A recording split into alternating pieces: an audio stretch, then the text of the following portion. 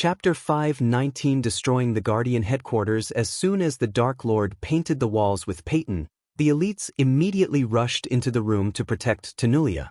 All of them were still boggled by Peyton's death. They had no idea how he killed Peyton without even laying a finger on her.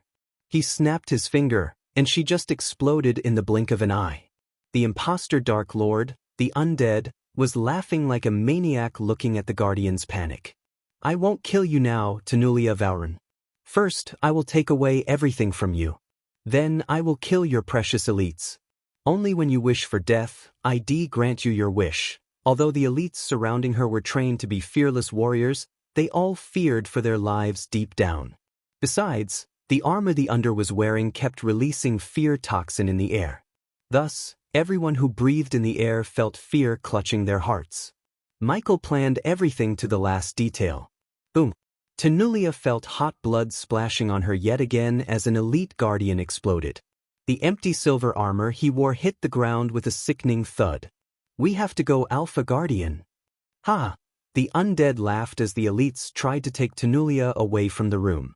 However, she did not even budge an inch from the room. Once again, Michael raised his hand, making the Guardians' hearts pound against their chests. Boom! Michael snapped, and just like before, a Guardian exploded from within. At that moment, the entire white room turned red, and blood oozed out of the walls and ceiling. Not only the walls but also Tanulia herself were drenched in blood. Her rosy face was covered by the blood of Peyton and 2 elite guardians. For the first time in her life, her mind went blank. She was unable to think of the next step. As they were in a daze, hoping he wouldn't snap his finger one more time, Zanali entered the room. As soon as she entered the room, her face went pale. Her body shuddered, feeling her heart suddenly skipped a beat. Visit. For a better user experience, looking at all the blood and horror on the Guardians' faces and no Peyton in the room made her think of the worst. She stepped into the room as blood oozed down from the ceiling, reaching her crimson-red robes. Only then did she notice the Dark Lord's face on the wall. Despite all the blood, she could still make out his face. Where is Peyton?" That was the first question Zanali asked. "You're stepping on her." Zanali felt a chill hearing the Dark Lord's words. However, she noticed the one sitting on the chair didn't open his mouth.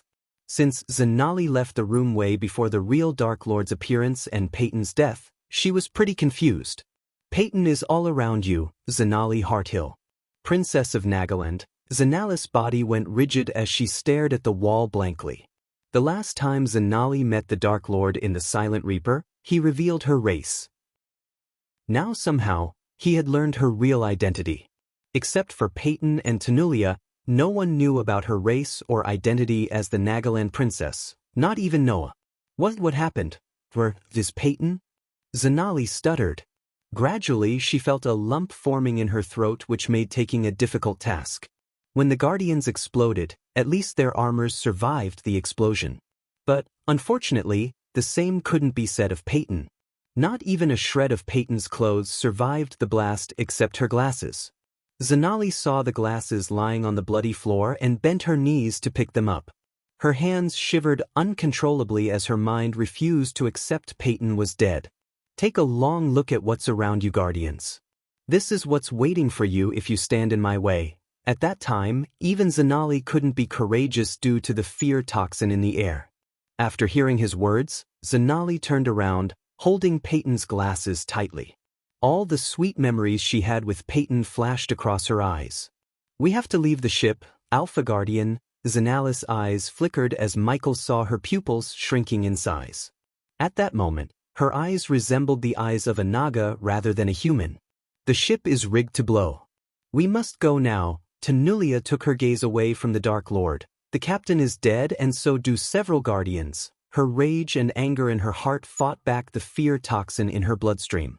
Zanali momentarily pushed all her grief and anger to the back of her mind and informed Alpha Guardian of what she saw. Zanali recalled the bodies she saw on her way to the captain's cabin. All of the Guardians guarded the hallways, and the captain's cabin was killed. Someone slit their throats and the captain literally had no head when she reached his cabin, where Zanali saw several explosives placed all around the room. Though unfamiliar with the explosives that looked like bricks pulsated red light, she sensed the heat building up within the bricks. Visit. For a better user experience, the last time we met, you destroyed the Silent Reaper. So now it's payback time, bitch. Michael snickered as he snapped his finger. The Guardians shuddered, but unlike they expected, none of them blew into a puppy red mist. Instead, the room the Dark Lord was standing in lit up. He was standing in a room with several world maps hanging from the walls and an oak table just a meter behind him. On the other side of the oak table sat a headless corpse that Zanali had seen a few minutes ago. He is in the captain's cabin. Tanulia immediately recognized the room, Alpha Guardian. The remaining 3 Guardians tried to stop Tanulia, but they were pushed away by her. Then, on her way out, she grabbed the glowing sword sticking out of the undead's guts. Ha ha ha, Pulch. Tanulia swung the sword and cut his head clean off of his shoulder. Then, she strolled out of the room and didn't seem like anyone could stop her. Her eyes were bloodshot with anger. Boom. Suddenly, they heard a loud explosion as the ship trembled violently. Soon, the ship tilted sideways. Boom. The explosion went off again. This time, the Guardians and Zanali were thrown off balance. The explosion sound continually rang in their heads, and soon, the howling sound indicated the hull breach. Immediately, Zanali grabbed the jade stone lying on the floor before stumbling out of the room while holding the walls for support. Get out of here! Zanali shouted at the elites following her behind. The lights flickered for a moment before ultimately going out. Then, the place turned dark as the emergency lights lit the hallway in a dim crimson red. I will go get the Alpha Guardian. Zanali had to shout even though the Guardian stood close to her due to the howling wind sound. But Dash visits. For the best experience, itis and order. Zanali pushed the armored guards away before turning around to chase down Tanulia. The 2 remaining guards had no choice but to find a way to escape the ship. Unfortunately, the ship kept tilting left and right, making moving forward a problematic task. However, holding onto the walls, the 2 of them walked along towards the cargo bay, where they received the fake Dark Lord. That opening was the quickest and closest way to escape the ship. Don't fall back, Stas. The armored elite guardian leading the way shouted at the one behind him. The guardian behind was staggering until the elite guardian shouted at him. Then, the guardian's walking became steadier despite the ship's frantic shaking. He walked steadily and lifted the silver helmet off, revealing the face beneath. It wasn't Stas as the elite guardian claimed. It was Michael. He was disguised as the guard and remained in the room the whole time.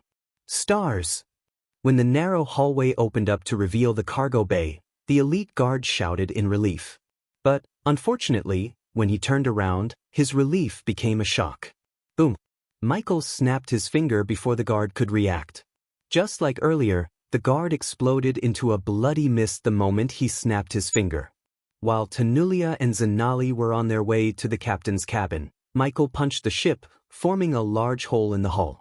Since they were so high in the sky and rapidly descending, the wind and pressure were strong enough to push any normal human being like a piece of paper. However, Michael wasn't a normal human being. Thus, he stood in front of the hole, looking at the tiny buildings on the ground. The ship descended straight towards Elon's Guardian headquarters in Kingdom Draddle. Michael made sure the captain set a course to the Draddle before he took the captain's head. Michael conjured the dark flames, and the moment the dark flames touched the hull, the ship caught on fire. The ship was built to withstand fire but not against a powerful primordial flame such as the dark flames.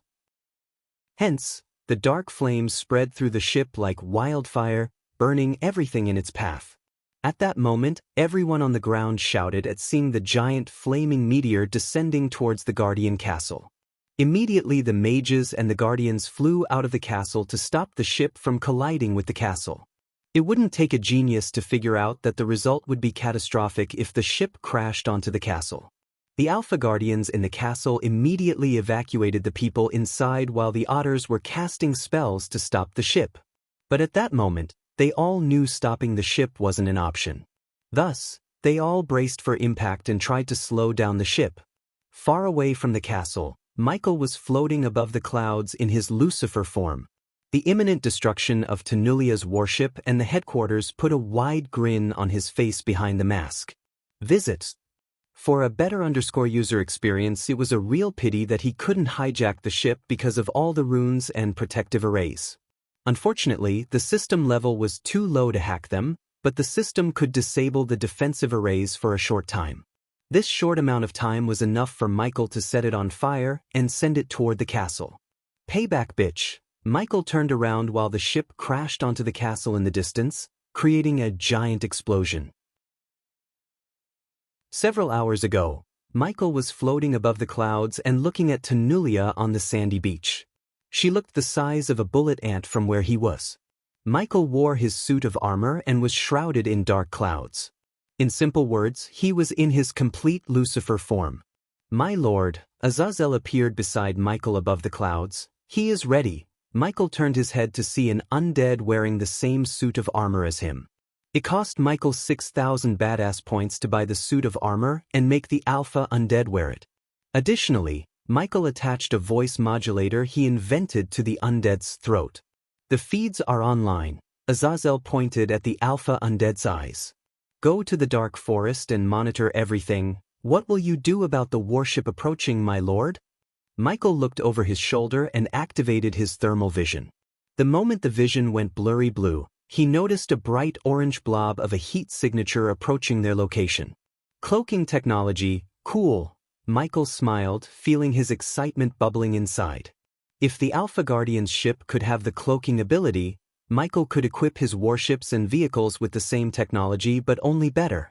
Hijack or destroy, Michael calmly said. Now go. Have good hunting, my lord. Azazel bowed deeply before his ghostly figure vanished into thin air, leaving Michael and the Alpha undead behind. After Azazel left, it was time to implement his plan. With a flick of his wrist, he manipulated the wind around the undead. Thanks to his 10% wind manipulation, he was able to levitate the undead slowly to the beach from the sky. My lord, as Michael was flying the undead to the beach, he heard Azazel's voice in his head. I have established a connection with his voice modulator. I can now speak on your behalf. Good. They'll be listening.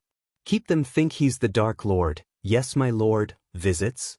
For the best interesting experience, Azazel went silent as Michael finally landed the undead on the beach. Then, Michael flew higher into the air while controlling the undead telepathically. After merging his soul pieces together, his multitasking ability soared through the roof. Controlling the undead and flying had become as easy as breathing to him. Lightning dash. Michael flew at the invisible warship, leaving a dark trail in the sky. His speed had reached the point that when he flew away, he left after images of himself in the sky that lasted for a couple of seconds. In a few breaths of time, Michael arrived above the warship. He activated the thermal vision to see several guardians guarding the upper deck. They all wore metal plate armor from head to toe. However, when Michael disabled the thermal vision, the guards disappeared from his sight. So they also have the ability to use cloak. I need to get my hands on one of those armors. He already planned to disguise himself as a guard, but looking at the armor's ability to turn invisible, he decided to take it for himself. At that moment, there were 4 guardians patrolling the upper deck. Since the ship was Tanulia's headquarters, only the best of the best resided on the ship. Eladir, looking at the invisible ship floating through the clouds, Michael established a connection with Eladir. Can you the warship? Michael broadcasted what he saw to Eladir's mirror through the interlinked spiders and mirrors. I am not familiar with this vision. Can you place the rune I put in the space ring onto the ship's hull? It made sense that thermal vision was new to Eladir. Therefore, Michael nodded and waited for the soldier patrolling the ship's quarterdeck to turn around. Then the moment the soldier turned around, Michael dived down until he reached the ship's back, but he didn't touch the ship. You cannot make contact. Put this blue rune on your hands. It will temporarily prevent the ship from activating its defense arrays. The ring in Michael's middle finger let out a dim glow, indicating that Eladir, who had the interlinked space ring, added something into the space ring. Michael sent a sliver of his arch energy to access the ring and retrieved a golden parchment. When he opened the parchment while still floating behind the ship, he noticed a blue rune that resembled an eye glowing on the parchment. Touch the rune. As soon as Michael touched the rune turned into glowing blue dust and settled on his palm, forming the rune on his dark gloves. With the glowing rune in his hand, Michael touched the hull. Immediately Michael had a cold chill all over his body. Now place this rune on the ship. Once again, Michael retrieved another parchment from his space ring. This time, there was a rune in the shape of a fire symbol burning in the parchment.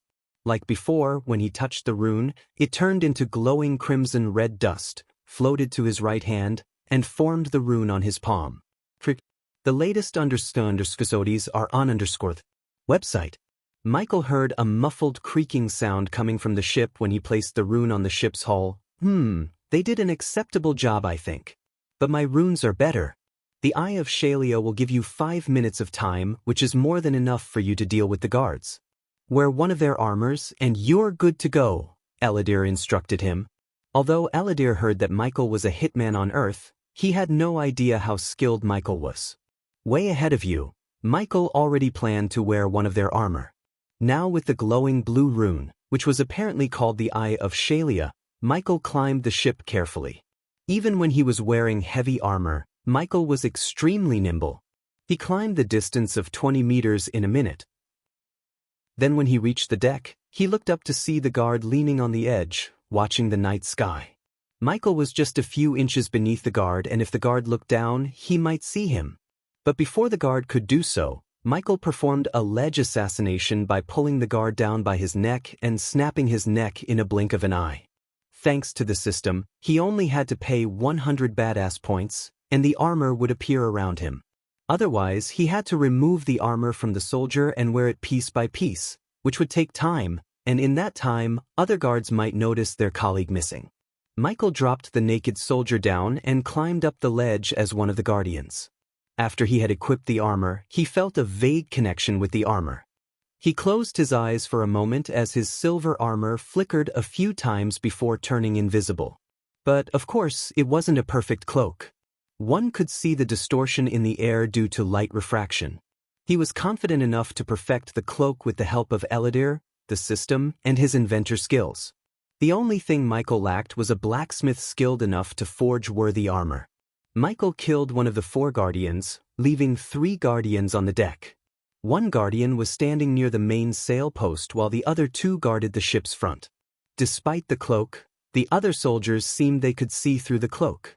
Otherwise, the soldier wouldn't have nodded at Michael, who was invisible. Michael nodded back while looking at the soldier closely. The armor protected the whole body by covering head to toe. However, a gap between the chest plate and helmet exposed the neck by several inches. The gap was not wide enough for a sword to cut through, but Michael's hidden blades could. Michael adjusted his armor sleeves to form a gap so the hidden blades could come out without damaging the silver armor. Looking at the soldier, Michael moved his hand behind and took out a copper coin from his system storage. The coin was made of junk metal and enhanced by Eladir's runes, just like his spiders. Hence, when Michael sent a spider carrying the coin to the ledge near the soldier, they triggered no arrays. When the spider dropped the coin a few meters away from the soldier, Michael activated the copper coin. For a moment, it flickered, and then it produced a low-pitched whistling sound. What the? The soldier signaled Michael to keep his eyes on him before turning and walking towards the coin. The soldiers on the front were still looking at the other side. The 2 of them seemed to be having an interesting conversation in Michael's eyes. Instead of following the soldier's order, Michael floated toward him, without making a sword. As a result, the soldier had no idea Michael was behind him when he bent down to pick up the coin. The latest episodes are on website. Michael grabbed his neck from behind and immediately sent his hidden blade through the armor gap. The soldier made a sickening growl as Michael cut his vocal cords and threw him off the ledge. 2 down, 2 to go. Even though the soldiers were elites, they were inside the void, making them powerless in front of Michael. While walking toward the 2 soldiers, the atmosphere grew darker as Michael cast the death range spell to enhance his powers to a terrifying level. We are really going to capture the Dark Lord. Those amateurs in the guild just overhyped him. In truth, they are just incompetent. No shit. That's why they are still guardians and we are hunters, the 2 soldiers gossiped, having no idea death was nearing them. I'm excited to receive a huge bonus from Alpha Guardian. How much do you think it is? I don't know, but I'm pretty sure I can afford a mansion and a huge piece of land with it. Considering it was nighttime, the soldiers failed to notice the darkness formed by the death range. Besides, Michael floated towards them, so they heard no footsteps. Hello, boys. They heard a sudden cold voice and tried to turn around. However, Michael grabbed both of them by their necks and tightened his grasp, crushing their helmets. Their armor flickered, revealing the caved-in heads. The next moment, Michael tossed them down from the ship. Finally, Michael cleared all the guards on the upper deck. My lord, Miss Peyton has arrived. Azazel's voice sounded in his head. Stall her. I'm on my way to the dining area. It's time the soldiers tasted my blood tonic. Michael looked around the empty deck. The latest underscores are on _this website. I still got it. Michael felt proud of his handiwork. In a matter of a couple of minutes, he assassinated 4 elites like they were nothing. It had been so long since he used his assassin skills in this world. With a proud grin under the helmet, Michael made his way to the ship's center, where he saw a latch. Pulling up the latch, Michael opened the doorway to the lower decks. He climbed down the ladder and reached a narrow hallway lit with elegant small chandeliers. He stepped on a ruby-red carpet that ran from the ladder to the other parts of the ship. A few meters away from Michael, he noticed a soldier guarding a door, and when he noticed Michael, he turned his head. What are you doing down here? The guardian asked. Man, I need to get something to eat. I'm starving. Michael quickly disabled his cloak and rubbed his belly. Damn it, man, quickly eat something and return to your post. The guardian had a British accent which slightly surprised Michael and reminded him of the time Michael traveled to London to kill a billionaire in his own mansion. Will do. Michael slowly walked towards the soldier while looking around to see if he could find any clues to locate the kitchen. Seeing Michael approaching him, the soldier raised his hand. Where are you going, mate? The dining area is through that door. The soldier pointed at the door couple of doors away from the door Michael was at. Michael expected the soldier to point out the way because only one of 2 things could have happened. 1, the soldier would point out the right way. Else, he would suspect Michael and try to apprehend him, which would have resulted in Michael killing him and burning his body to ashes with dark flames. Luckily for the soldier, he chose the first option. My mind is boggled, man. Thanks anyways. You want anything? Yeah, get me a pastry on your way out, the soldier said as Michael nodded. Sure thing. As he reached the door to the kitchen, he twisted the copper knob and was welcomed by an enormous, high-ceilinged room, large enough to contain at least 70 people, with mounds of glittering brass pots and pans heaped around the stone walls and a great brick fireplace at the other end. In addition, there were 7 rows of long oak tables and benches for the guardians to dine on. At that moment, the kitchen was rather empty, and only a few guardians sat on the benches, having their fill. All the oak tables had several pots and bowls filled with various dishes. When Michael reached one of the oak tables, he grabbed a pastry, lifting his helmet a bit. Not bad. The pastry melted in his mouth. He took a big bite and made his way to the brass pots. I thought only we have a break. Seeing Mykov, a blonde-haired soldier who was having porridge, said, I am starving. Can't be on an empty stomach when we catch the Dark Lord, can we? Michael amused. Can't argue with that point. Finish it quickly, Mac. We can't be late to receive the Dark Lord. Michael was pleasantly surprised. Visits. For a better user experience, is that so? You guys are so lucky, you get to see the Dark Lord up close. The blonde soldier rolled his eyes. Lucky my ass. I'd rather guard Lady Tyriana's room than stay close to that creepy fucker. Still standing near a brass pot, Michael asked the soldiers. Speaking of Lady Tyriana, I have a message for her. From Alpha Guardian. I need to get that to her ASAP. Then what are you doing here? Lady Tyriana's room is on the other side. Another red-haired guardian with a long cut across his tanned face spoke in a thick accent. I will go. After I taste this baby. Michael pretended to take a long whiff of the aroma from the brass pot before him. You guys tried this? Asked Michael, ignoring the red-haired man. What's in there? Asked another soldier. Meanwhile, Michael controlled the spider he used to distract the soldier to crawl through the hallway. Fortunately, Michael found a map of the interior on the wall. It made sense to make a painting of the map and hang this on the wall for the soldiers to navigate through this giant ship. Chicken soup. What the hell? Let's have a taste, shall we?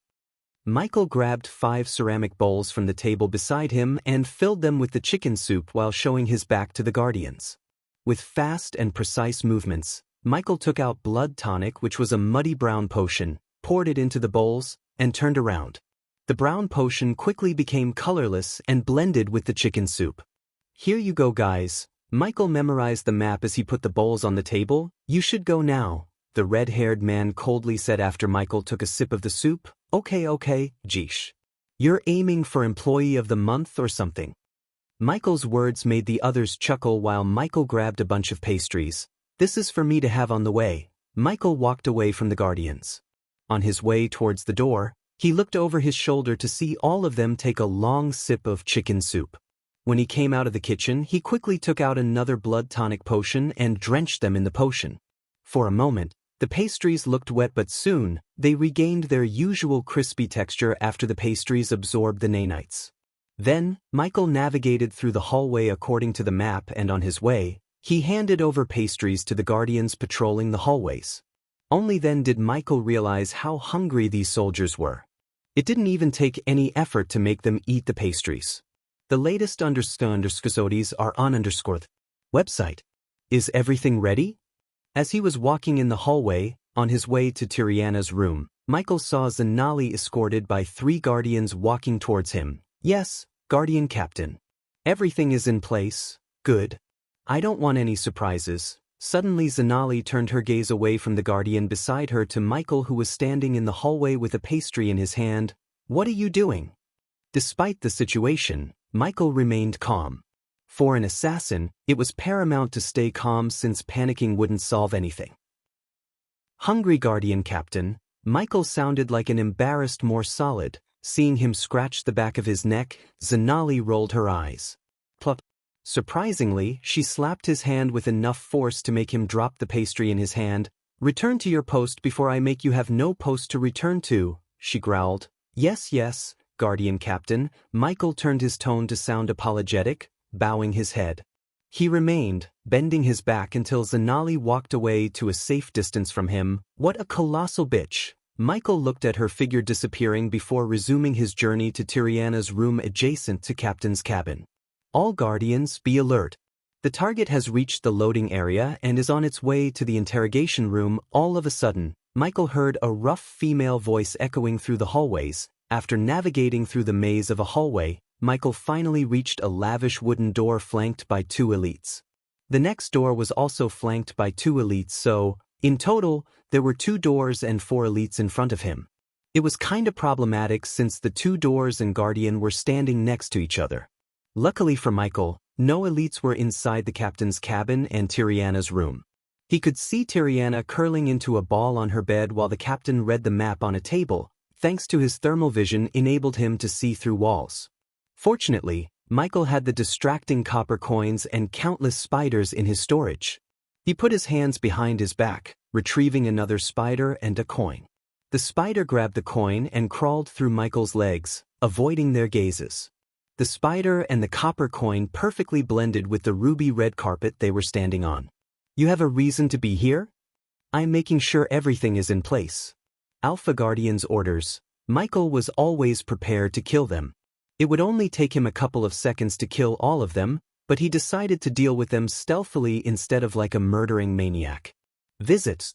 For the best no_vel_read_ng experience anyone could kill, but only an assassin or a killer like Michael could kill with finesse. Ding. This time, the coin made a loud noise attracting the 4 Guardians' attention. Did you hear that? One soldier at each door walked towards where the noise came from, leaving one behind as they should. Looking at the 2 soldiers at the door at a 3-meter distance and the 2 soldiers walking away, Michael cracked his neck. The very next moment, Michael dashed at the first soldier, slashing his throat with his hidden blade. Then, before the blood splashed onto the floor, Michael activated the death range and fired a powerful bolt of lightning through the other Guardian's head. He didn't stop as he drew the sword on the Guardian's sheath and threw the sword at the Guardian, who turned back, hearing the thud sounds made by the 2 dead soldiers. The sword went straight through his head as soon as he turned around. Then, using the walls as his steps, Michael parkoured to the remaining guardian. Ignitia! In mid-air, Michael pointed his finger as the golden lightning bolt shot out of his finger and went through the guardian's throat, forming a hole in his neck. From slashing the first guardian's throat with his hidden blade to killing the last one with the lightning bolt happened within 5 seconds. The elites couldn't even lift their fingers in front of his inhuman speed, technique, and strength boosted by the death range. Killing them was only half the battle, as Michael had to dispose of the bodies. Quickly, Michael dragged the 4 bodies while spraying the potion he brewed to clean the bloodshed onto the walls and the floor through a sprayer attached to the center of his gloves. Chapter 477 mentions the upgrades done to the armor. Michael looked around with his X-ray vision to see no one was coming his way. The captain in the cabin didn't seem like he heard a thing as he was still reading a map. Instead of going into the captain's cabin, Michael decided to greet Tiriana. But when he touched the doorknob, he felt an electric shock. System, unlock the door for me. After seeing the golden runes on the room, he realized Tanulia placed runes on the door to protect Tiriana. The system requires 6,000 badass points to disable the runes. Do it. A bright light shot out of Michael's hand to the door. Then, the glowing runes dimmed out in a few blinks of an eye. With a grin, Michael twisted the knob as the door opened with a crackling sound. He took a step inside the room and saw Tiriana curling into a ball on her white bed. Knock knock elf, your death is here, visits. For the best no_G experience. Tiriana, who heard these words weakly, opened her eyes. After Michael demonstrated his skills to Aishan and Alred 3 days ago, he went to one of Michael's restaurant competitors, the Ruby Cuisine. Michael poisoned her food with blood tonic without her knowledge or anyone. Ever since that day, Michael has been controlling the nanites and causing her pain. Chapter 495 mentions Tiriana's arrival at Adrizel. Tanulia found the spiders because of Noah. They thought they found all the spiders in the warship except the one Michael left in Peyton's body. Michael knew they had found the spiders and tried to manipulate him by feeding him false information. But Peyton's dedication to catching him really surprised Michael.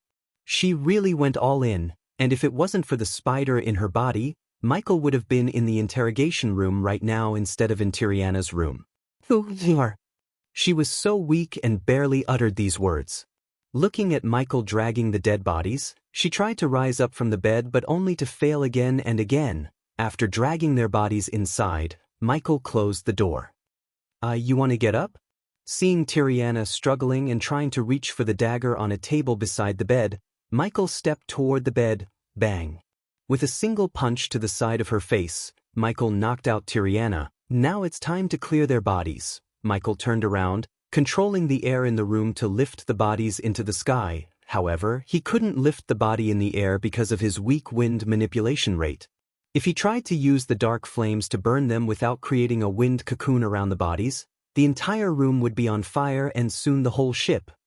Damn it. Michael yet again raised his hand as a small whirlwind appeared in the room, but he soon lost control over the whirlwind. Several sweat beads appeared on his forehead, but he still couldn't lift one body. Plan B then. Wind blast. Since he couldn't burn the bodies, Michael raised his hand, sending a powerful blast of wind. The wind blast hurled the bodies under Tiriana's bed. Although it wasn't the perfect hiding spot, no one would find the bodies unless one looked under the bed. Besides, Michael didn't need to keep the bodies hidden for long. Come here, sweetie pie. Michael lifted Tiriana from the bed in his arms. His next destination was closer, the captain's cabin. While walking out of the room, he looked around with his X-ray vision. Fortunately, no one was approaching. Blood bags and retractable dagger. Tanulia appeared in the corner of his vision. He saw her through the spy cam in the undead's eyes. Bravo! Michael chuckled as he arrived in front of the captain's cabin's door. Standing before the door, he put down Tiriana on her feet. Bang! Visits. For a better user experience, Michael kicked open the door, startling the plump bald man on the other side of the oak table. Move an inch, and I will break her neck. His face might be covered by the helmet, but it couldn't hide the killing intent in his voice. Who are you? The captain asked. Raise your arms in the sky, Michael calmly asked, but the captain seemed reluctant. With a flick of his wrist, Michael took out a dagger and placed it against Tiriana's neck. Okay. Seeing the knife against her neck, the captain immediately raised his arms over his head. Now, if you do everything I say when I say, you and she will live. Using his legs, Michael closed the door without taking his eyes off the man. You have no idea who you're messing with, the captain growled. Funny. I was about to say the same. Michel moved the dagger pointing at the captain. Lightning dash. Instantly, a lightning bolt shot out of his hand. The captain's body went rigid as the lightning bolt hit the wall behind him, just avoiding his head by a couple of inches. The captain stuttered in fear. Only one could use spells inside the void line, and it was the Dark Lord. Realizing the man before him might be the Dark Lord sent shivers running down his spine. He immediately began to tremble as he drenched his white robes with sweat. A rectangular box vaguely resembled a flight dashboard with several levers and colorful buttons a couple of meters behind the captain. Michael could see the endless crystal ocean outside through the windows above the console. Set the course to your headquarters in Draddle, or the next one goes through your head. Seeing the tiny lightning bolts dancing around his arm, the captain shivered. At that moment, the only thought the captain had was getting out of here alive. Unlike the rest of the ship, he wasn't an elite guardian. Tenulia hired him as the ship captain just a week ago, and if he knew he would be in the same room with the Dark Lord, he wouldn't have taken the damn job despite the handsome wage. He regretted leaving the Guardian Guild in Idrizel. Just don't kill me. The captain slowly walked backward, keeping his arms in the air. Don't give me a reason to, Michael calmly said. After reaching the dashboard, the captain pulsed the red lever and pressed some buttons on the dashboard. Visit. For the best no_vel_ed_ng experience, it's done. The captain turned around. Good. Michael nodded and stayed silent for a few moments. Meanwhile, in the interrogation room, Tenulia just unmasked the undead. It's showtime. Michael paid the system another 100 badass points. Soon, his silver armor faded into thin air, revealing his Lucifer armor. Instantly, the room lost all the light and grew darker. Now tell me, Captain, have you ever taken an innocent life? The captain was startled by his question. But, of course, he had taken innocent lives. During his visit to a village in Idrizel, he slapped a slave he bought from the southern continent to death because she refused to pleasure him. It was quite usual among the nobles. But he didn't dare to say anything to the Dark Lord. No, never. Fair enough, the captain sighed in relief. Though his relief only lasted a second as Michael cast the wind blast but manipulated the wind element to change the shape of the blast. He created a wind blade. It was his first time manipulating the wind element to transform the wind blast into a wind blade. His wind blade was surprisingly good enough to cleave the captain's head off his shoulder. The captain's headless body staggered around the room, spraying blood all over the room while his head hit the table with a sickening thud. He was lying, Michael told Tiriana as though she was awake. He moved on to put Tiriana on the oak table and took out a spider to record his message to Tenulia. After recording everything he wanted, he planned to send the feed to the mini projector he left in the undead's mouth. Tenulia would think it was a live feed. Still, in reality, it was a pre-recorded feed made by Michael to distract everyone. A few minutes later, Michael left the room, disguising himself as an elite guardian. The room was painted red with the captain and Tiriana's blood. To this moment, Tenulia had no idea her friend had exploded to death. Again, I wonder what your future Supreme Guardian has to say about your plan. Particularly the part where you endangered his little sister's life. Michael watched Azazel talk through the voice modulator attached to the undead's throat while going to the interrogation room. Michael was curious to see Tenulia's expression, and he was surprised when he saw the calm look on her face. They knew the vampires were going to kidnap her and force her to retrieve that key, Michael said to himself. If I am right, they are planning to kill the vampires after she retrieves the key. Then they will take the key from her. Michael was more curious about the key now.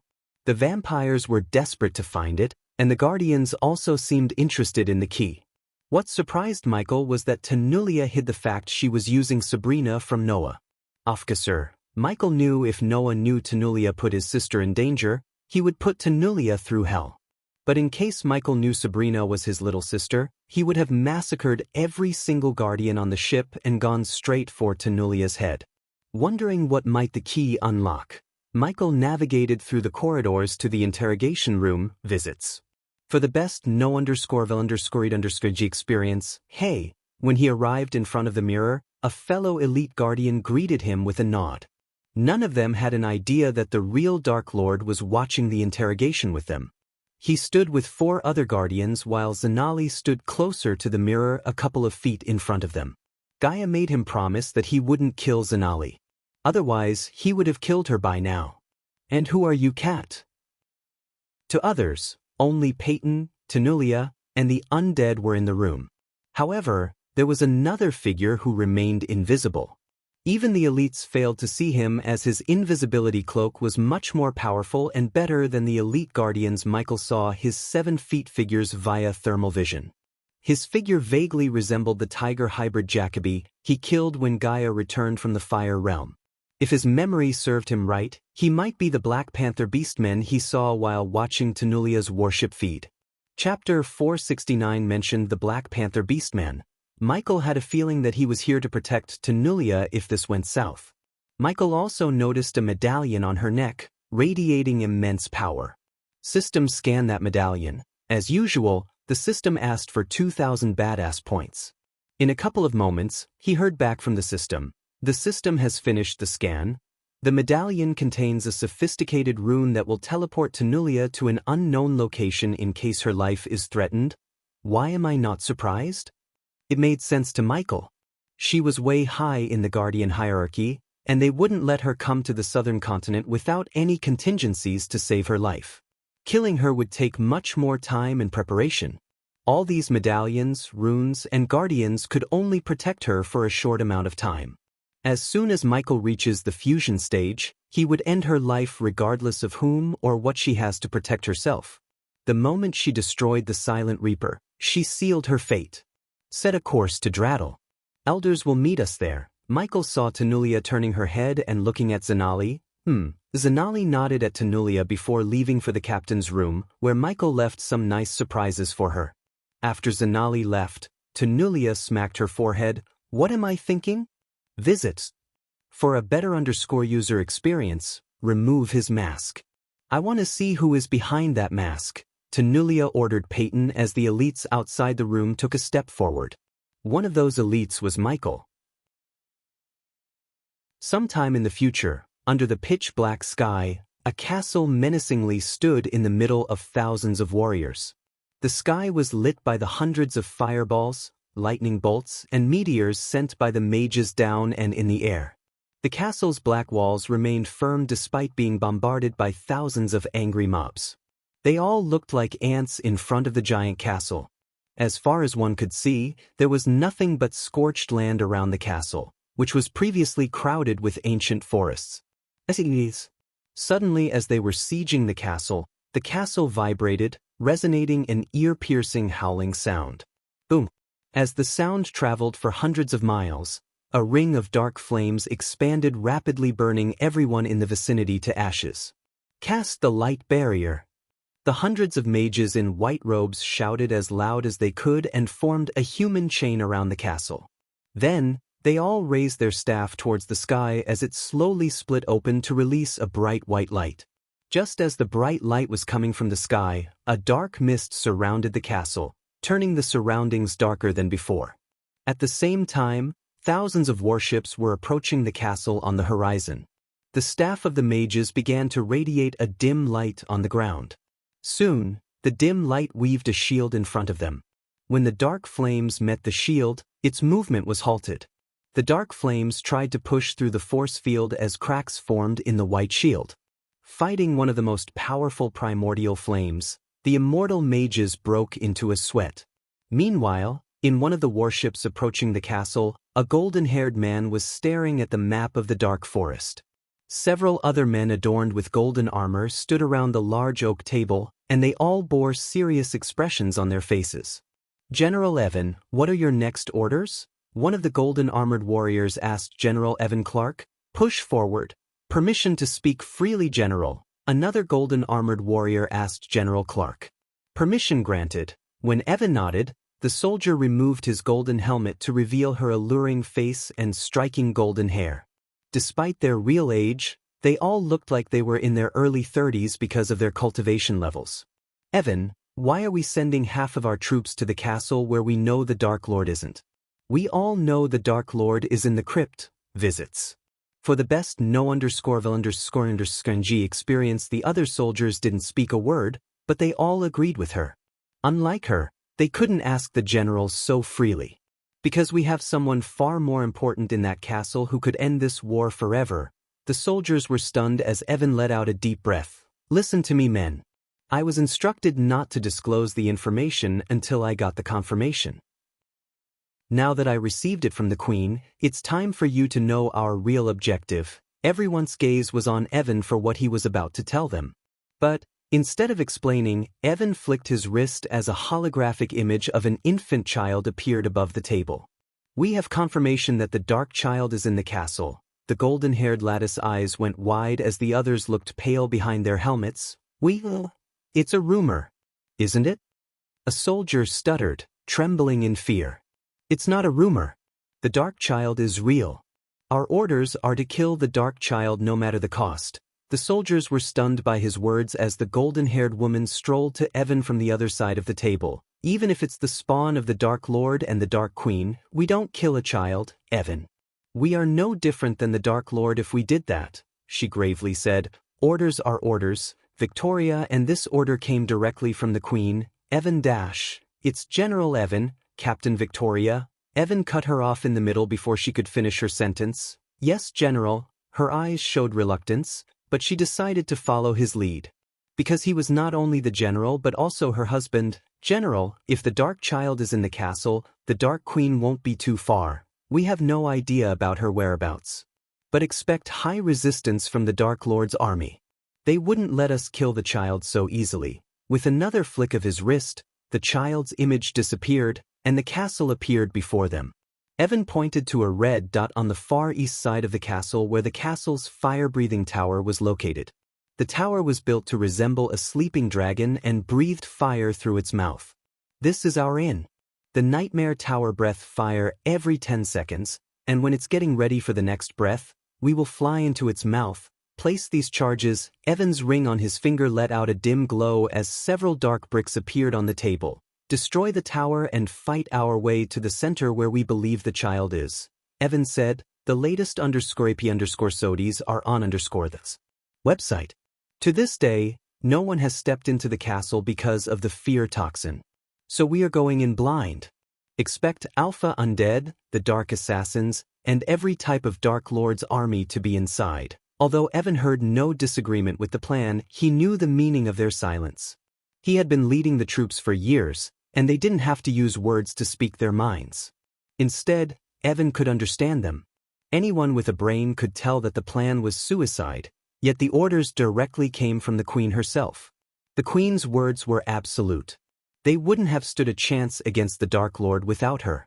Her courageous leadership and the God of Light's power made fighting the Dark Lord possible.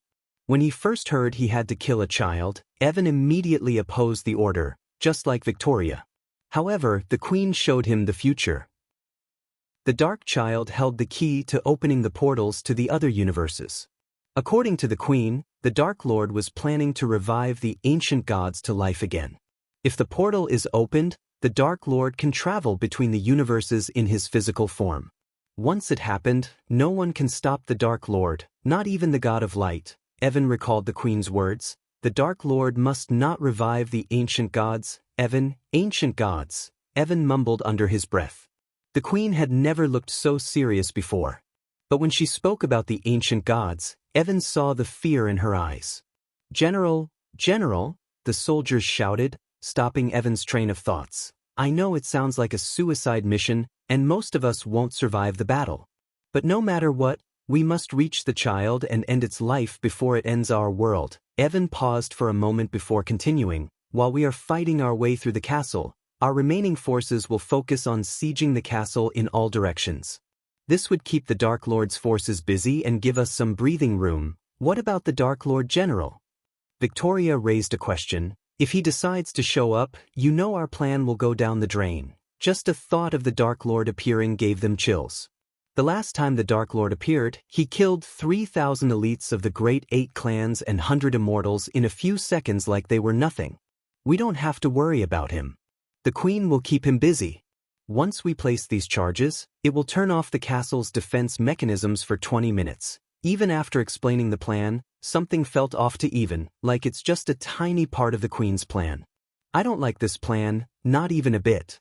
But we will follow you to the Hell Realm itself, General. Victoria placed her hand on her chest and spoke loud and clear. It's been an honor working with you people, Evan said, looking at each and every one of his men and women who fought beside him for more than 10 years.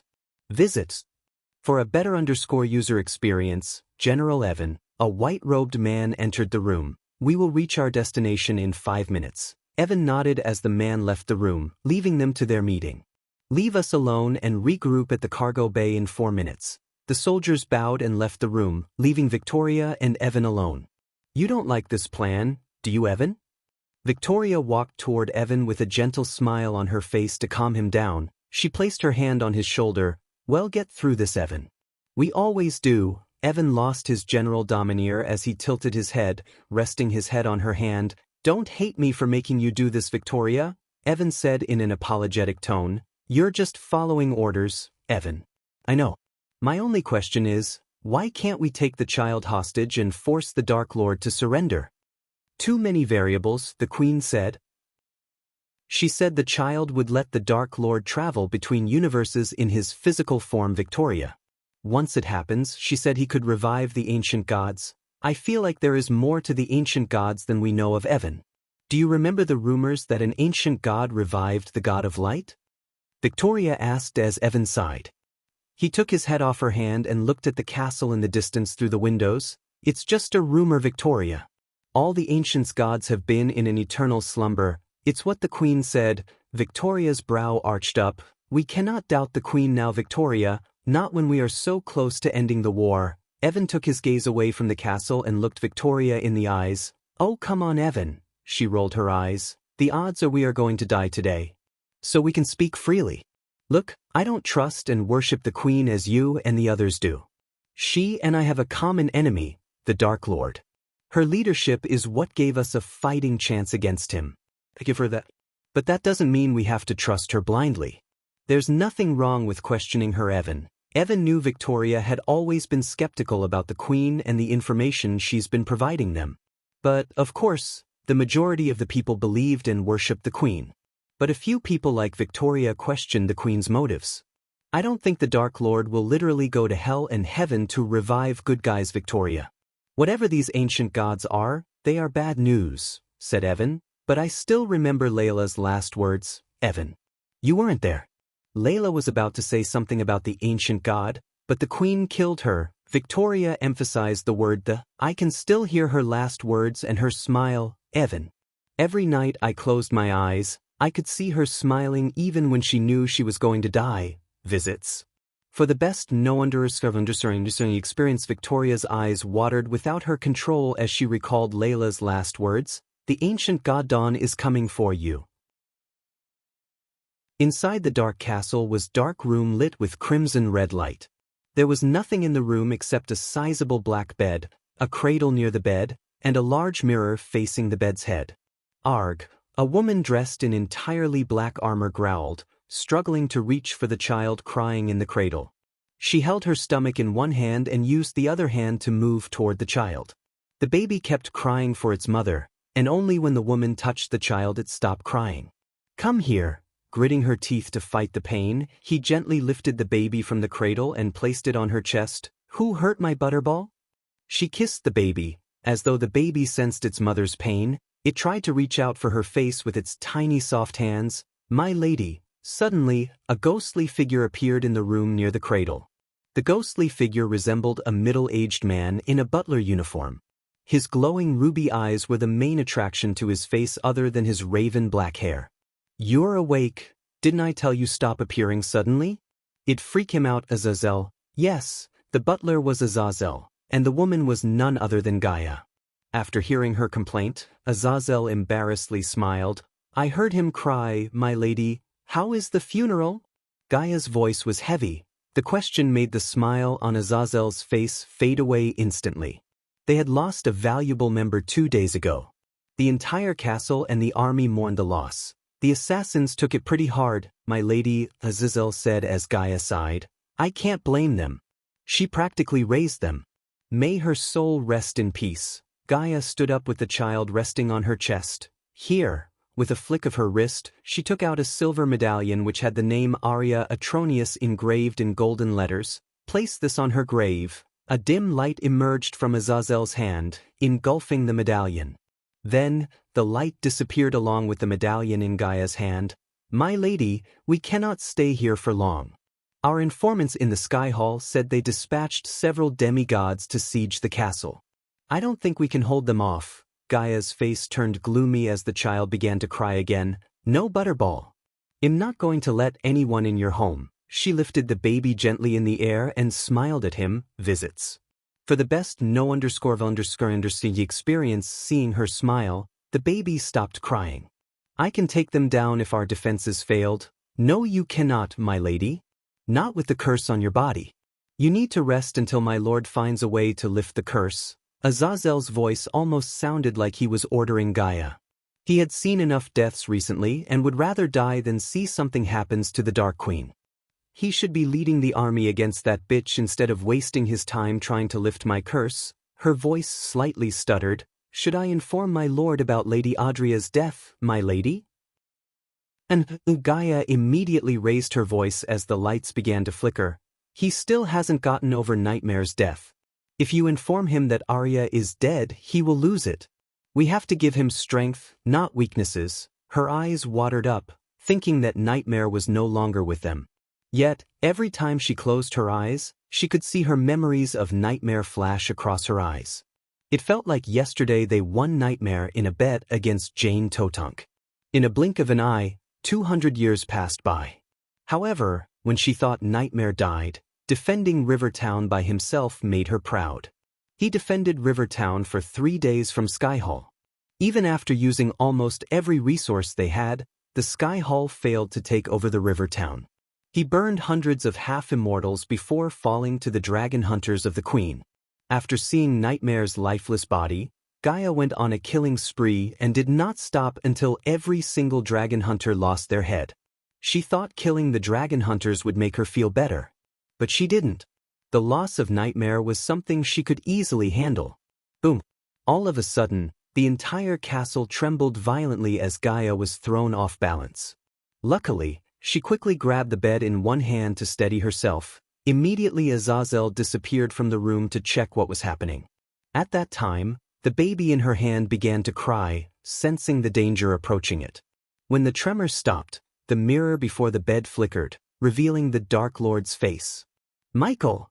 Straight away, his face put a smile on her face. She sighed in relief. Papa! The baby tried to reach for him. Hey little guy! Michael smiled at the baby. Despite his smile, Gaia could see the pain in his eyes. Being the Dark Lord wasn't his choice. Rather, the Sky Hall pushed him to be one. They needed a villain so they could be the saviors. The Michael in front of her was not the Michael she met. He was funny, calm and relaxed person. However, ever since he took the mantle of the Dark Lord, he changed into a whole different person. Of course not by choice, but the pressure, danger and the responsibility of saving the world took its toll on both his mind and body. Gaia, you have to use the key now. The moment Gaia heard these words, her mind went blank. Visits? For the best experience, there is no way, Gaia. The Queen is more powerful than we thought. I don't think I can hold her off much longer. Don't play with me, human. My lady. Azazel appeared yet again in the room, but unlike before, his ghostly figure kept flickering. My lord, when he noticed Michael in the mirror, Azazel weakly bowed. The elites are there, aren't they? Michael asked as Azazel nodded. Code 0 is a go, Azazel. Gaia saw Azazel's ghostly figure turning red. What is Code 0? Gaia gawked at Azazel and Michael, having no idea of Code 0. But seeing the grave look on their faces, she lost all the color on her face. She held the baby tightly in her arms. It's been an honor serving you, my lord, Azazel's voice stuttered. I wish I had seen him grow up to be a fine young man. Azazel let out a miserable smile as his face was plastered with grief and sadness. Yet, when Gaia looked into his eyes, she saw nothing but fulfillment. Azazel, goodbye my lady, boom. Gaia saw Azazel explode into a puff of smoke. Her jaw dropped while her legs turned jelly. Soon, in front of her eyes, the white smoke formed a portal. Use the key on him, Gaia. She dropped to her knees, tears gushing out of her pale face. No, there has to be another way, human. You always find a way. Michael's eyes watered as his eyes watered. This is the only way, Gaia. We can stop everything. We can stop the queen before it came into existence. What about me? What about our child? What about our existence? Gaia's tears rained down on the baby's face. The little one reached out to Gaia's face and wiped off the tears with his little hand. If we don't do this, she will use him to open portals to other universes. He will suffer for eternity, Gaia. Cough. Suddenly, Gaia coughed up blood. The excruciating pain caused by the curse returned. Trust my Gaia. This is the only way. Use the key and send him to Etheria before they get to him. He will cease to exist if I activate the machine before you send him there. Visits. For the best no___G experience, Etheria is the universe of anti-hero with a symbiote system. No, no, no. Her voice stuttered. Gaia held the baby as tight as she could. Compared to the pain of leaving her son, the pain caused by the curse was nothing. His innocent face that stared at her blankly without any idea clenched her heart. Boom, boom, boom. The castle yet again trembled violently. If you don't do this, he's good as dead, Gaia. Use that key now. Michael's shout stopped the castle from shaking. His shout just killed hundreds of half-immortals who approached Gaia's room. If he hadn't used his strength trying to revive the ancient gods, he could have single-handedly wiped off the queen's army. However, even with the system's help, it was impossible to kill the queen without the ancient gods and Hunter. Hunter is the MC of Dictator with a badass system. The queen was not a being that belonged to a single universe. Instead, according to ancient god Knight, she split her soul into pieces and sent each piece to a universe. To kill her, one must kill all the soul pieces. Otherwise, she would born again and again until she turns the entire universe into mindless minions whose sole purpose is worshipping her and conquering the worlds. Michael temporarily sealed his universe using 2 billion badass points, preventing the queen from opening portals to the universes she had already conquered. His son held the key to open the universe, and the queen would stop at nothing until she gets to him. With the system offline and half of his army wiped out, sending his son to Etheria and using the Silver Hawk was the only way to stop the queen. Silver Hawk was his reset button. This time, Michael would correct the mistakes he made. Tears kept gushing out of her eyes when she slowly removed the tiny golden key hanging around the baby's neck. Your father and I love you so much. No matter what it takes, we will find you. She kissed the baby's forehead softly. I am sorry, little guy. I wish things have gone different. Michael closed his eyes for a moment, letting out the tears he was holding. We will fix everything, Gaia. I promise you. I will save Nightmare, Cindy, Azazel, and everyone. Michael's eyes turned blood red and Gaia saw everything turning darker. Removing the key from his neck, Gaia threw it into the portal Azazel created by sacrificing himself.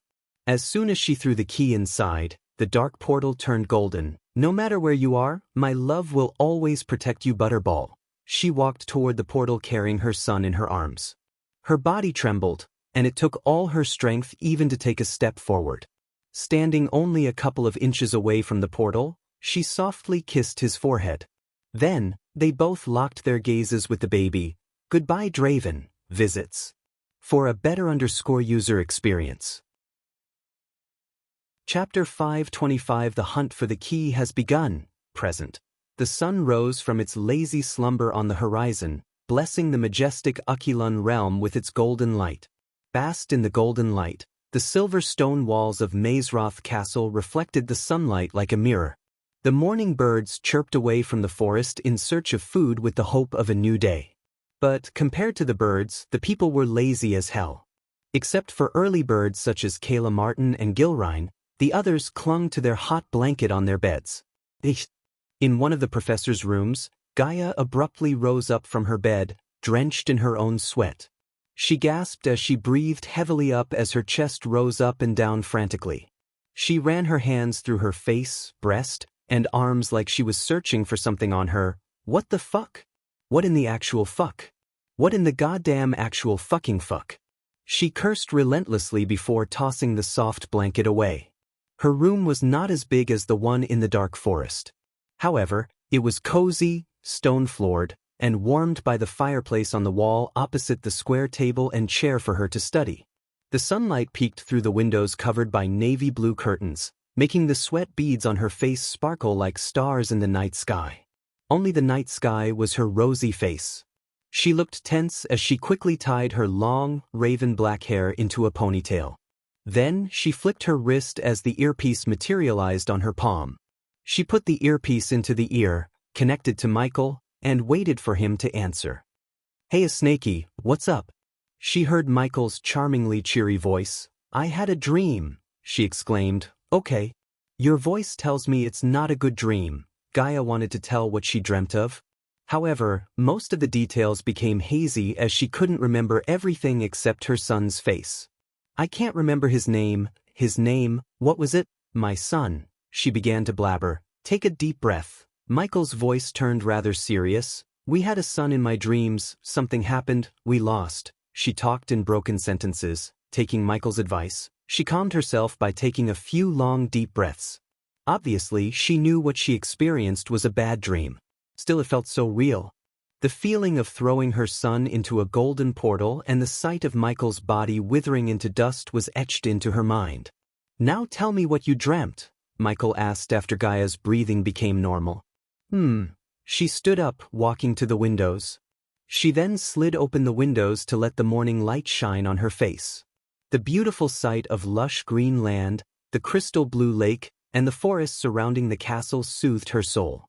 "I can't remember everything, Michael. But it felt so real. We had a son. I can remember his innocent face but not his name. Something happened, and I threw him into a golden portal. I can vaguely remember we were at war and I had this pain all over my body. Hey, listen to me. It's just a dream. Last night we were talking about Sky Hall and having a family. That's the reason for your dream. Just don't worry, okay? I am here." His calm words always reassured her and gave her courage. This time wasn't an exception. "Hey, are you talking to Gaia? Let us talk to her." "Give that to me." Gaia heard Iag's shout, which put a delicate smile on her face. "Don't make me flick you, Iag. Just wait until I finish." "Okay, but finish quickly. You were talking for hours last night." "It's our turn now." Iag reluctantly agreed not to bother him until he finished talking to Gaia. "What if everything I saw happened human? What if it was the future? You said there's a possibility your future self traveled back in time just like Chinjio." Sigh. Gaia heard him sigh. "Listen. If I traveled back in time, the future us don't exist anymore. The last thing we need is to worry about the future that doesn't even happen. Just calm down and think about what we should do when you return." Gaia sensed a tinge of mischief in his voice. "You're not gonna get anything until we get married. So don't get your hopes up, perf." Gaia giggled, forgetting everything about the dream for a few moments. "Now tell me, where are you?" Gaia asked. "After talking to you, I will return to the ship to join Olivia. Corey's men would be there in an hour." "So what's your cover?" asked Gaia. "Last night they spent talking about the vampires, Sky Hall, and finally having a family where Michael avoided the topic by telling her he feels sleepy. To be honest, Michael had no plans to have kids, especially after knowing everything about his enemies. However, there was no doubt in his mind they would use his child to get to him. On the contrary, Gaia wanted not one but a bunch of them. If he won the war against everyone, he might grant her wish. But not before that. "Well, Corey's men would attack our ship and take me hostage," Michael calmly said. "You can't let Olivia ruin your plans by bringing backup from Elon or informing the Guardians. I will deal with that. You better be back in the dark forest when I return," Gaia threatened him playfully. She couldn't wait to reunite with him. The few weeks without him felt like an eternity. I don't think getting the key would take more than a week. Since Noah risked his life to save mine, I'd return the favor by saving his little sister. When the elder vampire exploded, Noah jumped in front of him, forming a light shield around Michael. Although Michael could have teleported away from the arena, Noah risked his life to save him. That was the first time someone risked their life to save him. But, for some reason, Michael felt indebted to Noah. He hated that feeling. Hence, he decided to get the key as well as save Sabrina so he could destroy the nagging feeling of being indebted to someone. Little did he know that it wasn't a feeling of being indebted but a little sister's calling for her big brother for help. So even though Michael was separated from his family by Skyhall, they couldn't completely destroy the bond between him and his family. "Where is Nightmare?" Michael asked, changing the topic. He got into trouble with some other familiars. "Nothing to be worried about, don't meddle with it. He needs to experience life alone." After everything was said and done, Michael gave the earpiece to Vidora. While they were talking to Gaia, Michael focused on brewing a few potions to fight the vampires. Since he planned to go in as Ghost rather than as the Dark Lord, he needed potions to fight the vampires. The dark flames danced over his hand, continuously spitting our crimson-red beads into the air. Michael merged all the beds into one and soon, they all split into several blood-red pills. Looking at the glowing crimson-red pills in the air, Michael grinned. "I shall name you Berserker Pills." Michael placed the pills on the table before removing the black bracelet from his wrist. Then he slid open the cover to reveal an empty box with several runes glowing on the bottom. He slowly picked the pills one by one and placed them into the box. "My lord, my men have seen your ship. I am waiting for your command. Do not attack until I say." Michael fitted the APD around his wrist. "It's showtime." Michael turned around to look at Vidora. "My lord." Out of the blue, Azazel appeared in the room. As usual, the demon butler greeted Michael with a bow. "Monitor and record everything, Azazel." He stood up from his chair. "And Corey, guard the waters all time. Follow me after I get to the target, and do not let anyone follow us." "Yes, my lord." Corey agreed as expected. Since Michael had done everything he had to before leaving for Sabrina's ship, he threw a glance at Vidora and Azazel. Then he willed the system to teleport him back to Olivia's ship. Then, in a blink of an eye, he vanished into thin air, leaving Azazel and Vidora behind. The waves crashed with the ship, continually shaking the ship left and right without giving it a break. Still, Olivia remained on the upper deck watching the raging storm with her emerald green eyes. The clouds cast shadows dark enough to make anyone think it was dawn. At that moment, no one except for Olivia was on the upper deck. The sailors asked her to return to her cabin, but she outright refused them. After what happened in Idrizel, she needed to be alone. The adrenaline kept her from losing her mind in overwhelming terror when she was in the arena. Since the adrenaline rush had died down, the terror slowly clenched her heart. The sight of vampires killing and sucking the victims' necks kept flashing across her eyes. The competition was supposed to be one of the most guarded events considering important people such as Eve Voldegard, Gabriel, and Hendrix were there. Nonetheless, the vampires massacred everyone and killed 80% of the alchemists in Elon and Azair. If she was in the spectator's stand instead of Ghost's side, she might have been a victim of a vampire. The thought gave her chills. "Olivia," she snapped back from her thoughts when he felt a touch on her shoulder. She quickly jerked her head to the side to see Ghost standing beside her. "What are you doing up here? You should be in your quarters." His calm expression held no worries or no trauma, and his eyes looked as calm as ever. He seemed like nothing had happened. "You almost died," Olivia muttered. "You are still in shock." Michael squeezed her shoulder. "The feeling would go away eventually after you reach the sect. The world is a dangerous place, Olivia. That's why you have to be stronger." Both mentally and physically, Michael tried to calm her down while watching the vague silhouette of a ship approaching them. Unfortunately, Olivia couldn't see the ship due to the storm blocking her view. "Are we truly safe anymore? The vampires, they killed Evis guards like nothing. Even though I didn't know their cultivation level, they might be at least soul-refining stage warriors." She shivered. "Everyone has weakness, Olivia, and the vampires aren't an exception." I am pretty sure Noah and his guardian buddies would soon find a way to neutralize the vampire problem. Don't let the fear get to your head. He let his words sink into her brain. The storm is getting worse. He emphasized the word storm. That was the key word for green-lighting the attack. As you wish, my lord, he heard Corey's voice in his head. Chapter 526 The One Who Hunted the Vampires to Extinction. Meanwhile, the vampires gathered around in a large spacious hall lit dimly with crimson-red chandeliers.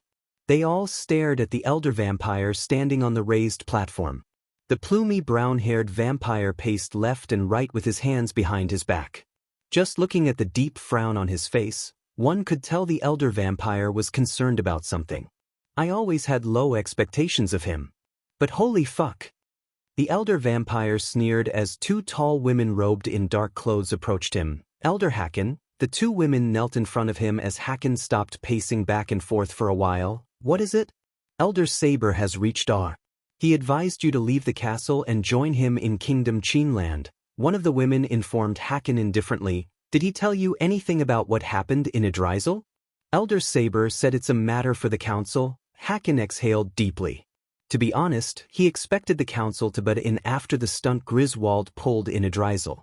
All the elder vampires wanted payback on Guardians for exposing them, but none of them dared to wage war on them so openly except Griswold. Against all the elder vampires' advice, he attacked the alchemy competition in Idrizel and, shockingly, self-destructed himself. But, since Griswold was one of Hacken's adopted sons, Hacken had to answer the council's questions. Vampires were no different than the rest in terms of politics. Just a simple mishap and the other vampires would be gunning for Hacken's seat at the table. Griswold gave those vampires a weapon to use against him in the council meeting. While the situation tensed Hacken, the vampires in the hall gawked at him, having no idea why they were summoned. At least 50 vampires were staring at Hacken for some answers. Tell Saber, I'll be on my way after tying up some loose ends in Idrizel. We are here to assist you on that, Elder Hacken, the women said in unison. With a long deep sigh, Hacken finally turned around to look at the vampires in the hall before him. They all went dead silent when they saw Hacken's gaze sweeping over them. Look, I'm not big on speeches. I summoned you all because I have an order for all of you. As you may or may not know, Griswold attacked the alchemy competition and died in the process. Although what he did was extremely stupid, he was one of us. So we have to avenge him and make those who killed him pay. Hacken's cold voice resonated in the hall. Anyone who brings me the heads of Noah, a guardian, and Ghost, a 5-star alchemist, would receive the blessing to become an elder. As soon as the vampires heard Hacken, the vampires gasped in shock. Immediately their eyes were lit with excitement. Being an elder meant bigger hunting grounds and more power. No vampire would say no to those two things. Any vampire would literally kill another vampire to get bigger hunting grounds and power. Noah Winston is on his way to his home in Pentown. Ghost is in a merchant ship named Mary's Weather. According to our spies, his destination is Sunrise Sect in Bradford. Hacken had more information about Ghost to share with his minions. However, before sharing everything, his butler entered the stage through the door behind him. Lord Hacken. Hacken looked over his shoulder to see his butler, a gray-robed white-hair man who seemed thin as a stick. You have to see this, the butler said gravely, sensing the seriousness in his voice. Hacken turned around. Then, the old man took out an orb with a flick of his wrist. Hacken and the two women saw the castle's outskirts in the orb. When Hacken looked closer, he saw a black armored figure slaughtering his minions and approaching the castle. What the heck? Hacken was stunned as the black armored figure chopped down his minions' heads like vegetables. We are under attack. The two women stood up to their feet, whereas Hacken began to shiver uncontrollably when he placed his hand on the orb and zoomed into taking a closer look at the figure. It was a woman whose raven black hair danced around her shoulder along with the two dark swords in her hands. The two black swords brought back memories Hacken desperately wanted to forget. He could feel the sweat running down his back as the two women noticed Hacken's breathing getting heavier and heavier. Elder Hacken. Hacken's mind went totally blank as he didn't even hear the two women calling for him. Can't be, she's dead, she's dead. He kept mumbling. Meanwhile, the black armored woman wreaked havoc among the vampires outside. Despite the metal armor she wore from toe to neck, the armor didn't seem to restrict her movements. The two women and the butlers saw her cutting the vampires' heads off without using any spells. Suddenly the glass orb cracked as the women looked up. Her eyes met Hakon's before the glass orb completely shattered into pieces. "Everyone leave!" Hakon's sudden shout reverberated through the hall, leaving the vampires stunned. He didn't bother to stay any longer and explain what was happening.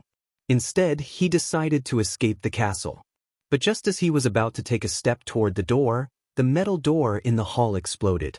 The force of the explosion sent the metal door crashing onto the vampires. The heavy door crushed a few vampires into a pulpy mess.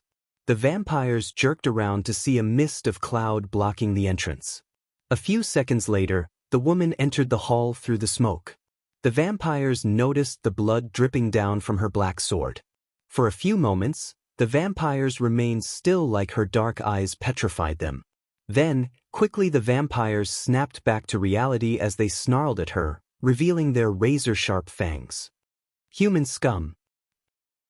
An overly violent vampire leaped at the woman. Pulch! The vampire was in mid-air when she swayed her body to the side before swinging her sword. The next moment, the vampire's head separated from his body hit the ground with a sickening thud while the body sprayed blood all over the place. Most of the vampires didn't even realize what just happened. She was too fast. They just saw a blue, and their fellow clansman lost his head. "Twinkle, twinkle, little star." Her cold words broke the silence haunting the hall. Hakon's heart jumped out of his heart when he heard these words. Then, losing control over his body, Hakon stumbled back. He almost collapsed if it wasn't for his butler's quick reflex to grab Hakon by his shoulder. "How I wonder what you are." She took a step forward with each word escaping her mouth. "Kill the intruder." The two women shouted at the vampires as the vampires flanked the women from all directions. However, she raised her two swords before they could get closer to her. The swords vibrated, letting out a high-pitched whistling sound penetrated everyone's head. Some vampires dropped to their knees, covering their ears. Boom! Suddenly, a bright light shot out of her swords as everyone in the hall, without exception, closed their eyes. Ag! The muffled grunts turned into loud screams of agony. Hakon could feel the temperature in the room skyrocketing. When the whistling sound trailed off, he barely opened his eyes, only to see half of the vampires in the hall were reduced to ashes. The others all squirmed on the floor, crying and moaning in pain. The smell of burning flesh nauseated Hakon. The bright flames dancing around her swords shocked Hakon more than the pile of ashes. Primordial flames. Even from 20 meters away from the woman, Hakon could feel his skin being burnt by the flames. He couldn't keep his gaze locked on the flame as the fire was too bright. Even the sun seemed dim compared to the flames dancing around her sword. Additionally, the flames let out an ominous howling. Up above the world so high, she gracefully walked towards Hakon as the two vampire women poised to attack the black-armored woman. Harriet? Hakon mumbled as he kept walking backward. As she was getting closer to them, the vampires on the ground failed to stop her. That meant saving Elder Hakon has become their responsibility. Hence, the two women closed their eyes as a red mist enveloped them. The next moment, they leaped at Harriet from the stage, showing their razor-sharp fangs. The bloodlust in their eyes made their eyes glow like rubies. The two women were extremely fast as they left after images on the stage. Like a diamond in the sky. Just as they were in midair, Harriet finished her rhyme. The two women were fast, but Harriet was faster. Finally, she just swung her sword, sending a crescent wave of light flames, the only primordial flame that stood beside the dark flames in the power hierarchy. Hakon witnessed Saber's powerful minions burnt to ashes in a mere moment right before his eyes. The two women didn't even have time to scream before they turned into nothing but ashes. Harriet did not stop with killing the two women. Instead, she swirled, sending a stream of light flames out of her swords. Arg! The rest of the vampires' growls and moans were abruptly cut short as they all turned into piles of ashes. 52 vampires were obliterated in a few moments. Who? You? The butler who stood beside Hakon stuttered. 25 years ago, what did I tell you? Harriet asked Hacken. Instead of responding to the butler's question, Hacken's face turned paler than usual as he panted. Harriet raised her sword, pointing at the butler, and burnt him to ashes by firing a quick bolt of light flame. The fire burnt not only the butler but also Hacken's silk robes. Fearing for his life, he stood naked before her. What did she uttered each word with frightening killing intent. No, no, no, no. Hacken was one of the most powerful elder vampires, yet in front of her, he felt so powerless and couldn't control his body from shivering. Hacken still had nightmares about what happened 25 years ago. Harriet Hunt. Hacken wished to wake up whenever he went to bed without recalling the name. Harriet Hunt was why the vampires called the 9th month of the year the Black Month. Once upon a time, R was full of his kind. Until an elder vampire tried to satiate his hunger with the blood of one of the Hunt sisters. Little did the elder vampire know that his actions would get the attention of the most feared woman in all of R, Harriet Hunt. She relentlessly hunted his kind to near extinction in a month of time. Hacken and a few others were the only survivors, not because they escaped but because Skyhall brokered peace between Harriet and the council. I told you, she reached the stage with a swift leap. Seeing her up close, he stumbled back and fell to the floor. If you or any of your kind even think of hurting my family, I would hunt you down. Chapter 527 Kidnapping Ghost. Having no idea, his mother just wiped off Hacken and his horde of vampires who were ordered to hunt him down. Michael waited for Corey's men to attack the ship he was on. The storm raged on, forcing them to hold onto the wooden rails. The howling wind partnered up with the heavy rain to create a tornado that grew in size with each passing second. We have to get down. Michael had to raise his voice to make his words reach Olivia's ears. Go! Michael shouted at her. However, the order wasn't only for her but for Corey's men as well. Boom! The thunderclap resonated in the ocean, followed by the lightning crack that looked as though it was splitting open the sky itself. Olivia quickly manipulated the arch energy beneath her feet to fly towards the latch on the ship's center. Boom! Another loud booming sounded throughout the ocean, but this time, there was no lightning. Instead, the entire ship trembled violently as Olivia was thrown off onto the wet floor. We are under attack. Michael shouted, dashing at Olivia. Quick, quick, quick. He helped her up while keeping his head down. Boom! Boom! Boom! Corey's men bombarded the ship relentlessly. What's happening? Olivia shouted. Someone's attacking the ship. As Michael shouted, Olivia looked over his shoulder to see a man of war slowly emerging through the hazy mist created by the storm. Everyone around them grew darker because of the man of war's shadow. Compared to the huge man of war, their merchant ship looked minuscule. Michael turned around, looking at the man of war slowly getting closer to their merchant ship. She really want to surprise me, Michael thought while looking at the man of war slowly positioning itself adjacent to the merchant ship so they could jump on board. Meanwhile, the crews who went to rest down decks rushed outside, stunned by the sight of the man of war. The crew shuddered. Oh my God! A man-o'-war! Where is the captain? What are we gonna do? They are onboarding us. Michael saw several grappling hooks being thrown at their ship, and a few of them got stuck to the rails. Soon, the crew of man of war reached their ship, sliding through the ropes attached to the grappling hooks. In a few moments, the empty upper deck became crowded with the crews of both ships.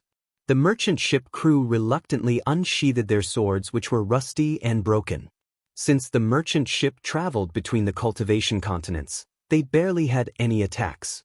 Thus, the crew didn't bother to purchase new swords or spells. The storm seemed to have slowed down thanks to the man of war shielding them from the raging storm. The merchant ship crew stared at Michael, expecting him to fight the intruders, including the captain who just arrived at the scene. Instead, the man couldn't even stand firm on the ground as he swayed like a tree in the wind. He was thin as a twig and Michael wondered how he managed to become a captain. Boom! Suddenly, a sturdy man jumped down onto the ship, making the ship violently sway left and right. Contrary to the merchant ship captain, the man who just jumped the ship looked taller and bulkier than an average human. His exposed upper body was riddled with Mayan tattoos just like Corey. The man had dark brown eyes complementing his brown curly hair. "Give me that man without resisting, and I will spare your lives." The man spoke in a thick accent and pointed at Michael. Olivia was terrified by his words. Not a day passed since the Adrisal massacre, yet she saw someone else asking for Ghost. "Who are you?" Michael asked, slowly helping Olivia to her feet. "Come with us." Instead of revealing his identity, the tan-skinned warrior replied to Michael, "Otherwise, we will sink everyone to the fucking bottom." "I doubt there are any core formation cultivators among the crew to fly away." The man snickered. He was right. As far as Michael could see, except for him and Olivia, not a single one was above the body refining stage. "Do I have to believe that you would spare them if I agreed to come with you?" Michael asked, tilting his head. "You don't have a choice, Ghost." As the man said, Michael heard creaking noises resonating in the air. He turned his head to see the countless cannons of the man-of-war slowly poking out. "Who are you people? What do you want with him?" Olivia snarled. She had enough of people threatening her and Ghost for one day.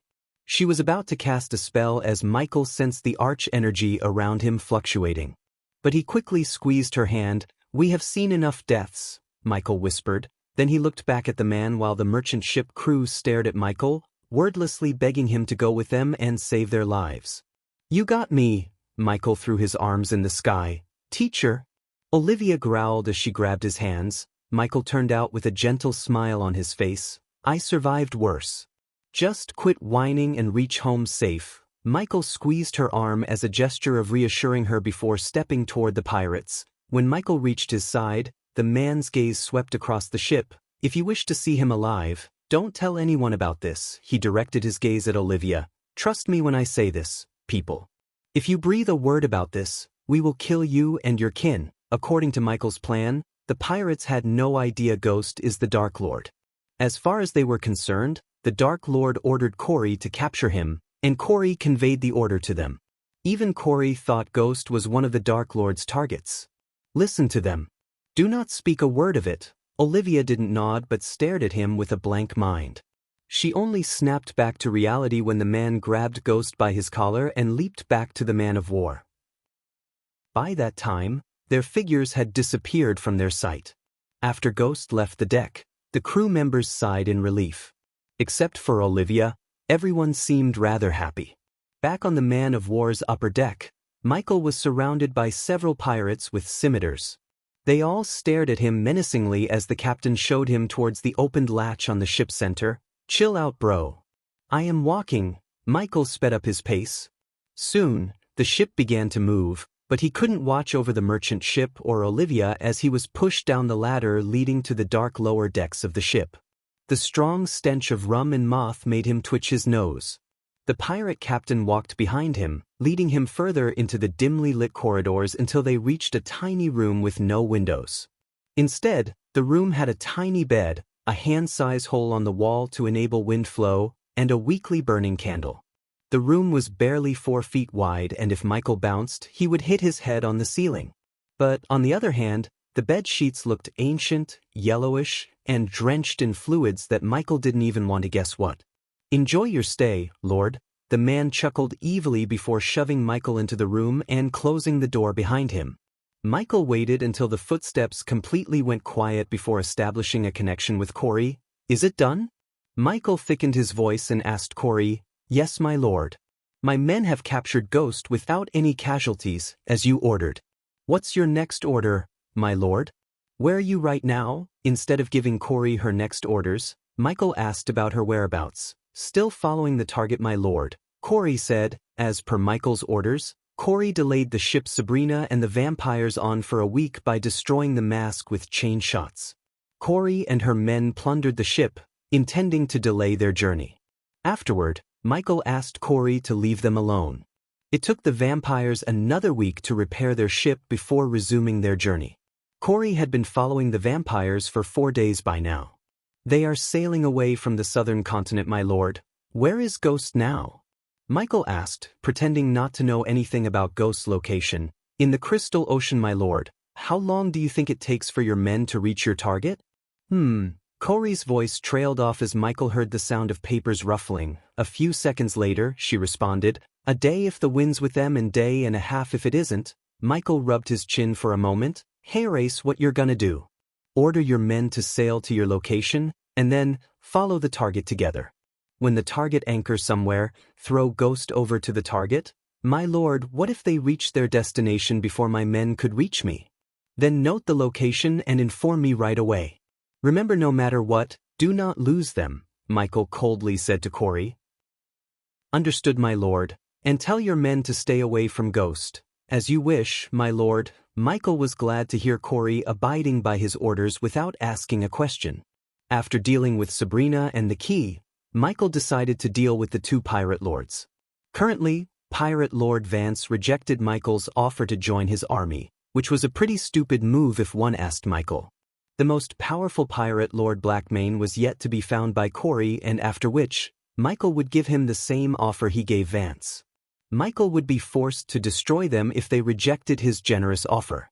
He had so many things to do, and playing tug-of-war with weaklings such as Vance was not something he would spend more time on. It seems like I have some time to kill. After closing the connection with Corey, Michael turned his focus to the dirty bed beside him. He accessed his system storage to take out a thick blanket and put it on the bed. Only then did he lunge onto the bed. After a long few days of planning and killing, Michael decided to get some sleep. However, he doubted he would get any sleep or rest after reaching where the vampires were traveling to. Chapter 528. Caged Sabrina.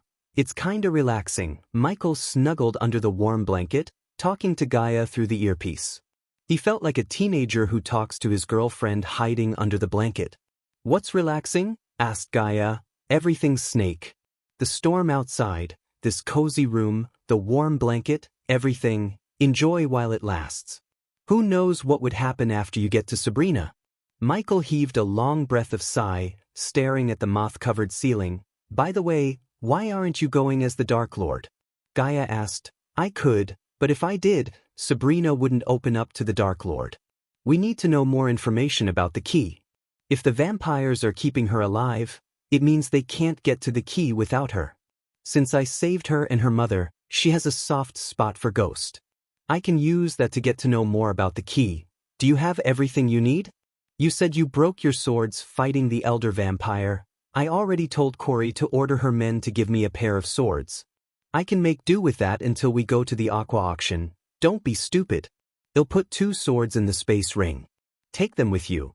Gaia raised her voice, yelling at him like a concerned mother. Oh? Michael quickly sent a sliver of arch energy to the silver ring on his middle finger as the ring began to glow dimly. Then a pair of swords materialized above him and floated in the air.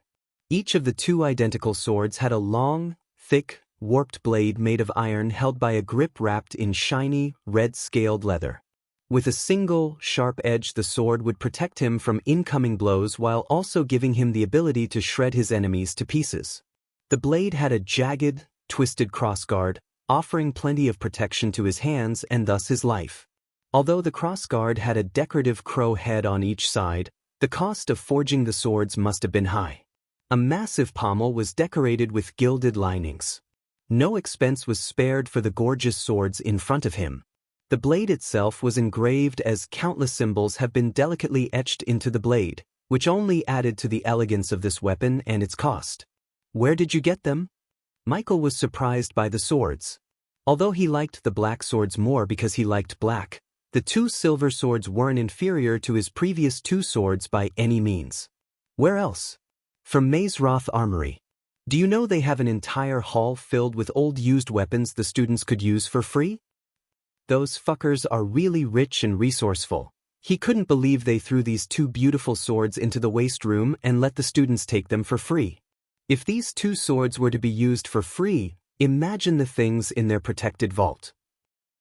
It would be nice to rob them blind one day, Michael exhaled. To others, earning 20 to 25 million a month was a huge deal. Not even many nobles would earn that much. However, compared to Mazeroth, the noble families in R, and some cultivators such as Hendrix, he was poor as a sewer rat. Nonetheless, it would soon change when the scarcity of alchemists hit the 2 continents like a raging tsunami. The vampires did him a huge favor by killing 80% of the alchemists in Elon and Azair. Besides, he ended Gabriel's life. Thus, his value just skyrocketed through the roof. The exclusive clients of Gabriel would have to look for another alchemist, and Michael would be their only choice. He already decided to raise the prices since it was the logical thing to do. We are still way weaker than our enemies.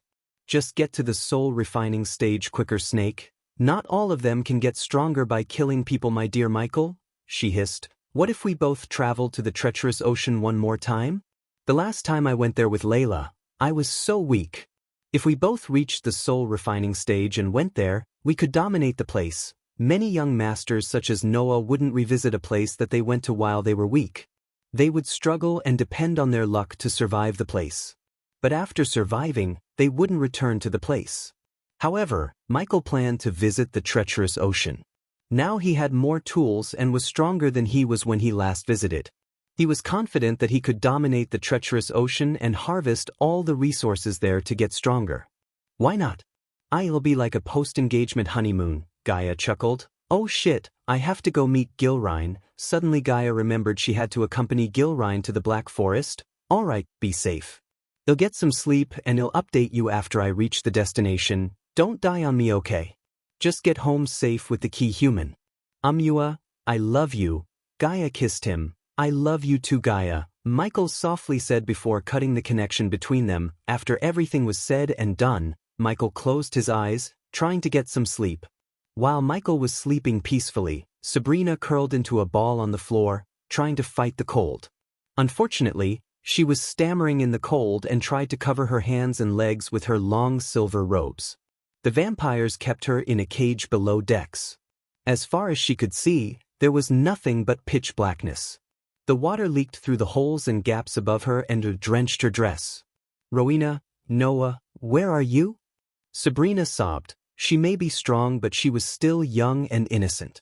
So when Peyton recruited her to chase down Victor, she thought it would give her real-world experience. Sabina didn't believe she could become a fearless warrior by studying books and fighting dummies in Holy Trident Academy.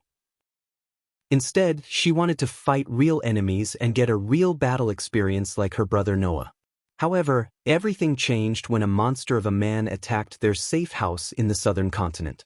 Even in her current condition, where they caged her like an animal and fed her only once every 2 days, she thought about Peyton. She slowly opened her palm as a dim golden light brightened her face.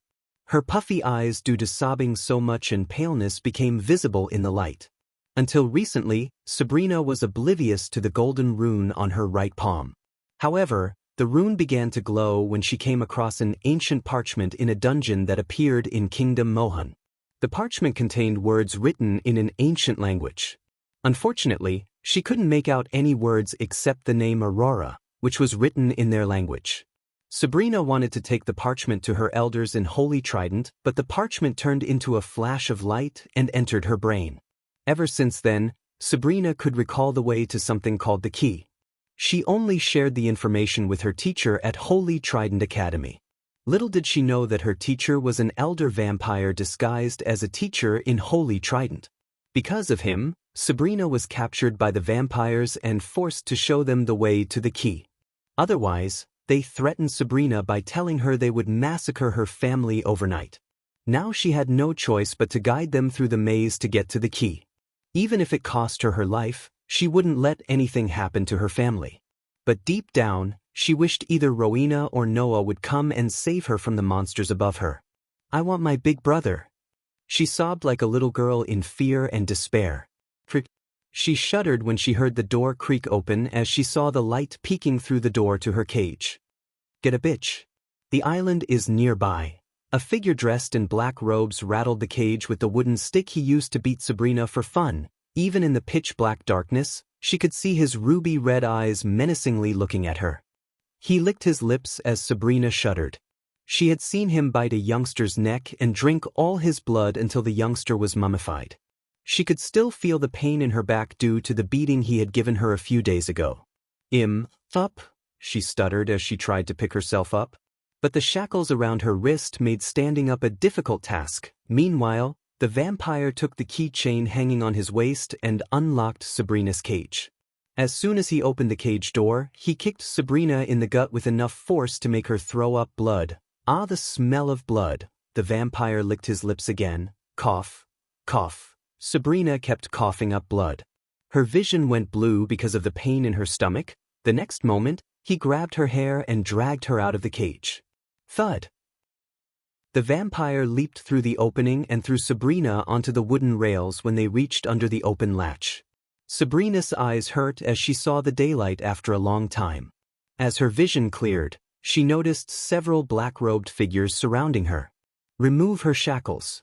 If she tried to escape, cut her arms, she jerked her head right to see a tall, lean and mean-looking man walking towards her. Contrary to the rest, he didn't cover his head with a dark cloak. So she could clearly see his pale oval face, crimson-red eyes, and the two fangs that protruded when he grinned like a devil. Hearing the man's question, the one who dragged Sabrina to the upper deck stepped toward her. Please try to escape. He slowly ran his wooden stick across Sabrina's face. Under the vampire's gazes, he grabbed the iron shackles around her wrist. When he touched the shackles, they just vanished into thin air. Elijah, look there. Suddenly, the vampire stopped feeling her face with his wooden stick when they heard the vampire in the crow nest. Sabrina saw the vampires looking behind her. Because of the beating she received, she was terrified even to move an inch. Still, she looked over her shoulder through the gap between the wooden rails to see a large man-of-war ship sailing in their direction. Instead of anchoring the ship and jumping onto the tiny sandy island in front of them, they just stared at the man-of-war.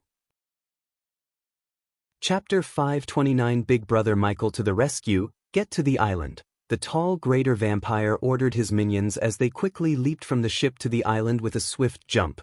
Come here, bitch. Sabrina shouted as the vampire with the wooden stick grabbed her messy golden hair. In a few moments, all the 30 vampires landed on the tiny empty island floating in the sea. Except for the vampires and Sabrina, there was only a coconut tree in the center. Other than that, not even crabs inhabited the island. Is this the place? The tall vampire put on his cloak as the clouds moved away, no longer obstructing the sunlight.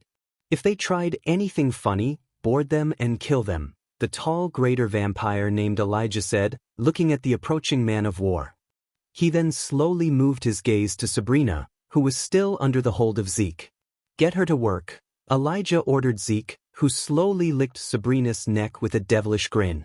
Elijah felt proud of Zeke because just in a few weeks, he broke Sabrina's warrior spirit. Not only that, but he also controlled his bloodlust. Zeke was the most violent and bloodthirsty vampire among everyone on the island. Elijah had lost count of how many humans and beastmen Zeke bought from the slave market just to torture and drink their blood. Sabrina squirmed, trying to escape Zeke's hold only to get slapped by Zeke. A bright light flashed across her eyes as everything became blurry because of the slap. The vampires meticulously tortured her for the last few weeks to break her warrior spirit. Of course, they couldn't destroy it completely, but they certainly broke it. Thus, Sabrina obeyed their orders like a doll without showing any kind of resistance. Zeke grabbed her neck without giving her time to steady herself. Where to? Sabrina pointed at the lone coconut tree in the center. While getting pushed towards the tree, she prayed deep down someone from the approaching man-of-war would save her from the vampires. But after looking at the 30 vampires around her, she just sighed inside. She had witnessed how they cast spells and used arch energy inside the void line. The ability to use arch energy made the vampires absolute gods in the southern continent. So Sabrina knew even if the entire crew of man-of-war chose to attack them, the vampires would feast on them in a couple of minutes. At that moment, Sabrina would give anything to see her big brother or big sister. So while the man-of-war was slowly sailing towards them, Sabrina went to the coconut tree. As she got closer to the tree, the brighter the rune glowed on her palm.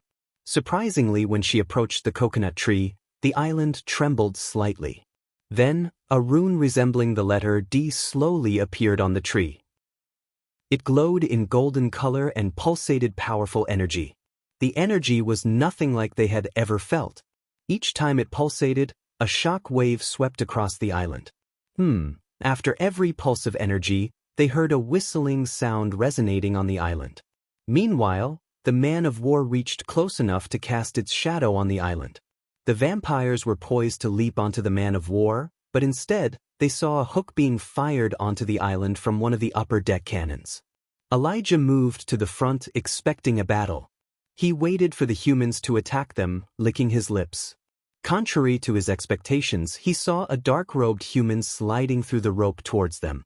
For a moment, Elijah mistook the human for a vampire.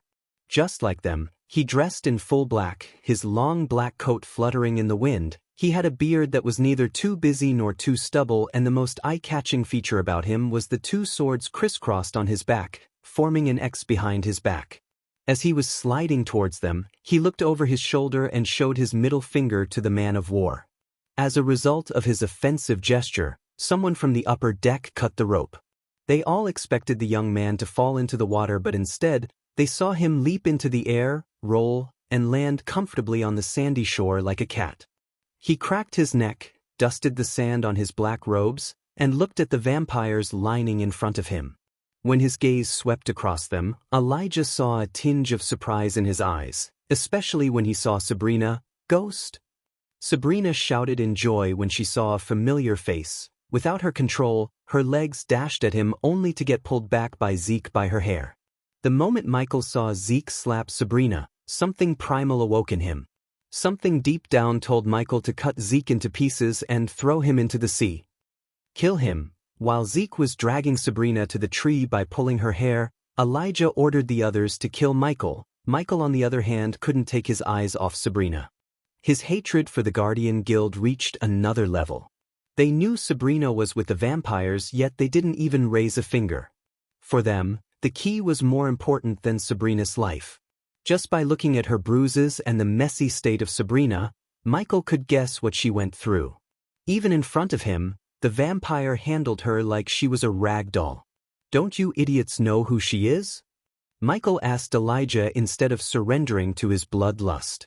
"I said kill him." Without answering Michael, Elijah growled at the vampires, revealing his fangs and crimson red eyes to Michael. "Vampires." Michael pretended to be surprised. "Now you're gonna quench our thirst." Elijah menacingly threatened Michael. "I don't know why you bloodsuckers kidnapped me here, but I'm really not in the mood for your games." Elijah was surprised, and it was visible in his eyes. He quickly raised his arm, wordlessly ordering the vampires to halt their steps. "We didn't bring you here," Elijah coldly said. "I think you guys have communication problems. The vampires in that ship said you wanted me here." Elijah frowned, looking at the man-of-war sailing away from them. Ghost didn't look like he was lying. Of course, the vampires couldn't see through his lies because he was trained to lie convincingly. "Don't kill him. Just break his bones," Elijah ordered them with a nonchalant wave. "Diddle diddle." As the vampires walked toward him, licking their lips, Michael cracked his neck. His words sounded funny to some but murderous to many. Meanwhile, Zeke stopped dragging Sabrina through the sand to watch what would happen to Ghost. Sabrina's heart started to pound against her chest, looking at the two vampires getting close to Ghost. "We are so little, Pulch, Pulch." The two vampires who extended their hands towards Michael suddenly put their hands down. Elijah saw the two just standing before him without moving an inch. When the vampires looked at Ghost, he had bloody silver swords in each hand. It happened so fast that many didn't even see him unsheath his swords. Sabrina's eyes went wide as the two heads hit the sand while the headless bodies staggered around, spraying blood through the neck. As a result, the vampires shuddered. "Blood thorns. Blood bolt." Sabrina saw the vampires near her raise their hands and cast spells. However, nothing happened. The vampires looked just as confused as Sabrina and Zeke. Seeing the dumbfounded look on their faces, Michael snickered. The moment Michael saw the island, he paid the system to scan the island for anomalies. Although the system said its level was too low to provide him the full information about the island, it notified him about the strange energy surrounding it. The energy waves radiated by the island nullified any arch energy or celestial energy in the atmosphere around the island. So even Michael had to pay 50,000 badass points to use arch energy inside the island. Thus, he knew the vampires wouldn't be able to use arch energy while they were on the island. Because they had no way of using arch energy, the vampires lost all their chances of winning against him. You shouldn't have brought me here. Michael flicked his swords, scattering the blood on the blade to the sword. After the two vampires failed to cast the spell, Elijah tried to circulate the arch energy in his body but to no avail. No matter how hard he tried, he couldn't feel any arch energy in his body. To be exact, he couldn't feel the arch energy or manipulate it. I am so sick of you bloodsuckers. Michael swung his sword at the three vampires in front of him. Two of them evaded the swing by crouching down, but the one who had slow reflexes lost his head to Michael's sword. But the two who crouched down weren't lucky either. Michael kicked the sand into their eyes. When they instinctively covered their eyes, Michael cut their heads like pruning weeds. Their heads flew into the air as Michael kicked their heads with a swift, stylish spinning hook kick. The vampires were stunned by his speed and skill. In a few seconds, he killed 4 vampires.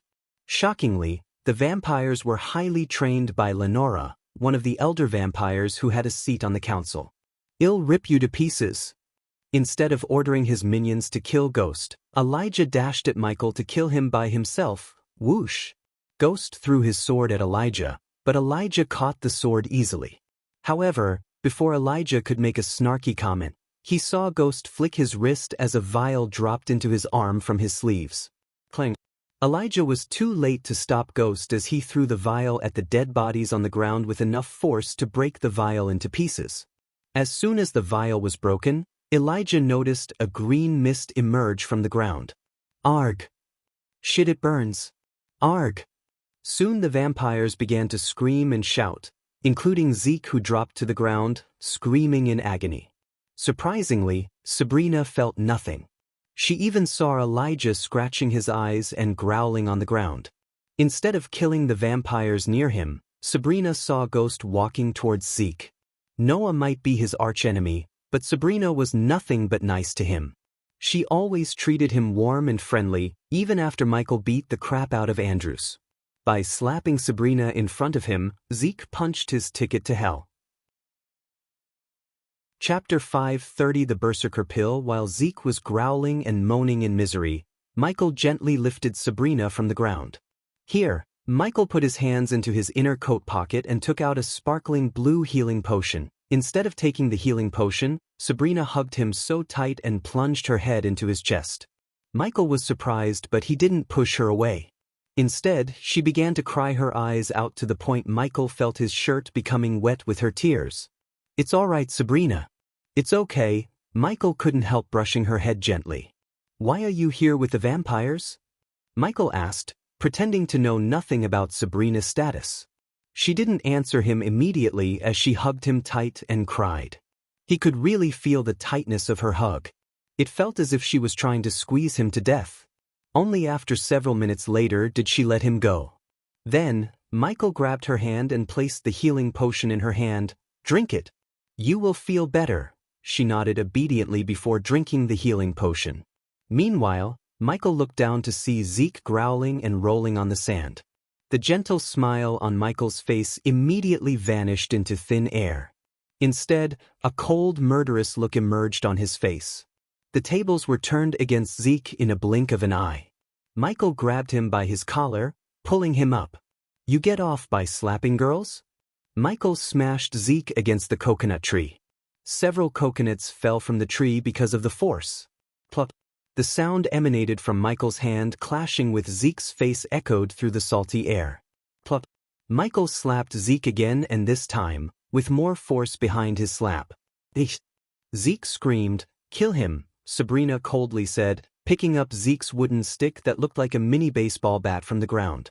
Michael turned his head to see Sabrina extending the wooden stick to him. Since she consumed the healing potion, the rosiness returned to her face. Plus, the bruises and puffiness had completely disappeared from her face. Bang! Michael struck the wooden stick against Zeke's shoulder, breaking his shoulder bone in an instant. Arg! Zeke's pain snapped him out of the anti-vampire potion Michael recently brewed after getting the elder vampire's blood. It was super effective against the low-level vampires. However, when inhaled, the potion would slowly eat the organs from inside for a couple of minutes. As a result, they would feel excruciating pain. Michael had no test subjects to test the potion until now. However, he kept an eye on the greater vampire, growling and moaning less than the rest. He wanted to test how long the potion's effects would last. After breaking Zeke's left shoulder, Michael released him as he collapsed to the ground. Then, Michael switched the wooden stick from the left hand to the right hand. The moment he switched the wooden stick, he hit Zeke's other shoulder, putting more force than before. Hence, Zeke's shoulder bones snapped with a sickening crushing sound. But it was music to Sabrina's ears. "How does it feel?" Michael bent down to meet Zeke's eyes. The vampire snarled, showing his teeth and fangs. "Poch." The vampire spat on Michael's face. Michael just smiled, but not a gentle, calm smile. On the contrary, it was the smile of a cold-blooded killer. "Wrong move." Michael stood up and put his feet on Zeke's shoulder. "Please be advised that the following events contain blood and gore. Please close your eyes if you are light-hearted." Michael mimicked the tone of commentators. "Yeah." Zeke growled as Michael pushed his feet down, crunching his broken shoulder bone. To Michael's surprise, Sabrina didn't take her eyes away from Zeke. "Kill him," Sabrina coldly exclaimed. For the last few weeks, Zeke beat and tortured her every chance he got. If vampires had reproductive organs, Sabrina had no doubt that the vampire would have taken the torture to a new level. After experiencing all the torture and beatings, Sabrina had no mercy left in her towards Zeke. She was innocent but not a saint. "Good," Michael nodded at Sabrina. Then he kicked Zeke right in the face. Grr, bang, bang, bang. Michael repeatedly kicked Zeke until Zeke's skull cracked and caved in. Michael felt the squishiness of Zeke's brain but didn't stop till he turned Zeke's head into a mashed potato. Normally Sabrina would have thrown up at the gory sight. But at that moment, she had no food in her belly. Secondly, she had seen worse things done to humans captured by the vampires when she was in the cage. Ghost. Sabrina looked over her shoulder to see the vampires slowly getting back to their feet, including the greater vampire. The excruciating pain in their bodies slowly lessened with time. "Zeke?" Elijah clenched his feet, looking at Zeke's headless body, which was still twitching under the neck. 24 versus 1. "The odds are against you," Michael said, cracking his neck left and right, facing the murderous gazes of the vampires. Michael stepped in front of Sabrina, shielding her with his body. "I can fight," Sabrina stuttered. The broken warrior spirit wanted her to fight so it could heal. "No, you cannot." Michael immediately shut her off. Michael noticed the difference between the Sabrina before him and the Sabrina he first met with just a single look.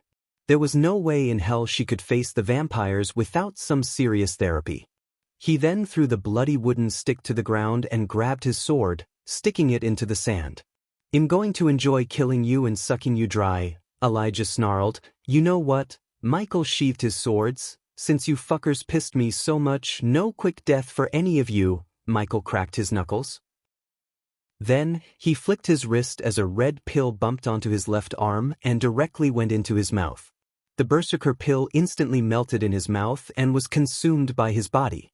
As a result, his pupils constricted, muscles tightened, and his eyes showed a tint of redness. Since Sabrina was standing close to him, she noticed his muscles and height growth. He looked a few inches taller and broader than he was a few seconds ago. At that time, 2 vampires dashed at him from the right and 2 from the left. Contrary to Michael, the vampires took out the daggers hanging on their waists. Since they could use arch energy, none of them bothered to buy a sword or a spear but just had a dagger for cutting open anyone except their own kind. Michael stunned the vampires by dashing at the vampires approaching from the right at an inhuman speed.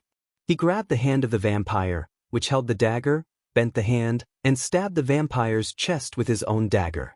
Poch, poch, poch, poch. Michael rapidly stabbed the vampire's chest until he decided to slit his throat. Then he kicked the body towards the vampires flanking from the left, which left 1 vampire on his right. The vampire swung his dagger while another 6 surrounded him. He swiftly swayed his body, easily evading the dagger. Then in a blink of an eye, Michael threw an uppercut to the vampire's lower chin. His inhuman strength produced by consuming the berserker pill dislocated the vampire's jaw in an instant. Additionally, the vampire's few teeth and blood mixed with saliva sprayed out of his mouth. Michael grabbed the 2 teeth and slammed them against the vampire's eye socket. Then, without giving the vampire the time to regain his balance, Michael grabbed his head and snapped it like a twig. He lifted the dead vampire by his legs and waved it in a circle, knocking down all the 6 vampires who surrounded him. Ding! Congratulations to the host for successfully being a badass. The reward is 3,000 badass points. Ding! Congratulations to the host for successfully being a badass. The reward is 400 badass points. Ding! Congratulations to the host for successfully being a badass. The reward is 2,500 badass points. The system notification continuously rang in his mind. Sabrina couldn't take his eyes off Michael. He was the exact opposite of Noah, but for some reason she felt safe with him just as she felt with Noah. She had been praying for her siblings to come to her rescue, and instead of Noah or Rowena, Sabrina received him. She couldn't believe he was wreaking havoc among the vampires without using any spell. It had become clear to Sabrina that he spared Andrew's life and Peter's. Looking at him brutally killing the vampires, her warrior spirit slowly healed up. Human filth. At that moment, Elijah had enough as he dashed at Michael. Compared to Michael, Elijah was a foot taller than him. He tried to grab Michael by his neck, but Elijah had no idea the extent of raw strength Michael possessed. When Elijah reached out to grab Michael, he bent backward, unsheathed his sword, and swung the sword straight across Elijah's neck. The very next moment, Elijah saw everything spinning around him and a headless body staggering around Ghost. That was the last sight he saw before everything became darker. The vampires halted their steps as they shuddered in fear. Their fear was logical because he had just cleaved their leader's head in a blink of an eye. Many of them didn't even see what had just happened. One moment, Ghost and Elijah dashed towards each other, and the next moment, Elijah's head went flying away from his body. "I'm not a fucking saint to keep my word," Michael smirked. Under their terrified gazes, Michael grabbed Elijah's headless body as it rained down blood on him. His face was painted red with Elijah's blood in a few moments. When he smirked, he looked like the devil himself grinning at them. Michael took his time intimidating the vampires and killing them one by one. He massacred them because they hurt Sabrina. If he had known Sabrina was his little sister, Michael would have brought the calamity upon the entire vampire kind. Unlike Noah, Michael had no rules or killing restrictions. He couldn't wait to see Noah's reaction when the Dark Lord revealed the fact that Tanulia and the Guardians put his beloved little sister's life in danger. The berserker pill's effect slowly started to fade away as he raised his fist toward the mouth. Then the APD shot the red pill right into his mouth. Michael looked up at the sky, feeling the pleasurable sensation in his body. He raised his arms to the sky as he was praying. But he wasn't praying but letting the vampires enjoy their last moments in the world. Chapter 531 Army of the Queen. Michael's pupils shrunk when the berserker unleashed its full effect on him as he grew a few inches taller and broader. The next moment, he dashed at the vampires with such inhuman speed that Sabrina's eyes failed to follow his figure. He crisscrossed among the vampires, cleaving their heads and slashing and dashing them. Of course, some vampires managed to cut him, but Sabrina didn't see any signs of pain on his face. Instead, she was staring at him in complete shock. To her, Ghost seemed like a mix of Rowena and Noah. He had the finesse of Noah and ruthlessness of Rowena. Ghost terrified the terrifying vampires. Some of them tried to run but unfortunately had no way to go. In a few minutes, the golden sandy shore turned red with blood, and in addition to dried coconuts, the island contained severed heads of the vampires. Weaklings, Michael snickered after killing all the remaining vampires. Instead of approaching Sabrina, he went to the island edge, bent his back, and washed the blood off his face with salt water. Next, he washed his beard, hair, and neck to clean the blood. Then only did he turn around to see Sabrina's frightened face. "You don't have to be afraid of me, Sabrina," Michael said, splattering the blood from his 2 swords. He then slowly walked toward Sabrina, who stood closer to the lone coconut tree with the glowing rune on her palm. Normally, I don't poke my nose into anyone's business. But the vampires brought me here, and you are with the vampires. Do you know what that means? Sabrina shook her head slowly. That means whatever you're here for has become my business.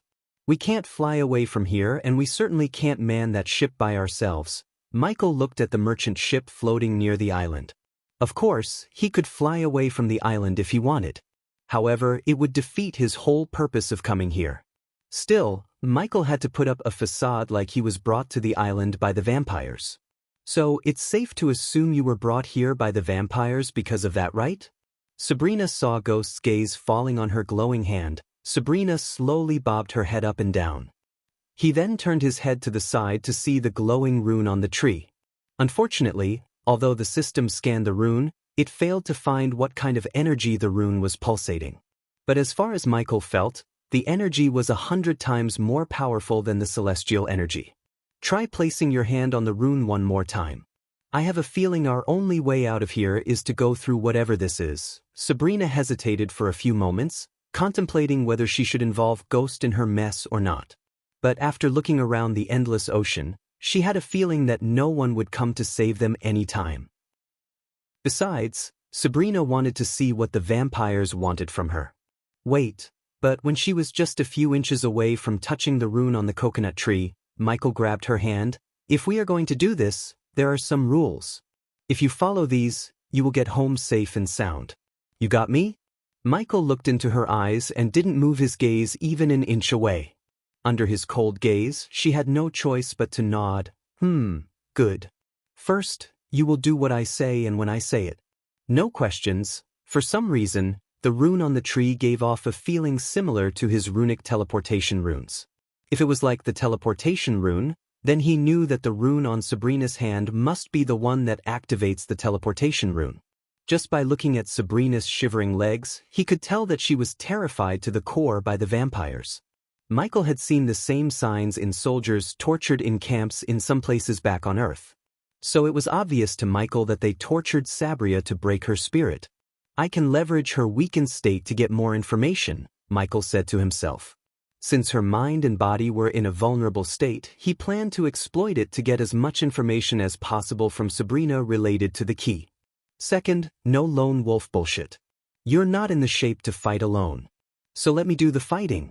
You will stay close to me all the time, but no buts. I am giving you a golden opportunity here, Sabrina. You can watch and learn from the best. You can either accept it or throw it away. The choice is yours. Michael interjected her before she could oppose him. Sabrina stared into his calm, pitch-black eyes for a few moments. Finally, Sabrina nodded, having no choice. Now go ahead. Michael released her hand as she finally placed her hand again on the rune. As soon as both runes came into contact, the runes created a powerful shock wave that circled out of the island, forming a strong wave in the sea against the wind.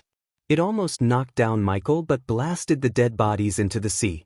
The next moment, a bright light beam shot out of the tree, enveloping Sabrina and Michael. Sabrina quickly covered her eyes with her hand. When she opened her eyes, she was standing in a gloomy place void of any color except black and white. She looked up to see nothing but a black sky. She saw nothing but dark walls engraved with countless runes and symbols when she looked around her. Hearing a sudden rustling sound, she jerked her head to the right to see Ghost running his hand through the symbols. The hallway she was standing in was at least 15 meters wide. She slowly made her way towards Ghost, who was busy checking out the symbols and engravings on the wall. The place gave her an eerie feeling with its black and white ambience. Michael, on the other hand, was focused on the engravings and symbols on the wall to the point he didn't even notice Sabrina standing behind him. The seemingly chaotic engravings formed a drawing when looked closer. He could vaguely make out a lion with wings roaring at a woman with a giant woman with several arms. What drew his attention the most was the figure standing beside the lion. He seemed to be holding a sword and a hammer resembling the Doombringer. Is that me? Michael asked himself. Ghost, he snapped back to reality when Sabrina placed her hand on his shoulder. You have any idea about this place?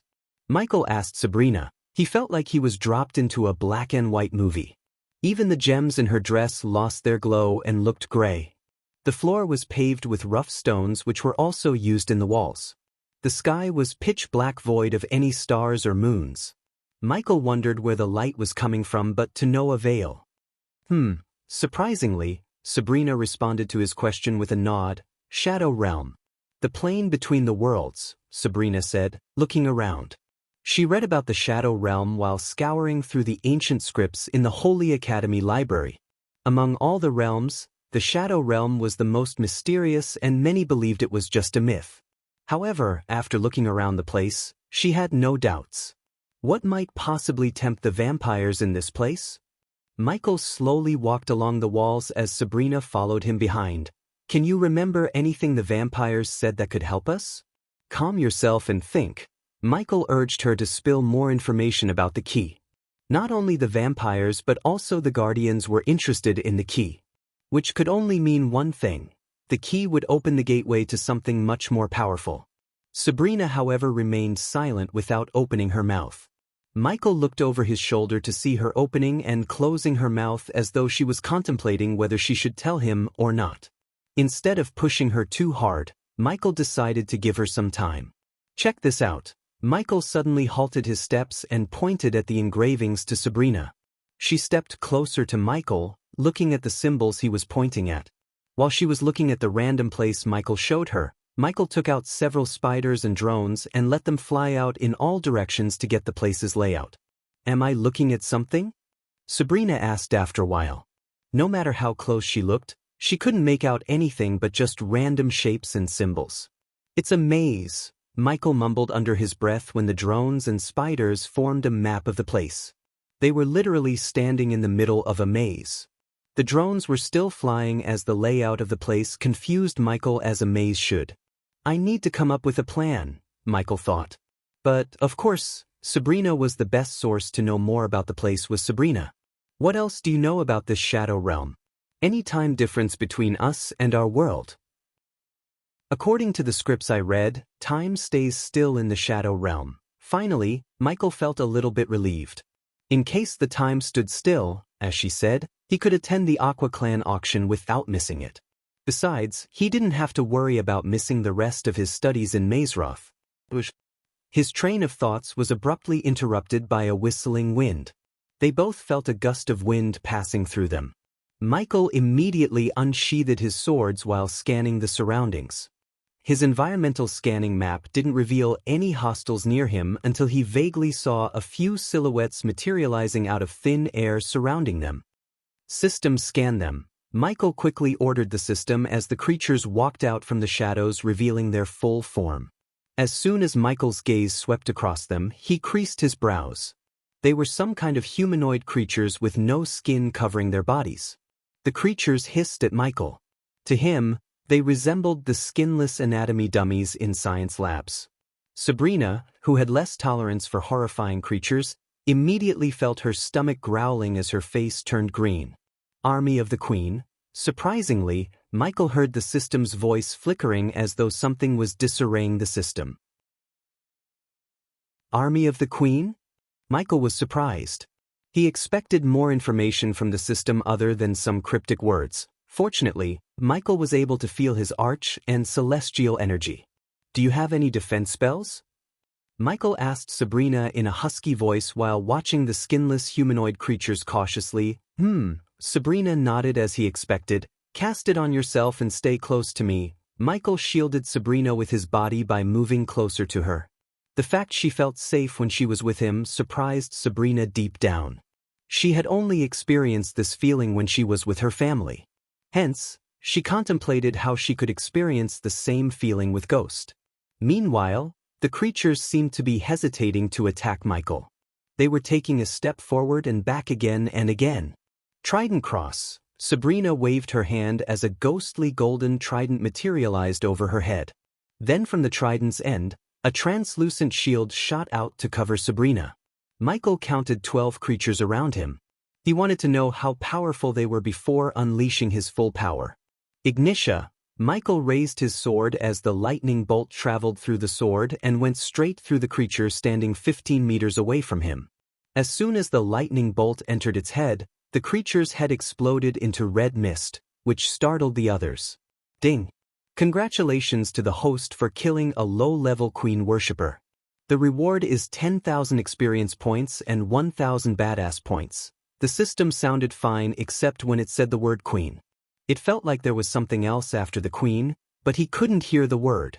The static prevented Michael from hearing the word clearly. So weak. Michael mumbled after the headless creature collapsed to the ground. The other creatures angrily hissed at Michael. But since they had no skin on their body or face, there was no expression. So the only sign of anger they could make was hissing. Ring of Fire. Since they were standing in a circle around him, Michael simply cast the Ring of Fire to burn them all with a single spell. Ding! Congratulations to the host for killing a low-level queen worshipper. The reward is 10,000 experience points and 1,000 badass points. Ding!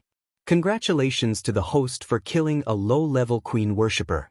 The reward is 10,000 experience points and 1,000 badass points. Ding!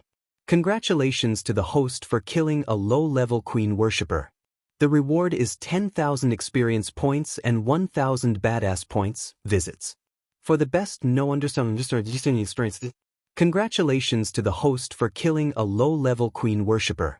The reward is 10,000 experience points and 1,000 badass points.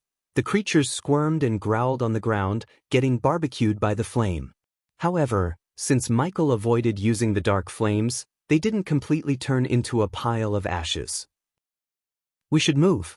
I have a feeling they are just scouts. Michael didn't waste any time lingering around but dragged Sabrina into the dark hallway in front of him. Just as Michael grabbed her hand, he noticed the rune on her hand glowing brighter and brighter. Wait a minute. Sabrina was confused as she let Ghost move her hand in a circle. As he was moving her hand, Michael noticed the rune was glowing brighter when he pointed her arm in one direction and dimmed while he was pointing on the opposite side. The rune, it's showing us the way, Michael said to Sabrina. This must be why the vampires wanted you with them. His words made sense to Sabrina, and they made more sense when they began to walk. After almost 15 minutes of walking in utter silence, the straight hallway branched into several paths. Point your arm towards each and every path, Michael instructed Sabrina. Currently, 7 paths were branching out in front of them. Although Michael sent his drones into each path, they were still flying and nearing the end of their range. Hence, finding the right path with the drones didn't seem plausible at the moment. From left to right, Sabrina moved her hand as the rune glowed brighter and brighter until her hand pointed at the last 2 pathways. Do it again. This time, from right to left, Michael instructed. Under his order, she did as she was told. But this time, Michael could see that the 50 pathway from left to right might be the right way as the rune glowed brighter when she pointed her hand towards it. This might be the way. Stay closer to me. Michael chose the 5th pathway and began to walk towards it. So, just out of curiosity, how did you end up with the vampires? They took you from the Holy Trident Academy? Michael asked Sabrina while walking. No, she shook her head. I was staying in Maven, a kingdom on the southern continent. Victor and Elijah, they killed the people I was staying with and took me with them. Visits. For a better user experience, Michael noticed that Sabrina didn't tell him she was with the Guardians. Your family must be thinking you are in the academy. This leads to my next question. Do you think your academy is searching for you? You must be a big deal in your academy, right? Big deal. Why do you think that?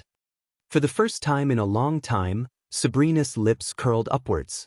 Isn't it obvious? Your elder sister is the Holy Maiden of Skyhall. Your brother is the youngest Guardian Captain. I heard you're the youngest disciple to enter the Holy Trident Academy. Your family is full of prodigies and talent, Sabrina. Michael really wondered what the hell Diana was smoking when she gave birth to her children. All of her kids turned out to be heaven-defying talents. It was really a wonder for such normal parents to give birth to monsters like Noah and Rowena. Sigh. Surprisingly, he heard Sabrina deeply exhale. I'm not up to their standards. Her answer surprised Michael. Look at me. I can't even hold a sword in my hand without shivering. If Rowena or Noah was in my place, they wouldn't have been kidnapped by me. Instead of responding to her family problems, Michael kept walking straight. However, she didn't stop talking. I was the one who always needed saving. Even now, if you hadn't come, I still would have been a slave to the vampires. Michael sensed a major inferiority complex from Sabrina, but he couldn't blame her completely. The bar set by Noah and Rowena was so high that many wouldn't reach that high in their entire lives. Granted, Noah had Andreas to guide him, but Michael knew even without Andreas, Noah would have been a heaven-defying talent.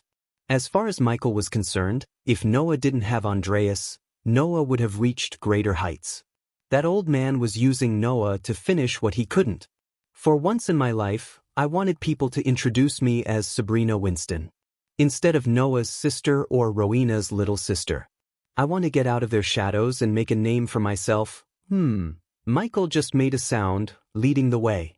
They were slowly approaching a corner where Michael couldn't see what was around the corner with his eyes.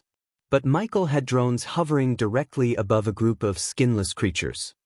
You can kill vampires but can't speak? Sabrina frowned as she expected Ghost to speak his mind. Sure. Michael quickly pushed Sabrina to the wall and placed his finger on his lips, wordlessly telling her to be quiet. Michael slowly moved along with the wall to the corner. He slightly moved his head, looking at the group of 5 skinless figures lying on the ground while one figure stood guard. The group of 5 seemed to be sleeping. The snoring was a dead giveaway. Still, Michael was surprised as he didn't expect them to function like normal human beings. Sabrina moved so close to him to the point he could feel her warm breath on his chest and smell the vague jasmine flavor from the top of her head. Considering she was his chest height, Michael grabbed her head and pushed her to the side. The latest episodes are on the website. What are they doing? Sleeping perhaps, Michael whispered to her. Then he slowly unsheathed his swords without making a sound. Surprisingly, Michael extended the hilt of one sword to her. She was confused because he said she couldn't fight before they were teleported to the Shadow Realm. Without waiting for her to grab the hilt, Michael lifted her hand and placed the sword in her hand. Michael noticed her hands shivering, just like she said. You can't get better without going through pain and suffering. Hold it tight. Michael pressed her fist, tightening her grip on the hilt. I will take care of the standing one. You sneak up on the others and cut their throats in their sleep. Michael didn't even wait for her answer as he leaped into the air and landed right behind the creature in a blink of an eye. There was no way but to walk past them. His speed and agility really startled Sabrina. He moved like a leaf in the wind, gentle and light. The skinless monster didn't even move until he stabbed it right through the head from behind. After killing the skinless creature, he placed the body on the ground making no sound. Then he locked his gaze with her. Sabrina stared at Ghost, who waved his hand, telling her to come forward and end their lives. Real warriors look their enemies in the eyes before taking their lives. Noah's words sounded in Sabrina's mind, preventing her from moving her legs. A coward takes life from behind. A warrior protects a life behind him. She could literally hear Noah's teachings in her head. Never in her life did she take life from behind. Noah taught her to fight like a warrior, not like an assassin. But at that moment, Ghost was telling her to do exactly what Noah said don't. Typical. Michael snickered inside, looking at Sabrina hesitating. Instead of waiting for her to sneak up on them and cut their throats, Michael decided to kill them by himself. Standing around the corner, Sabrina saw Ghost disappointingly shaking his head before stabbing the sleeping creatures through their heads one by one in a few blinks of an eye. Ding! Congratulations to the host for killing a low-level queen worshipper. The reward is 10,000 experience points and 1,000 badass points. Each time Michael killed a creature, the system awarded him with a measly amount of 10,000 experience points. So that was why Michael asked Sabrina to kill them, because that would have given her some amount of courage. After Michael killed them, she slowly walked toward him with her head down. She couldn't look him in the eyes for some reason. But unlike she expected, Michael didn't say anything. Visits. For a better user experience, come on, let's go. I'll take that. Michael took the sword from Sabrina's hand and turned around to continue his journey, showing no signs of disappointment on his face. As he was leading the way, Sabrina followed him silently. Occasionally, she opened her mouth and shut it close quickly. Since the path went straight, he did not need to focus on Sabrina's rube. So instead, he focused on the walls to make out shapes from the chaotic scribbling on the walls. After almost 15 minutes of walking in silence, the symbols and drawings on the wall began to make sense. Michael walked along the walls, looking at the engravings. This time, Michael saw a vague shape of a cobra and a man with wings fighting a woman on a giant lizard-like monster. Shit! When Michael touched the man, he felt a sudden bolt of electricity running through his finger. What the hell? Michael touched the engravings of the man again, but unlike before, he felt nothing. Michael walked along the walls with a deep frown on his face. Who is he? Michael asked himself, looking at the man with the wings in the wall. On the other hand, Sabrina saw nothing but scribblings and chaotic shapes on the wall. Nothing made sense to her.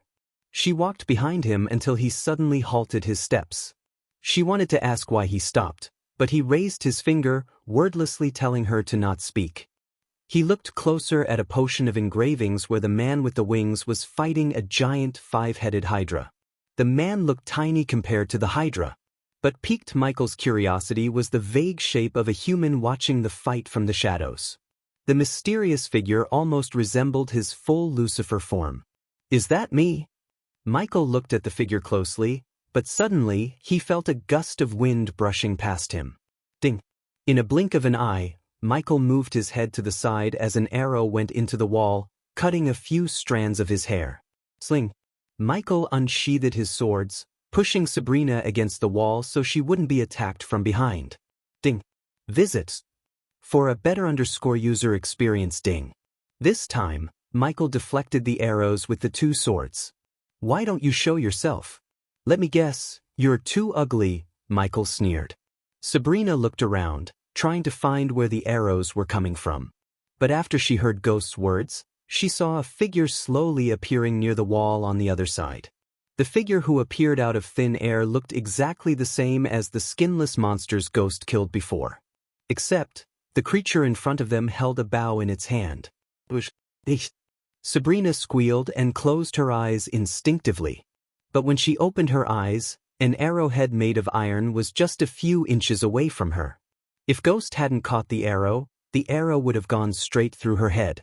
Trident cross, snapping out of the shock, Sabrina quickly waved her hand as the ghostly golden trident materialized over her head. Whoosh! Whoosh! Whoosh! The skinless archer changed its target when the translucent shield appeared around her. It rapidly fired arrow after arrow at Michael with lightning speed. The archer was indeed fast, but Michael was faster than him. Hence, he easily deflected the arrows with his swords while walking toward the archer. Ignitia! Michael pointed one sword at the creature and fired a bolt of lightning while deflecting the arrows with the other. Gir! The creature growled, leaping away from the lightning bolt just in time. Michael fired lightning bolts rapidly like he was shooting a gun. Thus, the skinless creature was forced to leap and run instead of firing arrows at Michael. It was so easy for Michael, a soul-refining stage warrior, to toy with the weak creature. Besides, the Shadow Realm boosted his power to a certain degree with its dark, gloomy ambience. After a few moments, Sabrina saw Ghost firing lightning bolts out of both swords. As a result, the creature growled and kept leaping back and forth. It felt as Ghost was toying with the creature to Sabrina. He was not a guy who would toy with his foes. Why are you running? Don't you want to kill me? Michael pretended to play with the creature, but in truth he was testing the creature's agility, speed, and powers. Even a weak rat would unleash new forms of attacks when pushed to the corner, so Michael wanted to see what the creature before him could do. Visit. For the best no_vil_undersing experience, Wind Blast, Michael changed his tactic by sending a powerful wave of wind toward the creature, blasting it onto the wall behind. The creature was able to avoid lightning bolts, but it couldn't escape the wind blast. The creature squirmed, trying to get back to its feet. But looking at Michael approaching it gradually, the creature closed its eyes as Michael saw a bright white light enveloping the creature. That's it, use everything you have. Michael intentionally riled up the creature by laughing at it. Does the host wish to convert the life energy the Queen's Archer radiated to arch energy and show its relative cultivation level? It's nice to see you are being helpful again, system, Michael mumbled under his breath sarcastically, It would cost you 50,000 badass points. No shit, Sherlock. Just take it. Michael didn't try to be stingy, as knowing the enemies was crucial to winning any battle. Until now, he didn't meet any challenging skinless creatures, so he killed them easily. However, that didn't mean he wouldn't meet any stronger creatures. In fact, he had a feeling that they were just in the beginning stages of the maze and would meet terrifying foes on their way forward. Michael halted his steps, waiting for the system to give him the ability to see the creature's cultivation level. Sabrina was confused as she failed to understand why he stopped attacking the creature. On the other hand, she noticed the creature raising its hands to the sky as though it was praying for something. As a result, Sabrina saw a black arrow slowly materializing in its hands. Body strengthening stage? Suddenly Michael was able to sense the cultivation level of the creature.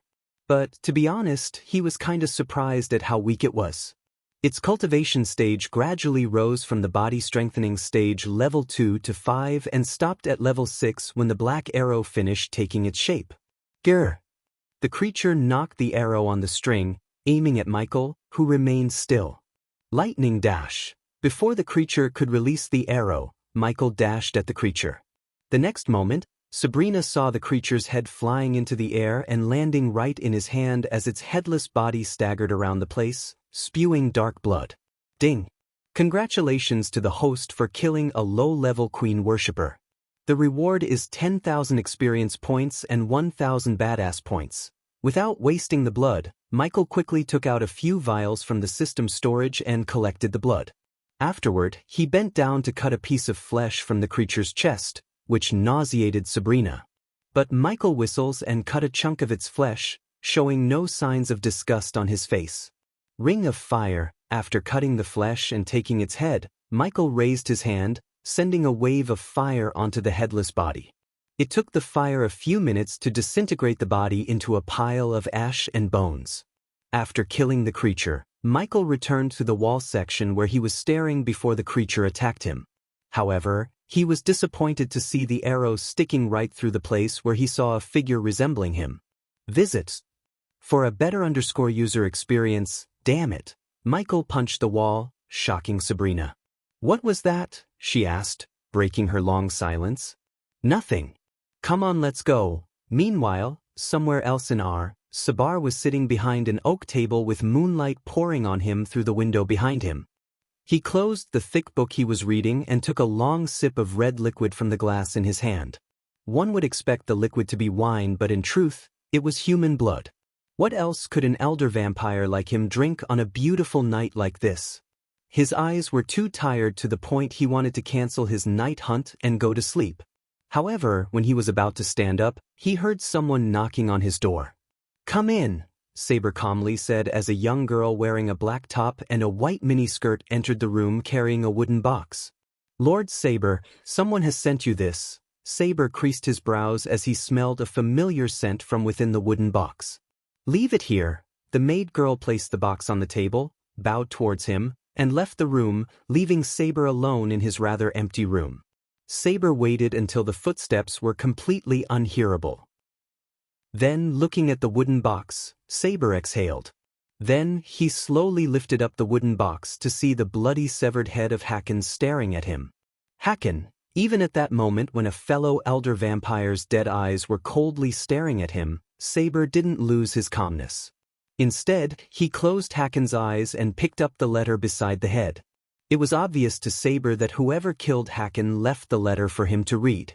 So, he didn't waste any time but picked up the letter and opened it. Dear Saber, I hope you are enjoying your evening in the Aura continent, the land of the rich.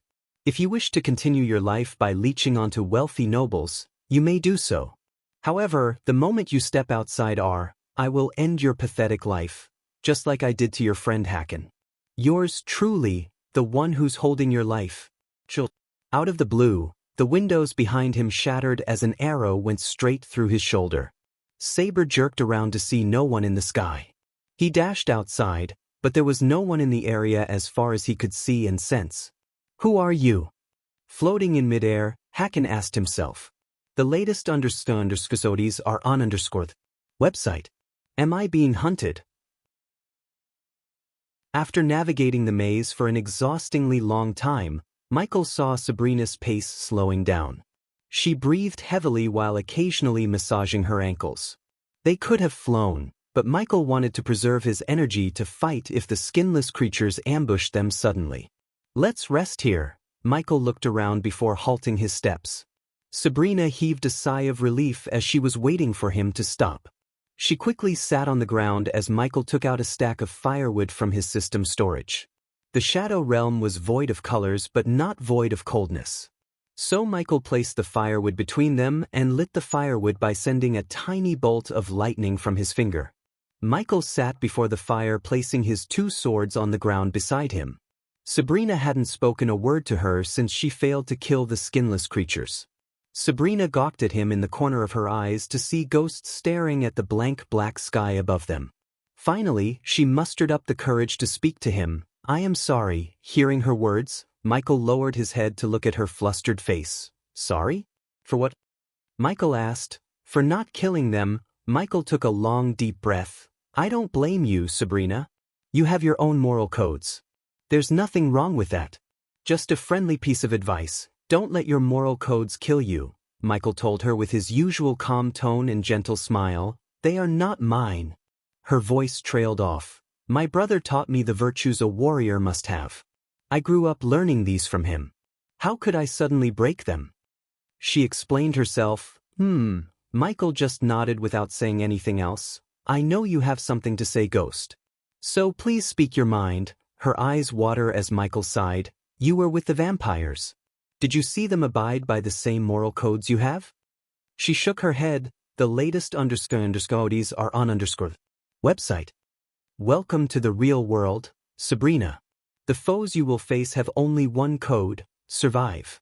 I have moral codes too, but if they put me in danger, they'll break them in a blink of an eye. That's how I survived till now. Maybe you can follow your code of warrior because you have a family to protect you. Many don't have that virtue." Sabrina didn't take her gaze away from his for a moment. "You miss them?" she asked, tilting her head innocently. "Who?" asked Michael. "Your family. Why should I?" "They certainly didn't miss me." Sabrina sensed the coldness in his words. It showed Sabrina how much he hated his family deep down. "My mom always said a mother would never abandon her child willingly." You should get some sleep." Michael did not wish to continue the discussion. Hence, he just stood up from the ground and walked towards the wall behind Sabrina. He wanted to check if he could find any drawings or engravings that would give him some insight into the place. Michael almost forgot to give her a blanket and a mattress to sleep on, but Sabrina surprised him by sleeping on the floor, curling herself into a ball. "Here." Michael came to her and flicked his wrist as a soft black mattress and a comfy blanket appeared beside Sabrina. "Your mind and body need sleep. It's... What? You have something against sleeping on a mattress?" His stern voice gave her no leeway to talk back. Hence, she just climbed onto the mattress and covered herself with his blanket. Every fiber in her body felt relieved when he lay on the mattress. It had been so long since she felt the comfort of a bed as she slept on the wooden floor in a cage. Never in her life had she appreciated the warmth of a blanket and the comfort of a mattress like she did at the moment. "Thank you." She looked up at him with watering eyes. "Sleep? You are safe now." Michael squatted beside her, gently brushing her head with a smile that warmed her heart and provided a much-needed comfort to her. Thinking Ghost would protect her, Sabrina closed her eyes without worry. Finally, she felt as though she was home. Poor girl. Noah and his fucking codes fucked her up, Michael pitied Sabrina. Visits. For a better user experience when he was about to stand up and return to the wall, she grabbed his hand. "Please stay with me. Don't leave me." Sabrina opened her eyes while squeezing Michael's hand tight. "I'm not going anywhere." Michael tried to take his hand away, but she didn't let go of his hand. Her grip was strong enough to tell him she wouldn't let him go so easily. Letting out a long sigh, Michael sat beside her. Still, she didn't release his hand. "I am here. Now sleep." Since Michael couldn't help but pity Sabrina because of what she had gone through. Finally, she closed her eyes once again while holding his hand tight. Having no choice but to stay with her, Michael sat beside her and took out the book Lord Information gave him. He opened the book with one hand as his other hand was being used as a pillow by Sabrina. While reading the book, Michael tried to contact Azazel, only to fail.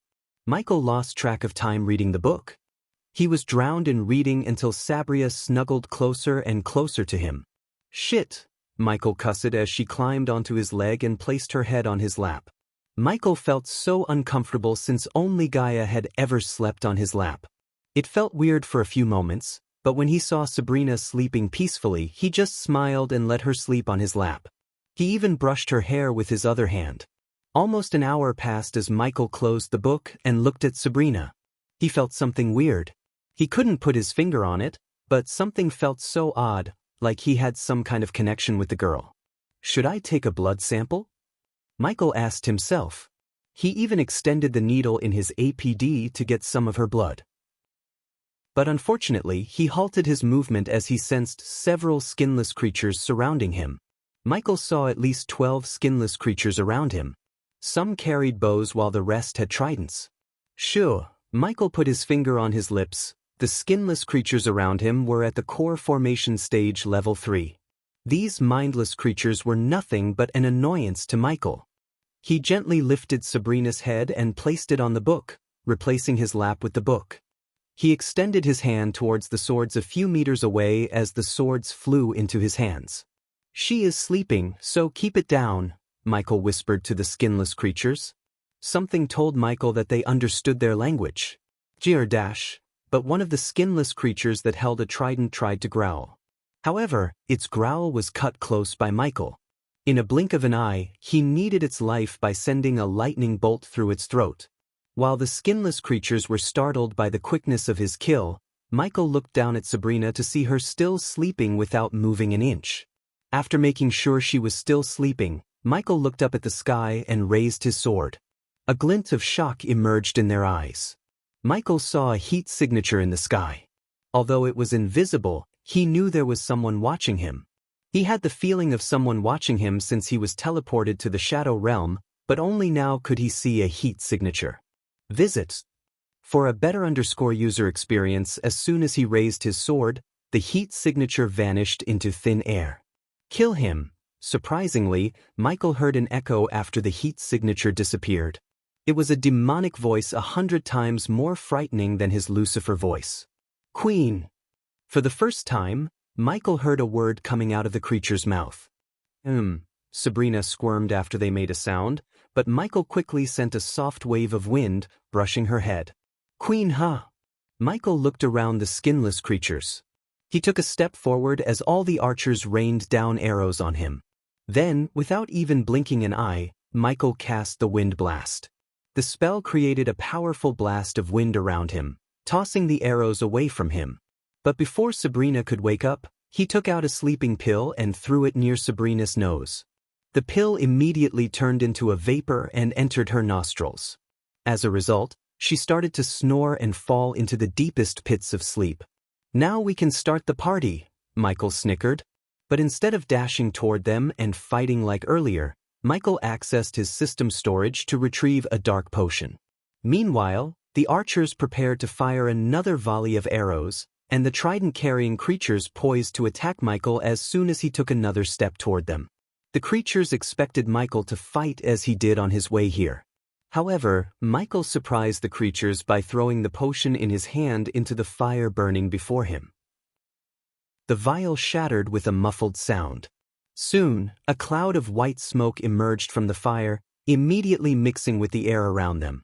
Michael felt nothing even after inhaling the smoke. However, the skinless creatures growled as they grabbed their throats. "Here!" They kept growling as most of them dropped the weapons in their hands to the ground. A few seconds later, they all collapsed, squirming like a fish out of water on the ground. Blood seeped out from every pore in their skinless body. Ding! Congratulations to the host for killing a low-level queen worshipper. The reward is 10,000 experience points and 1,000 badass points. Ding! Congratulations to the host for killing a low-level queen worshipper. The reward is 10,000 experience points and 1,000 badass points. Ding! Congratulations to the host for killing a low-level queen worshipper. The reward is 10,000 experience points and 1,000 badass points. One by one, the skinless creatures died by drowning in their own pool of blood. The nanites mixed with the potion he brewed using the creature's head and flesh produced a powerful poison. In truth, the poison's effect surpassed his expectations. The only unfortunate thing was even though the creatures were relatively at the core formation stage, he didn't receive more experience points. Shit, he is coming for me. Michael heard a panic-stricken voice out of the blue. He jerked his head away in the direction but saw no one in the area. He scanned the area and tuned his X-ray vision.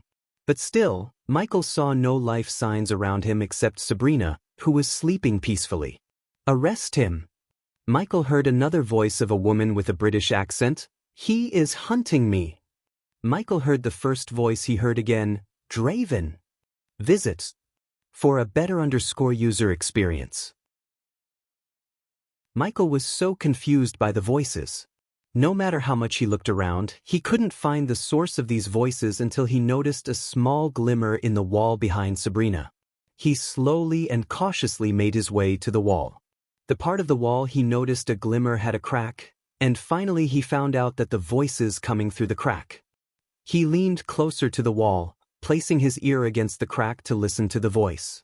However, the moment he placed his ear on the wall, he felt a sudden force pulling him into the crack. What the fuck?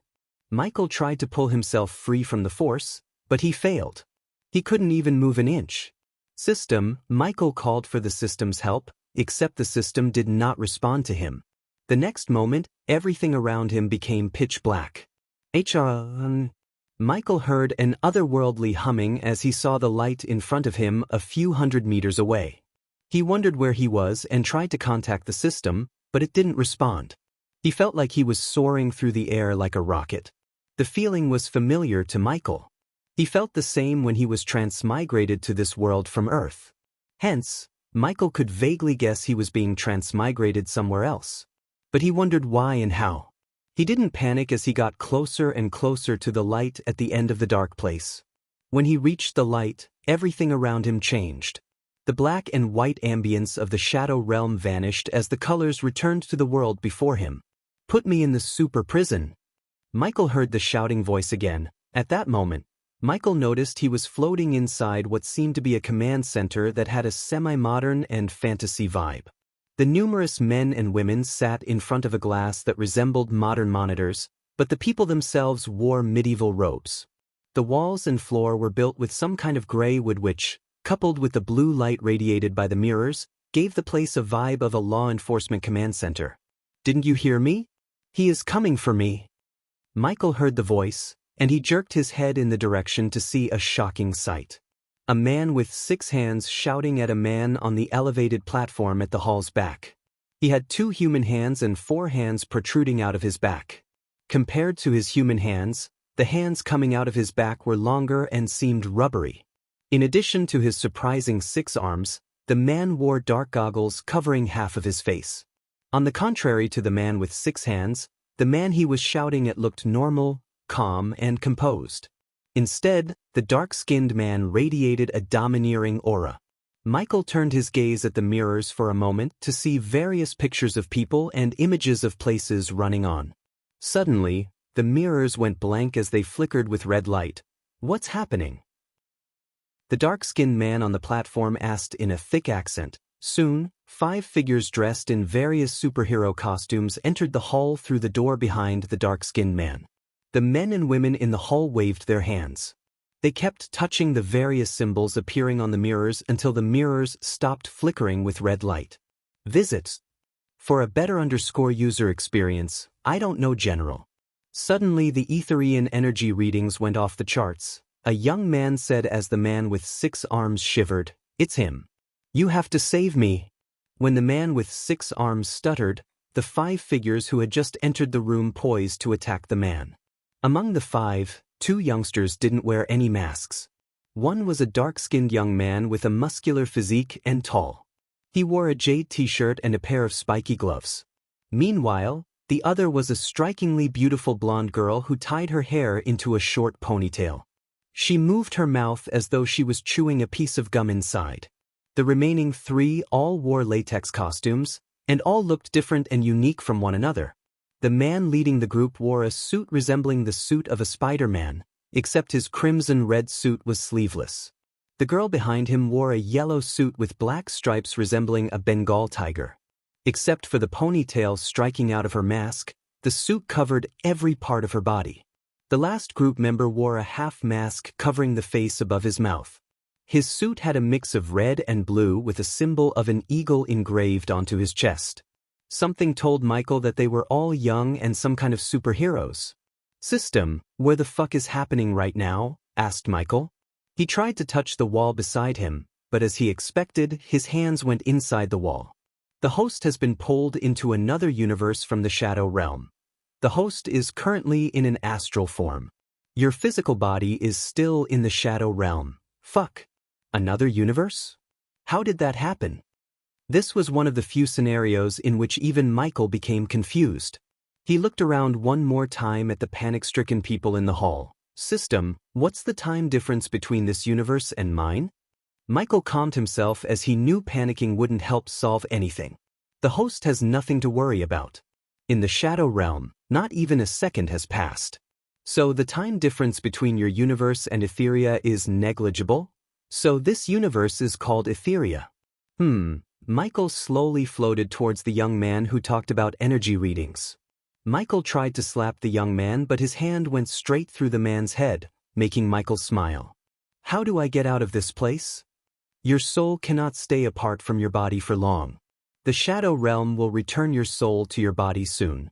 Michael was relieved to hear that he could return to his universe soon. Of course, he was curious and wanted to know more about Etheria, but he had his own problems to deal with and things to finish before thinking of conquering Etheria. "Why am I here though?" The system level is too low to answer the host's question. "You know, you have been less useful recently. The latest _AP_SODIs are on _this website," says the host who doesn't upgrade the system more often.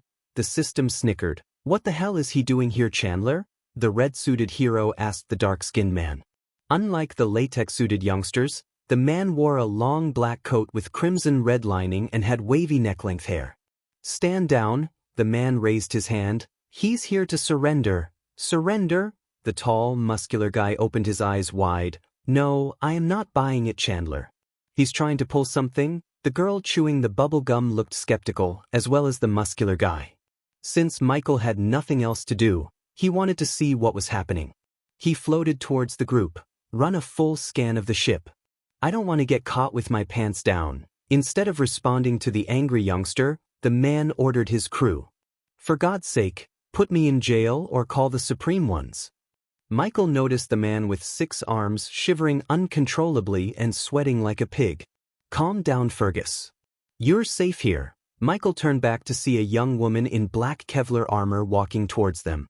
She almost walked through Michael. "General Atkins," she placed her 3 fingers on her chest and bowed towards Chandler. "We have searched through the ship. We are safe and secure, General." After hearing the lady, Fergus deeply exhaled. He looked a little bit relieved. "Now will you tell us why he suddenly changed his mind?" Michael saw the sleeveless hero ask. "The Reaper." The entire hall went silent when Chandler said the name the Reaper. No one uttered a word, and Michael saw fear and terror in everyone's eyes except Chandler and the lady who entered the hall lastly. "Fergus believes the Reaper is going to kill him next," Chandler said. "Believes? Fuck you, Chandler. What do you think happened to Poison Lenora?" Fergus asked, looking at the 5 youngsters. "According to the UFH records, she disappeared." The girl chewing a gum answered Fergus as he snickered. "Disappeared my ass. She was killed." "No, not killed. The Reaper slaughtered her." As soon as Fergus spoke these words, the youngsters gasped in shock. Visits. For the best no_G experience, the youngsters were stunned. Michael could sense the shock in their hearts despite their masks covering their faces. "What the hell is he talking about, General?" the girl wearing a tiger suit asked. "What happened to her was strictly need to know. I have a feeling that you have a reason to share this information with us now." Michael turned his gaze towards the young man with an eagle emblem on his chest. His voice had a rather soothing effect as he spoke so calmly. You're going to escort Fergus to Supreme One's headquarters? No. Both the sleeveless guy and Fergus shouted at the same time, disagreeing with Chandler. Why can't you take me there? Or get the Supreme Ones to take me? I'm not going to go with these amateurs. The Reaper would massacre them in minutes. The muscular young man threw him a threatening glance at Fergus, but he didn't give a damn. Bringing you ourselves to them is like flashing our location to the Reaper, Michael heard Chandler. But by looking at his eyes, Michael could tell Chandler was lying. The real reason why he was ordering the youngsters to escort Fergus was definitely something else. Michael was 100% sure. Alert! Alert! Alert! Suddenly, a mechanical voice resonated in the ship as the room turned red. What's happening? The lady behind General Chandler shouted. Michael noticed the images running on the mirrors slowly transforming into a wolf's head. General Chandler, we've been hijacked by the lone wolf, the young man from before shouted at General Chandler. I knew it. I knew coming here was a mistake. I am out of here. Fergus frantically shook his head before trying to get out of the platform, but the 5 youngsters blocked his way. You're not going anywhere, the sleeveless hero exclaimed. Visits. For a better user experience, get her out of my ship. General Chandler raised his voice as the men and women in the hall began to work like bees. Then, General Chandler turned around to look at the lady. Captain Ivy, get your team ready and meet me here in 5 minutes. I have a feeling the Reaper is coming here for his life. The crew of General Chandler began to work like worker bees. Michael flew around the hall, trying to better understand how the mirrors worked. They looked like some kind of hybrid of magic and technology. Michael noticed every mirror had a glass cube with a bright light glowing within. What kind of energy source is this? Michael asked himself.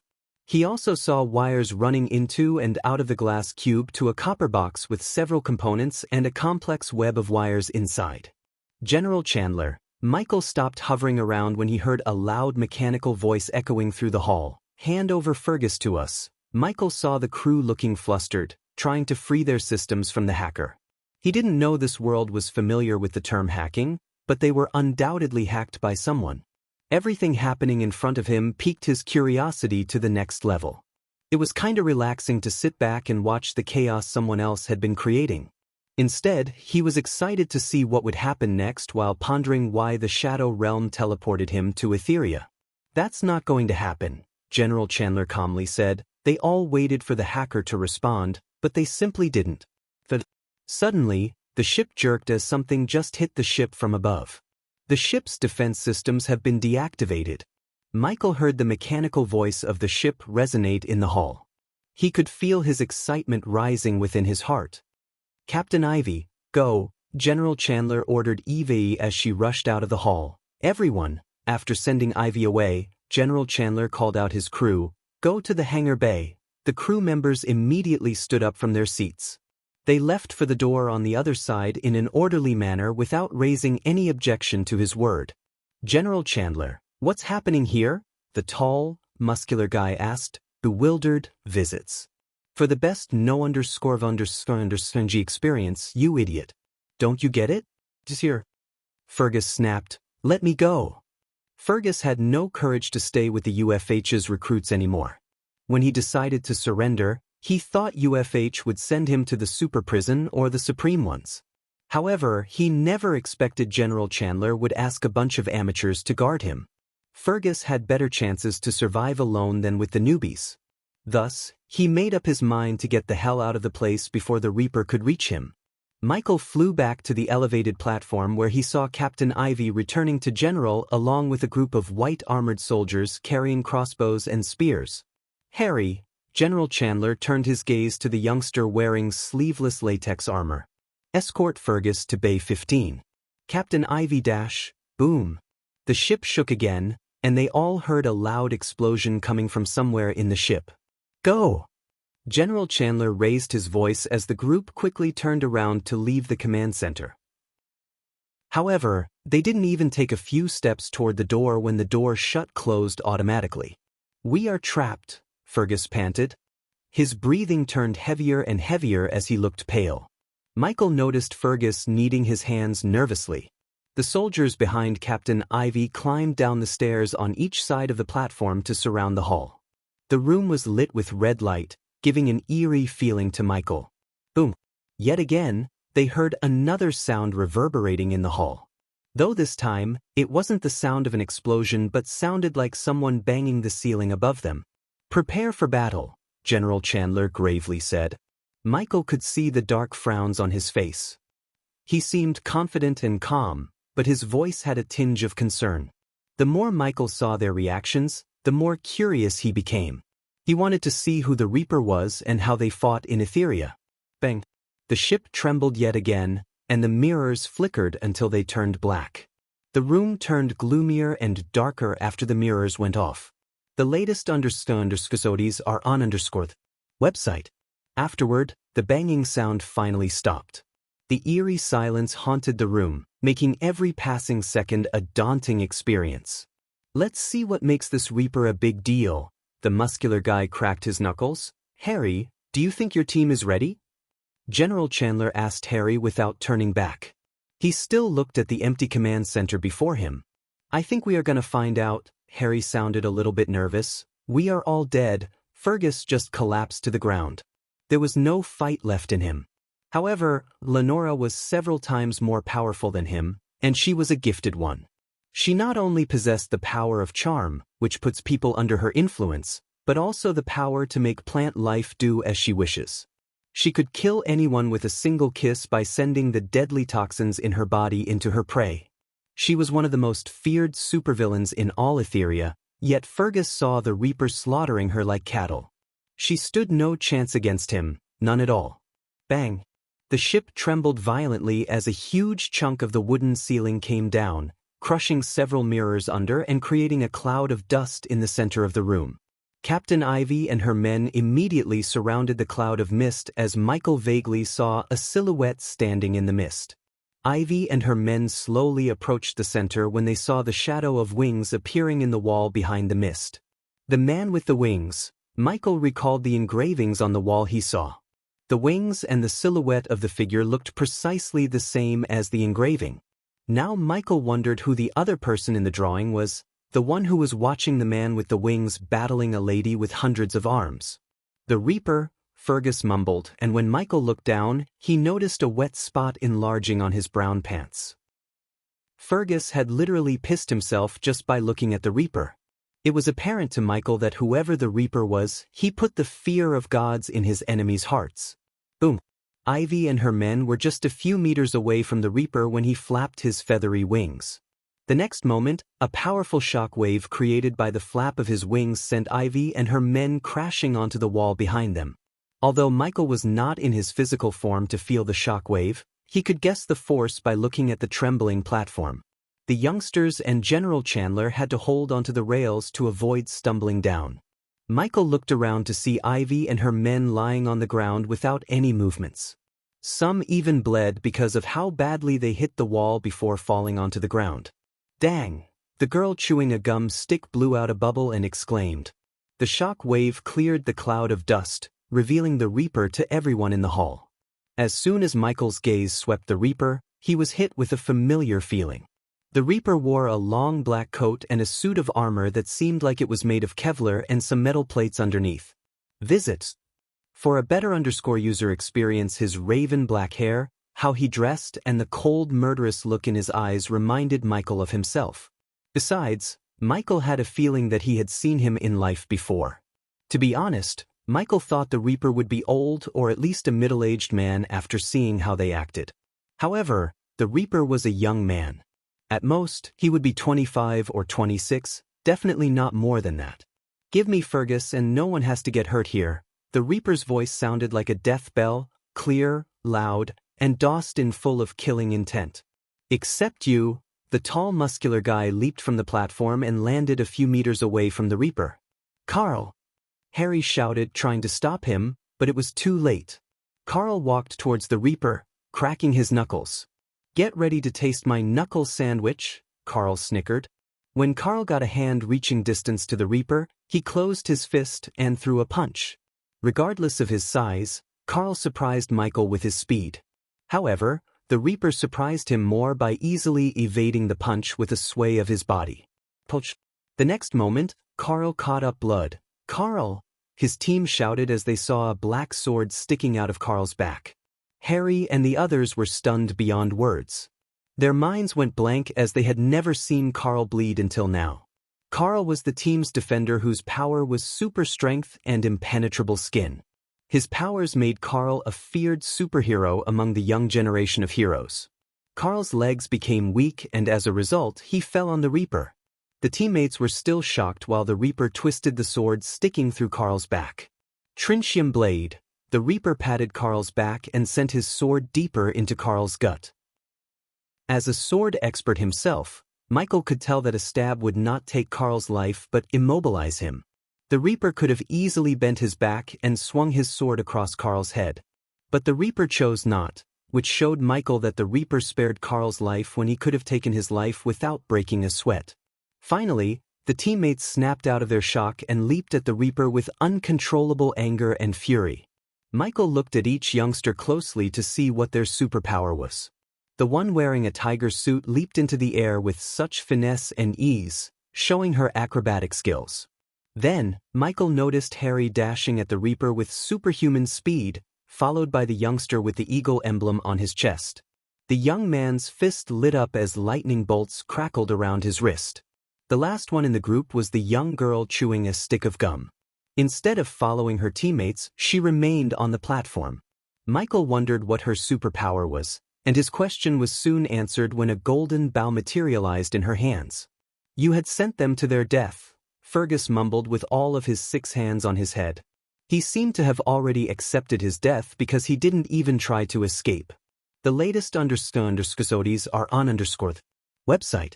Meanwhile, the wings just disappeared from sight as the Reaper drew his sword out of Carl. Carl collapsed to the ground, holding his gut to stop the bleeding. "Cheetah, take him away!" Harry shouted at the tiger-suited girl.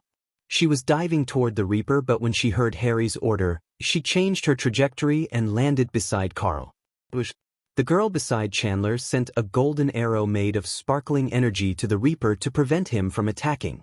However, the Reaper simply raised his hand, catching the arrow in midair without breaking a sweat. At that time, the youngster with the eagle emblem shot into the air, leaving a trace of blue light behind him. Michael felt like watching a superhero movie. While the cheetah was dragging Carl away from the Reaper, Harry dashed at the Reaper as the man flying in the air extended his hands towards the Reaper, firing beams of blue energy. The Reaper swung his sword with one hand, blocking Harry's punches while raising his other hand as a black shield retracted out of the metal bracelet in his arm. The black shield reflected the light beams back at the man above. The youngster didn't expect the shield to return his energy beams to him. He tried to evade but was a few seconds late as the light beam blasted him onto the ceiling above him. "Neon!" Harry shouted, seeing Neon hitting the ceiling, sling. Harry was still in shock when the Reaper swung his fist, sending the shield flying towards the girl, firing arrows from the elevated platform. Boom! Michael saw the black shield crashing onto the girl and sending her flying back. The bow and arrow in her arms vanished into thin air, and surprisingly, the shield bounced onto the wall behind the girl and flew back to the Reaper. While looking at the battle, Michael understood one thing. The superhero team wasn't amateurs, but the Reaper had superior battle experience than them. He was calculating everyone's move even before they could make it. Despite the youngsters showing good teamwork and coordination, the Reaper had the upper hand because of battle awareness. As the shield returned to his hand, the Reaper turned his full focus to Harry, who fought without any weapons. Michael saw the shield retracting into the bracelet rather than disappearing as Michael initially expected. The device on the Reaper's arm gave him the idea to build something like that so he could defend himself in a physical fight. Until now, Michael depended on his superior close combat skills and sword master to defend himself in a battle with no spells involved. Although Michael felt no need for a shield as it would cramp his fighting style, he decided to build a device like the one the Reaper has. Neon and the archer girl were picking themselves from the ground as Harry fought the Reaper single-handedly. Michael couldn't take his eyes off the Reaper and Harry. It was like watching a kung fu movie where two masters fought to the death. Visits. For a better user experience compared to the rest, Harry seemed to have more battle experience. He almost reacted as fast as the Reaper and blocked his punches and kicks. "I can do this all day," Harry said, blocking the Reaper's punches. "I don't have all day," the Reaper snickered. The very next moment, the Reaper vanished into thin air, shocking everyone except Chandler. However, Michael noticed Chandler's face showed no signs of shock. If Michael was right, Chandler knew about the Reaper's powers, unlike the rest. Harry was stunned when the Reaper vanished into thin air. He jerked his head around to locate him but failed to do so. Then, suddenly he appeared behind Harry. Although Harry possessed the power to sense dangers, his reflex failed him because the Reaper was too fast. He sweep-kicked Harry to make him lose balance, and then, the Reaper roundhouse kicked Harry in the head with enough force to create a small shock wave around them. "Harry!" Neon, the Archer girl, and the cheetah all shouted as they dashed at the Reaper. The Reaper stomped on Harry's chest as he coughed up blood through his mask. The Archer girl and Neon repeatedly fired arrows and energy beams at the Reaper. At the same time, the cheetah dashed at him with her claws growing several inches from her fingers. "Ay-ah!" The cheetah swung her steel-like claws at the Reaper, only to be blocked by the shield on the Reaper's hand. Her claw produced sparks when they clashed with the shield.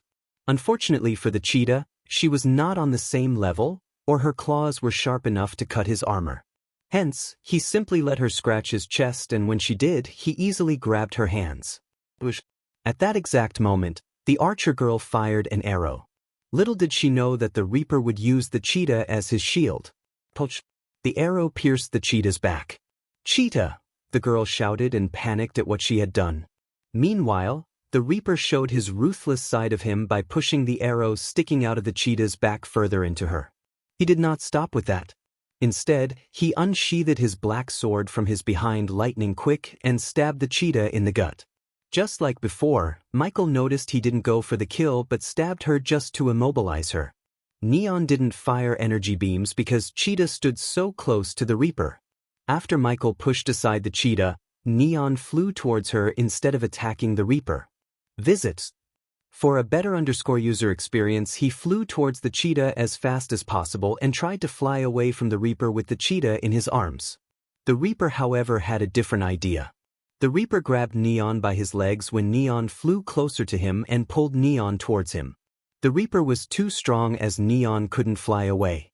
As his feet touched the ground, the Reaper grabbed Neon by his neck and punched him in the face. "Hey!" Harry growled, but the Reaper knocked him out once again with a stomp on Harry's head. Bang! Bang! Bang! The Reaper repeatedly punched Neon in the face as Michael saw blood splashing out of Neon's mouth along with a few teeth. Seeing her teammates getting slaughtered, the Archer girl lost her calm composure. She leaped from the platform. In mid-air, she fired arrows after arrows and didn't stop raining down arrows even after her feet touched the ground. She was really talented with the bow. Otherwise, she would have hit Neon instead of the Reaper. Her arrows hit the Reaper without missing. But none of the arrows could penetrate his armor. She moved closer and closer to the Reaper to the point she swung her fist in uncontrollable anger. However, the anger blinded her and lowered her intelligence. She was an archer, not a close combat fighter like Harry or the cheetah. Even they couldn't beat the Reaper, let alone an archer and a delicate girl like her. When she tried to beat him with the energy bow, the Reaper released Neon's neck as he collapsed to the ground. "You should have gone for the head," the Reaper coldly said before grabbing both her arms. Bang! The Reaper headbutted the archer with enough force to knock her out instantly. Then, when all the five were on the ground, either knocked out cold or bleeding, the Reaper finally turned his gaze at Chandler. Michael followed the Reaper behind as he suddenly vanished into thin air. A second later, he appeared behind Chandler. "No, no, no, no, no." Fergus began to stutter in fear. Chandler slowly turned around to see the Reaper staring at him. "Draven," Chandler called the Reaper by his name. Unlike Fergus, who shivered and looked pale, Chandler remained calm and composed. "You are walking a dangerous path, Draven," Chandler said in a grave tone, but Draven didn't reply. The latest __sodies are on _the website. "You are doing more harm to Etheria than good, Draven." You can't clean this world by killing everyone you think needs to be killed. A whole lot of good you're doing, Chandler, Draven snickered. I am talking to the Draven I know, the Angel of Lotus. Not to the Reaper, you had become, ha. Surprisingly, Michael saw Draven burst into laughter. High scold laughter echoed through the eerie hall until he stopped laughing. The Angel of Lotus is long dead.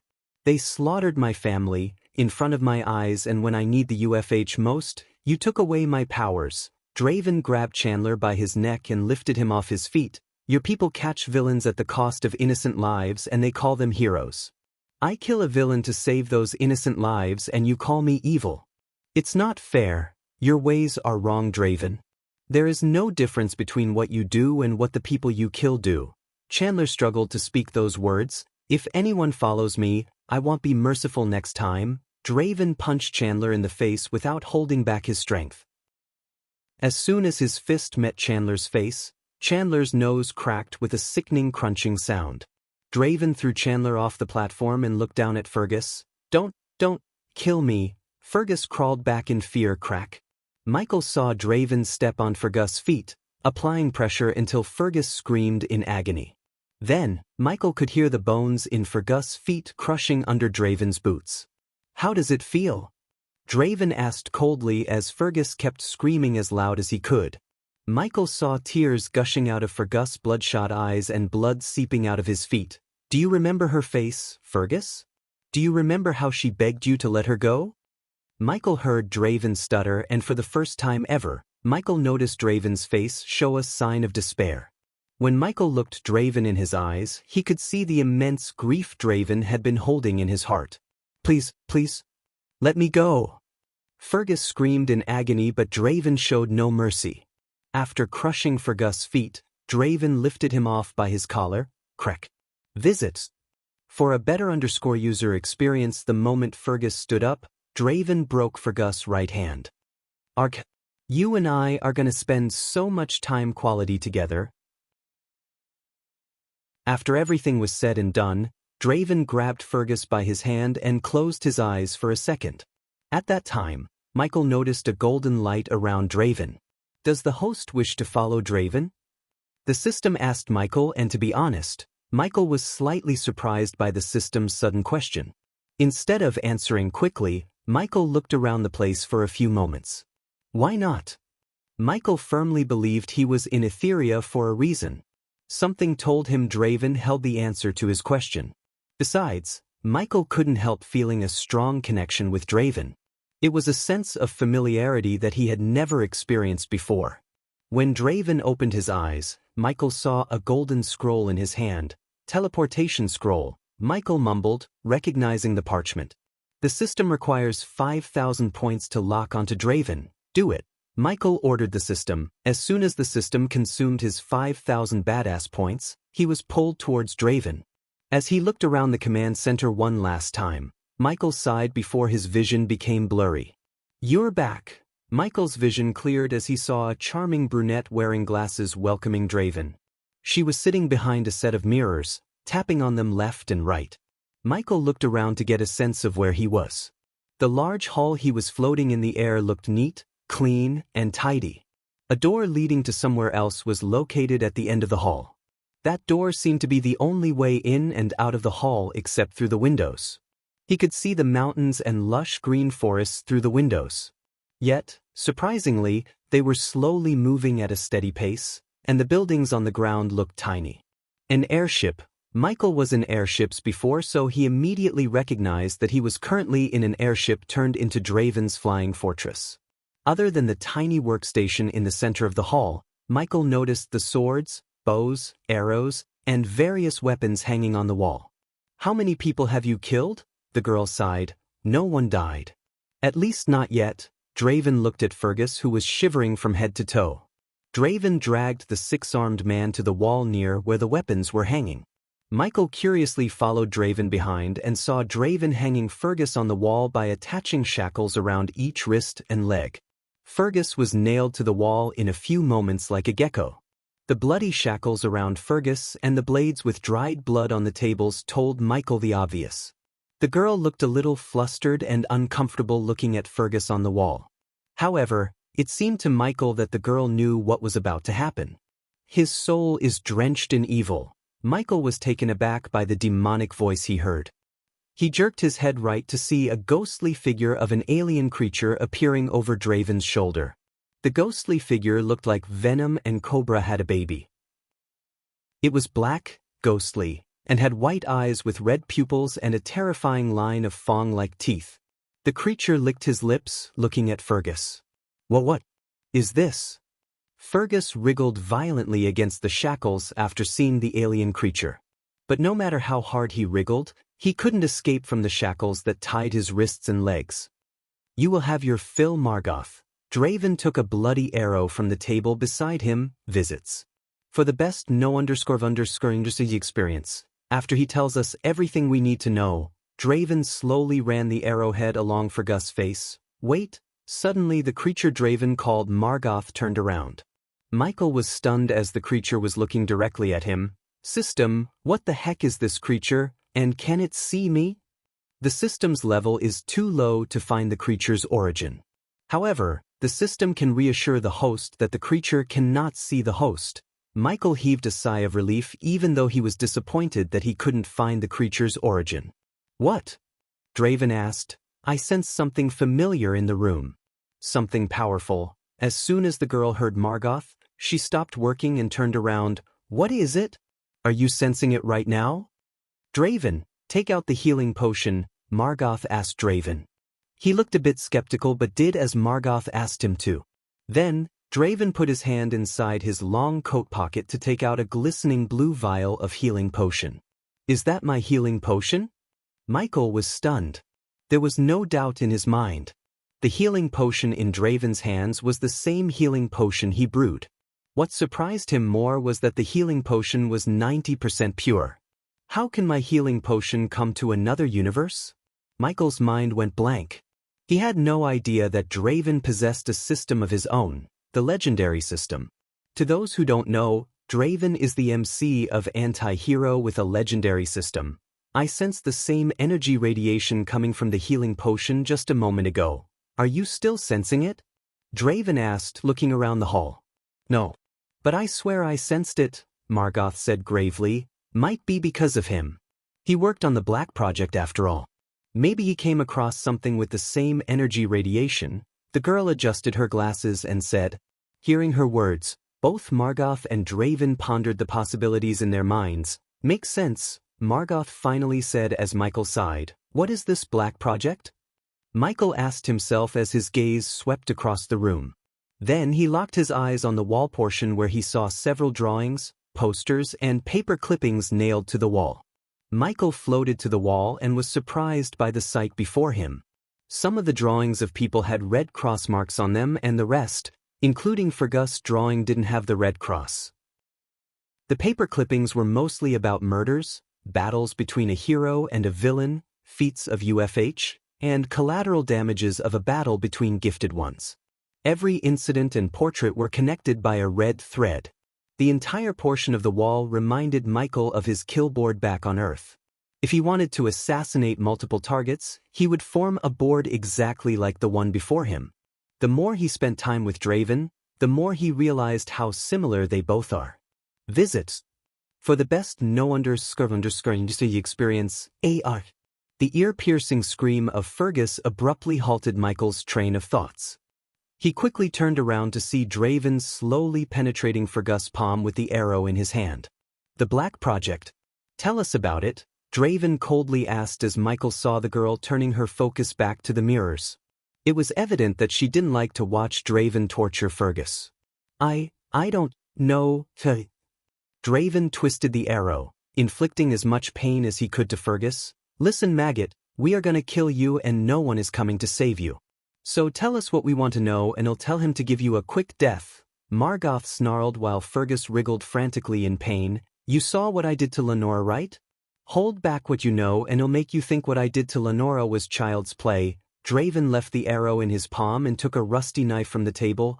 Just tell him, Fergus, the girl said without turning back. Listen to her, Fergus. He gets really creative when he wants to know something. Since you're one of the scumbags who killed his family, he will redefine torture. Margoth moved closer to Fergus. So tell us about the Black Project and seize this golden opportunity. Quick death. He won't talk until he loses something he loves. Draven snickered, fiddling with the rusty cleaver in his hand. What? What you're going to do?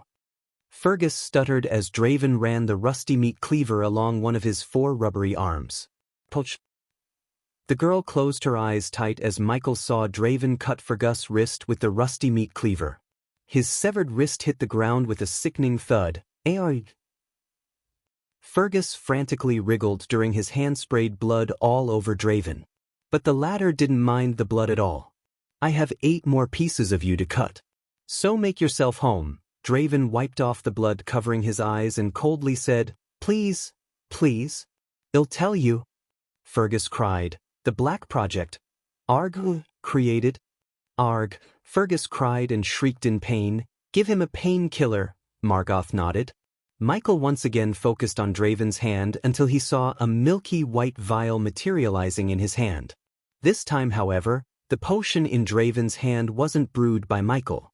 Instead, it radiated a different type of energy Michael wasn't familiar with. Draven forced the white liquid down Fergus' throat. After a few seconds, Fergus stopped screaming and the blood stopped spraying out of his severed wrist. The Black Project. Spill out everything you know before I cut another one. The Black Project is all about opening portals to other universes. Michael immediately dashed at Fergus when he heard the words, opening portals to other universes. The girl couldn't stay still, so she left her workstation and came to Fergus despite all the blood and gore. I thought other universes are just a myth. The latest underscores are on the website. Where do you think we met Sarah? Margoth asked the girl. Isn't Void just a pocket dimension? I thought so too. But no, the Void is the place between universes. Michael heard Draven. Did I tell you to stop? Margoth growled at Fergus as he continued to spill everything he knew about the Black Project. The demon's touch device doesn't just take your powers. It sends your powers to the Void. Those who built the device didn't know that until... Fergus' voice trailed off. Until? Sarah asked, looking at Fergus swallowing a mouthful of saliva nervously. Until what happened to you? Something interfered with the device that day. Whatever that was, it caused the device to open a portal to the Void temporarily, so that's why the Sinisters attacked UFH and tried to steal the device. They want to open a portal to the Void. After a few minutes of silence, Sarah opened her mouth. Fergus nodded. Apparently not only the Sinisters. Margoth exclaimed as Sarah creased her brows. What do you know about the Supreme Ones working on the Black Project? I don't know, I just heard some rumors. Fergus was terrified to say that he didn't know. Thus, he quickly decided to tell them about the rumor he heard when he was with the Sinisters before Draven cut his another hand. They want to find another Krypton in another universe. Michael didn't know what happened, but Draven immediately grabbed Fergus' neck. What do you mean, another Krypton in another universe? They believe there's another universe similar to Etheria where the Krypton is still alive. Michael may not possess the ability to read minds. Still, when he heard Fergus' words and saw how Draven reacted, he knew Draven's mind thought about finding his deceased family members in another universe. The host doesn't have to panic. There is no other universe similar to yours and there is no other you. Michael heaved a long breath of sigh and even smiled. But what about Etheria? The system requires 10,000 badass points to answer the host. Now you're asking for payment to answer my questions? Geesh, okay, take it. Michael waited a couple of seconds for the system to finally answer his question. Visits. For a better user experience, there is another universe similar to Etheria. This doesn't mean there is another Draven or another legendary system. Another Etheria? Michael mumbled under his breath. Deep down, Michael was glad there was no universe similar to his. He liked to be unique. However, that didn't seem to be the case for Etheria. Still, the system said similar, not exactly the same. His gut feeling told him there was no other Draven. It felt like Draven was the main character of Etheria just like he was to his universe. Another Krypton? Draven frowned. Since Michael was new to Etheria, he had no idea about the war that happened between Etheria and the Demon King's army. Krypton was the most powerful hero in the whole Etheria. Granted, Draven rivaled Krypton when he was at his peak, but unfortunately, Draven lost all his powers. Why do they need another Krypton? Sarah asked Fergus. I don't dash clang. Fergus was about to say I don't know when Draven flicked the rusty cleaver. No, Fergus stuttered. Raiden. Michael noticed the dark frown on Draven's face. The trio became silent and Sarah looked terrified. What about him? Draven coldly asked Fergus. Raiden was just a low-level general of the Demon King. Demon King? That's cringe. Michael rolled his eyes. Low-level general? Sarah shrieked. She still had nightmares about the invasion and how many people had lost their lives. What do you mean, a low-level general? That guy destroyed half of Etheria and killed countless gifted ones like they were nothing. Margoth's already serious demonic voice sounded more serious. Michael wondered who the hell is this Demon King. Also, in the corner of his mind, he recalled the mysterious figure on the engraving. Until now, he thought the person was him, but after hearing about the Demon King, he had a feeling it might not be the case. I don't know if it's true, Lenora told me. I don't know where she heard it. It makes sense. Draven deeply exhaled. For a few moments, no one said anything. As a result, an eerie silence haunted the hall until Draven spoke. Visits. For the best no_vel_read_ng experience. If what he said is true, the Supreme Ones can't win against another invasion without Krypton. Invasion, another universe, Demon King. Man, this guy is in serious trouble. Michael felt pity for Draven without realizing Draven was his son. Michael didn't even try to communicate with Draven and the group. The future Dark Lord sent Draven to Etheria so he could live without being hunted by the Queen and his enemies. Unfortunately, although at that time Etheria was safe from the Queen, the citizens of Etheria managed to mess up and become vulnerable to the Queen. The only thing the Queen failed to grasp was the future Dark Lord planned everything. As a result, he never lost control of the situation. Even when Nightmare died, the future Dark Lord didn't lose control of himself because he was in control all the time. We need to capture a Supreme One Draven. We can get more information on the Black Project from them, said Margoth. They have the device and the resources to recreate what happened to me. So what's stopping them from opening a portal back to the void? Draven asked, looking at Margoth and Sarah, but to Michael, it seemed like he was questioning himself. They managed to modify the device to make it usable once a year from once every 100 years. Draven and Margoth nodded at Sarah. But Michael saw Draven thinking deeply. Indeed, Draven was thinking about something. He recalled everything Lenora said before he killed her. Before I killed her, Lenora said something about a key. As soon as Draven said these words, Michael was stunned. He immediately turned his full focus to Draven. It couldn't be just a coincidence Michael was searching for the key and Draven was also talking about a key. It wouldn't take a genius to figure out that both keys are the same. A key? Sarah tilted her head. I scoured through all UFH servers but didn't find anything about a key. Do you need anything more? Margoth turned his head towards Fergus. Please just kill me quick. At this point, Fergus lost all the will to live and was exhausted both mentally and physically. He just wanted a quick death. After seeing what Draven did to his fellow Sinisters, quick death from him would be a blessing. Did you give my sister a quick death? Ask him about the key. Michael shouted, but they didn't hear him. Where is the key? Yet again Michael shouted at Fergus while Draven pressed the rusty meat cleaver against Fergus' shoulder. The latest underscores are on _ website. I am going to my room for a moment. Sarah quickly took her gaze away from Fergus and stepped away from the scene. You're still such a soft girl. I told you, Draven, we have to take her outside and let her fight for a change. Damn you ugly. Sarah showed Margoth the middle finger. Fergus began to scream again as Michael saw blood drizzling down from Fergus' shoulder and onto the rusty meat cleaver. Boom. Just when Sarah was about to take another step, the entire ship trembled. Michael looked outside and saw the sky getting darker and darker as though they were flying into a storm. The day sky turned darker in a few blinks of an eye. Additionally, Michael could hear the thunderclaps and the howling sound of the wind. What the heck? Sarah staggered towards her workstation. All of a sudden, The glass windows shattered as a figure clouded in bolts of lightning landed in the hall's center. Stormbringer!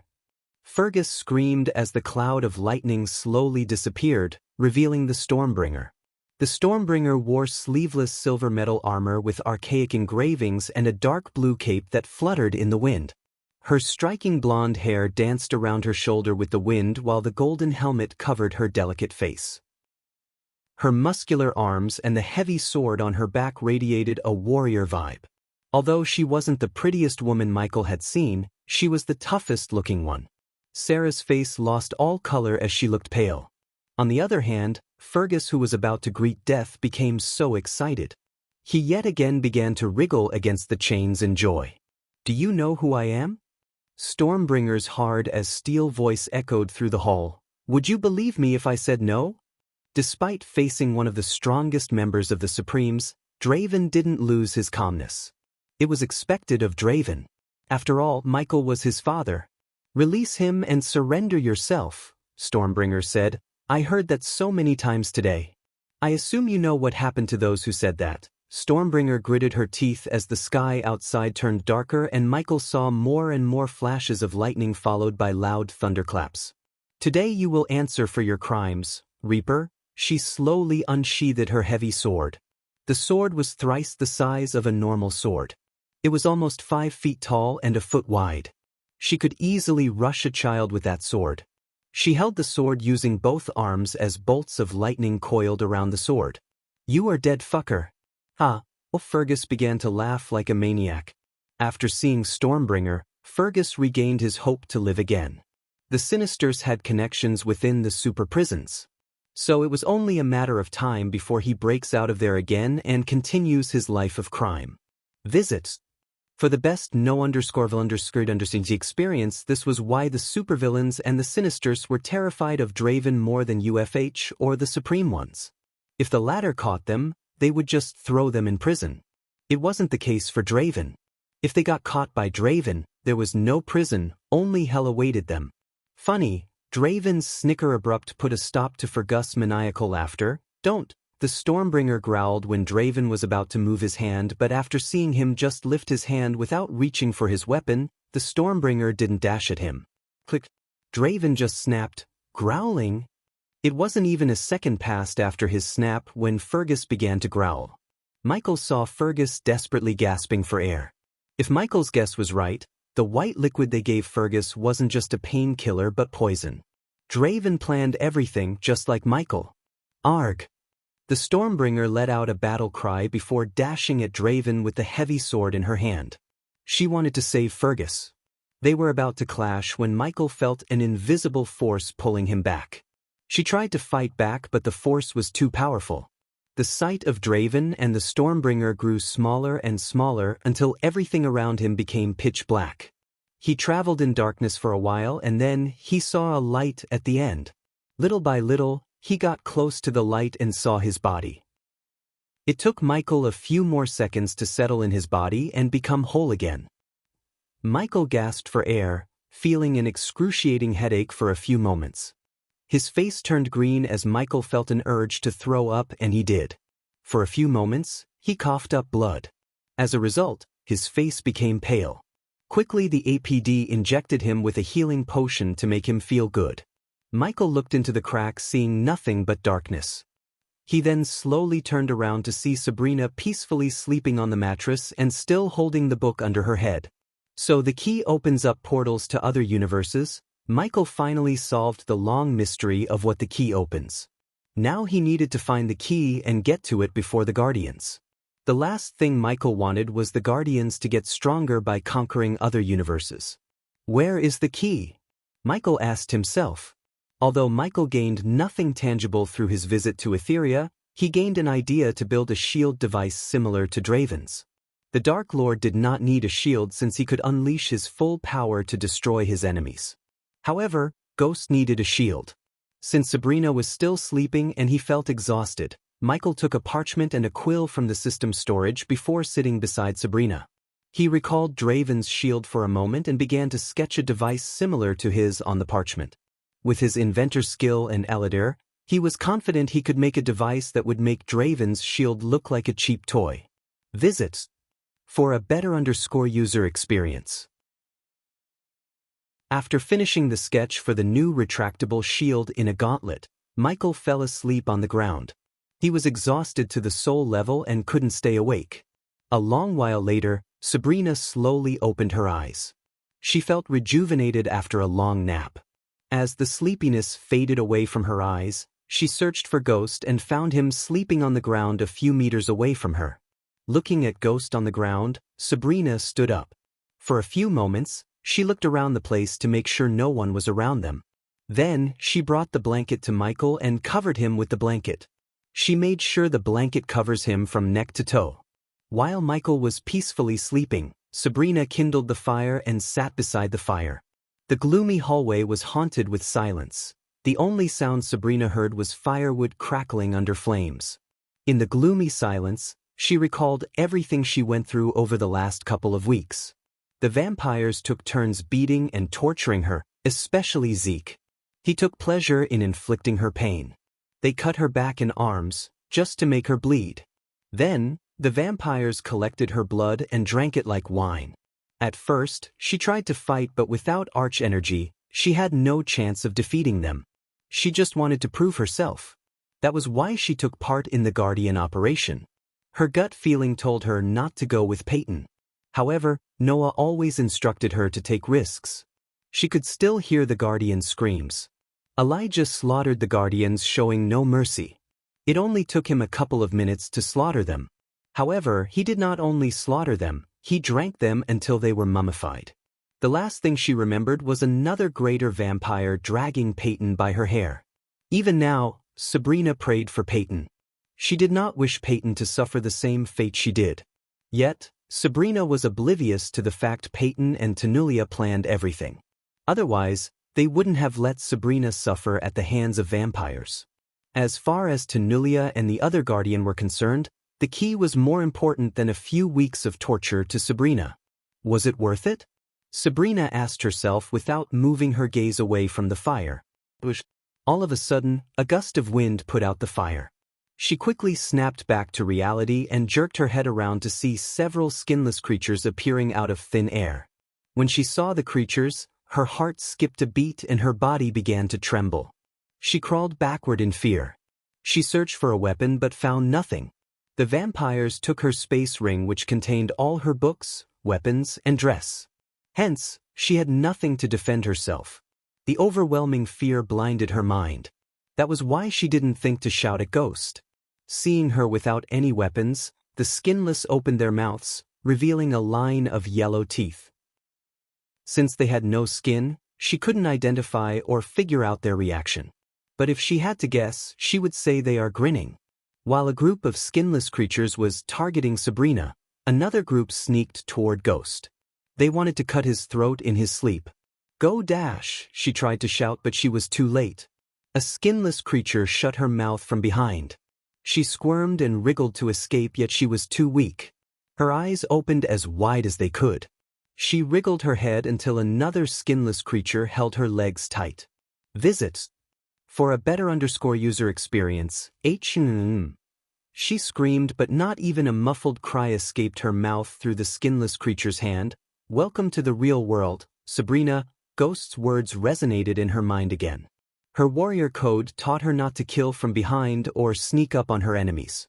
Instead, the creatures were doing precisely what her moral codes forbade her. "Welcome to the real world," Sabrina heard his voice again. But this time, his voice didn't resonate in her mind alone. On the contrary, he actually opened his eyes. Boom! Michael pointed his finger towards the skinless creature behind Sabrina. The lightning bolt shot out of his fingers, penetrating its brain and bathing Sabrina with its blood. As soon as the creatures realized that he had woken up, the other creatures shuddered. Before they could react, Michael sent a powerful gust of wind, blasting the creatures onto the wall behind them. Michael kicked up from the ground and stretched his arms, yawning. "Did you see Sabrina? They had no warrior code." Michael snickered. Sabrina managed to kick away the creature holding her leg and ran towards Michael. "Don't follow others' moral codes, Sabrina. Make up your own codes." Michael slowly unsheathed his sword. Your life, your rules. Don't try to reach for the bar set by your sibling Sabrina. Set your own standards. You are not your brother. Michael swung his sword at the creature that dashed at him. The creatures were only at the core formation stage. Even when they came as a group of 12, they stood no chance against Michael.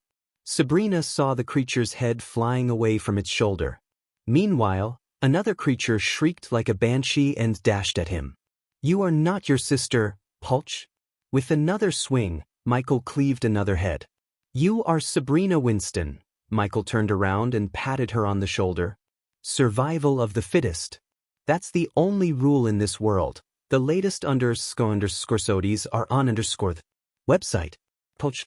Michael didn't even turn around but swung his sword, cleaving another head. In a matter of seconds, he killed 4 skinless creatures without breaking a sweat. You can whine and cry about what the vampires did to you. Or you can learn from those events and come out stronger. Michael looked her in the eyes and gave her some tough love. He noticed 2 creatures flanking him from behind. However, he didn't turn around. Instead, Michael put a sword in her hand. You are not Noah Winston's little sister.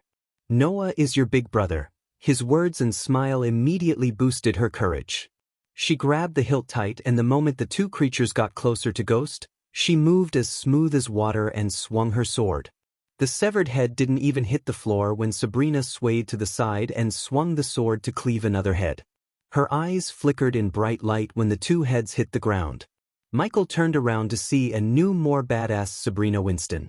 Instead of killing the creatures by himself, Michael stepped back, letting Sabrina kill the others. Since she and the creatures were at the core formation stage, he knew she could face them.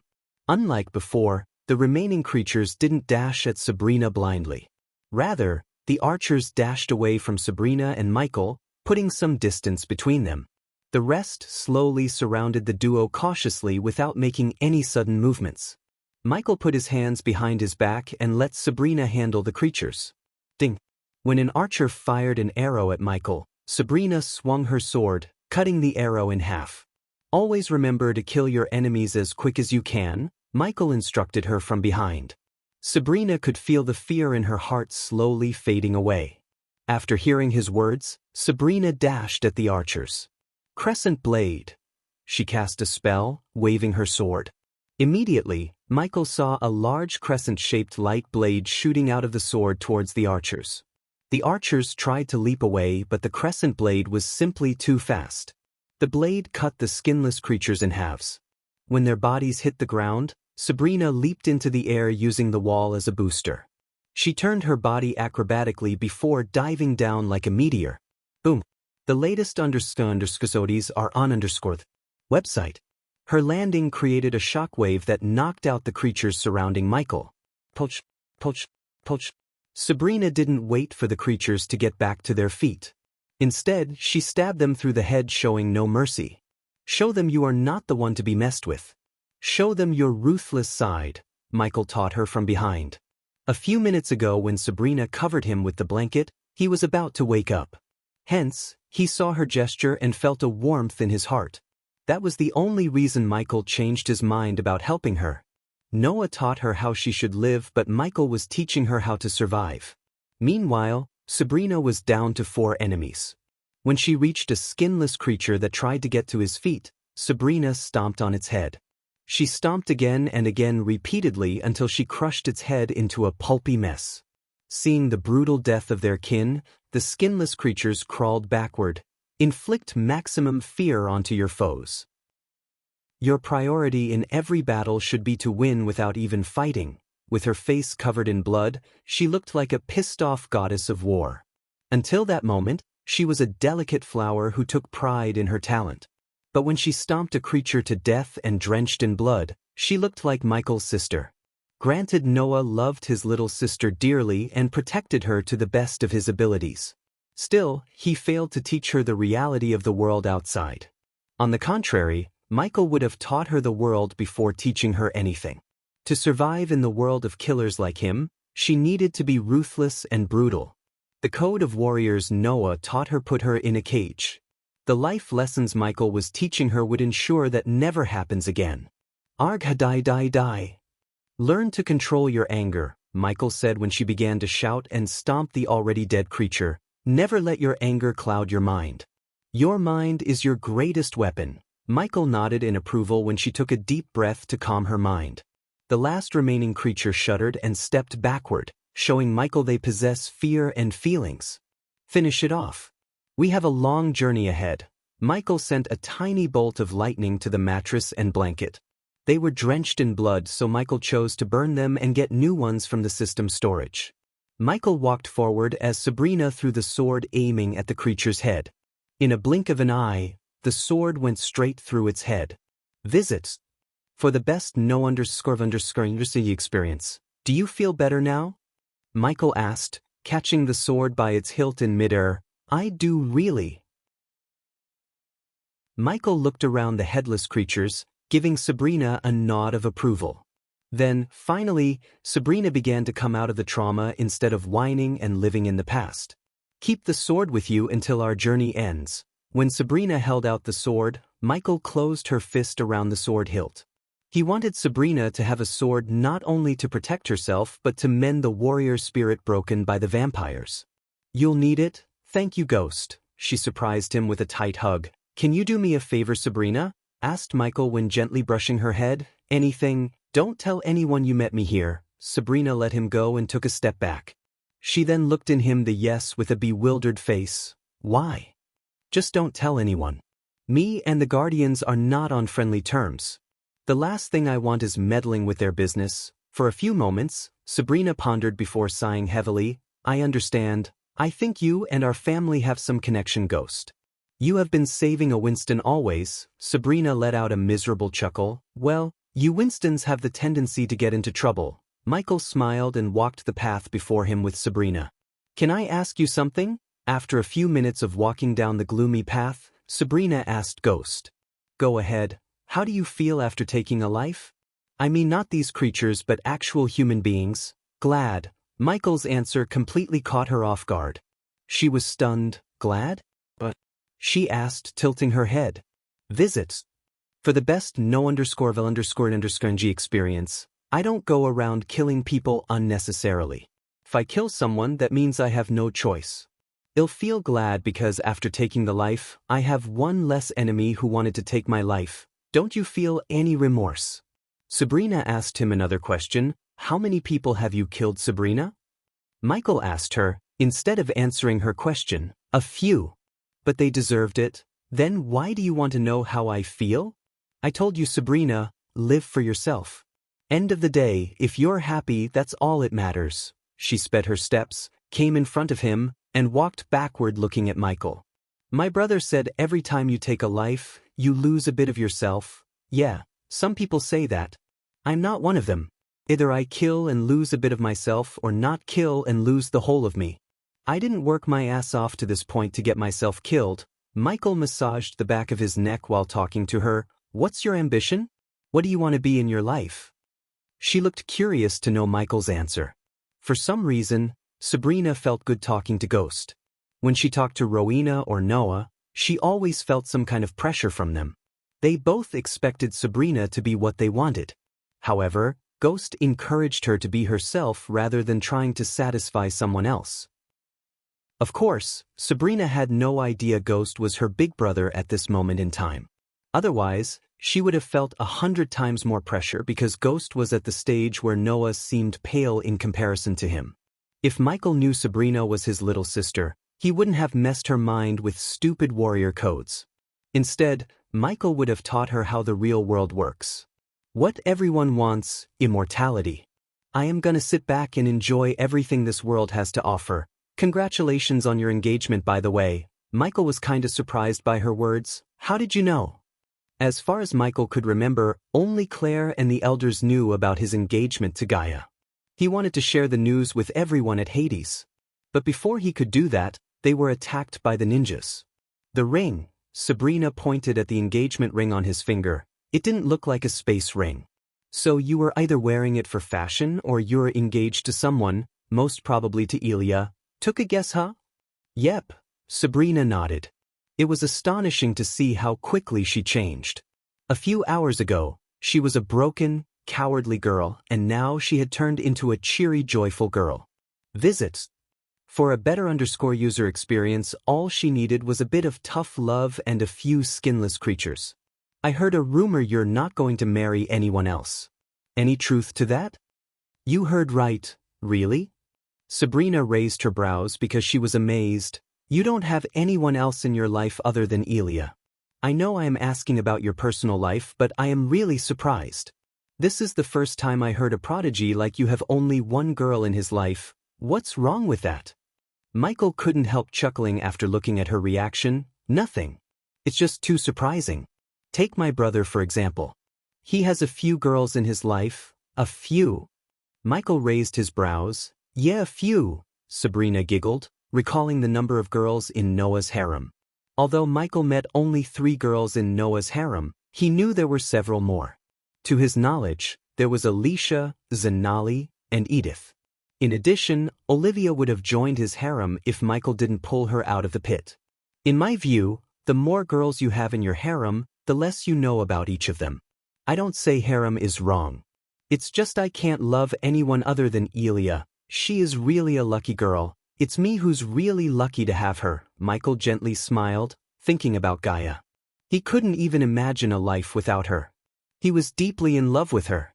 When he was with her, even the catastrophic problems seemed minuscule. He would rather have Gaia by his side than hundreds of heaven-defying beauties like Layla. While they were walking further and further into the gloomy path before them, Michael noticed symbols and shapes creating something he could make sense of.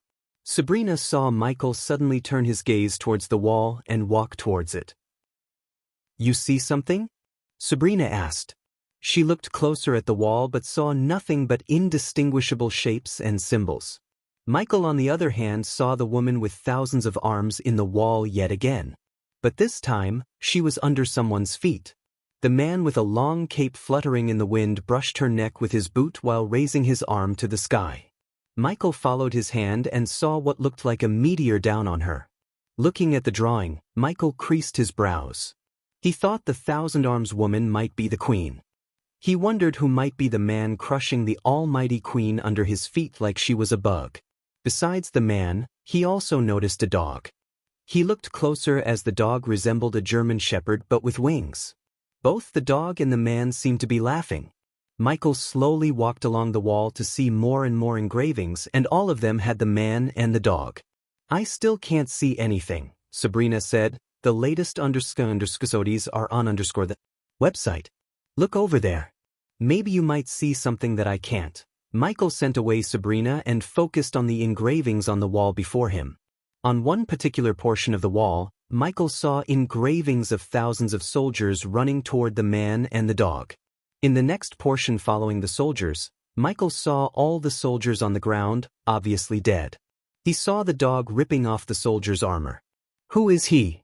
Michael touched the man and asked himself. Previously, Michael saw the engravings of Draven. Surprisingly, he was pulled into Etheria and Michael had actually met Draven.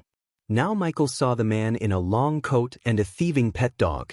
He wondered if he was going to pull into another universe. Hunter! Suddenly, the entire maze trembled as a shrieking voice echoed through the dark hallways. What was that? Sabrina held onto the wall beside her, balancing herself. The maze continued to tremble as there was a powerful earthquake. Did you hear that? Sabrina asked Michael. It was surprising to him that Sabrina heard the shout. Michael had never heard a shout filled with such anger and outrage. Every man has a past. Michael heard another calm voice reverberate in the hallways following the angry shout. The voice was calm, clear, and dominant. Sabrina frantically looked around to locate the source but failed. After hearing the voice, Michael felt he had heard the voice somewhere before, yet he couldn't remember exactly where. I have a history. The tremor slowly lost its power as Sabria steadied herself. It's no wrong if you kill thousands of enemies. But letting one traitor live is... Michael heard the same voice again after a few seconds. I am sure I'm the villain in everyone's stories. I am the fucking hero in mine. As soon as the voice shouted, Michael and Sabrina were thrown into the air by a powerful gust of wind. They were sent flying several meters backward before they could steady themselves. "Hunter!" Michael heard the demonic scream yet again. This time, the shout was louder, but the maze didn't tremble like earlier. "I am certainly not good. I am not bad either. I am just evil." Michael was absolutely positive he heard the voice again. In fact, he heard the exact same sentence back on Earth. "Visits." For the best no-under-scorvander-scorvander-siege experience, as soon as he recognized the voice's owner, Michael saw the wall beside him cracking. Then he felt the wall pulling him in. Oh shit, here we go again. The force was several times stronger than before. He just closed his eyes and prepared himself to jump into another universe. Deep down, he was excited, because when he met Draven, he learned more about the key and got an idea of a new device. So he wondered what he might get in the universe he was going to. Michael was the #1 hitman in the world, and if Michael was right, he was about to meet the most powerful and dangerous man to ever live on Earth. You're tuning in to the Passion Pages YouTube channel. We're so grateful for your support, and don't forget to subscribe to join us on this incredible journey through captivating stories. Your generosity through donations truly makes a world of difference, as it's the primary source of revenue that allows me to expand and enhance this channel for you. Thank you from the bottom of my heart for being a part of this adventure.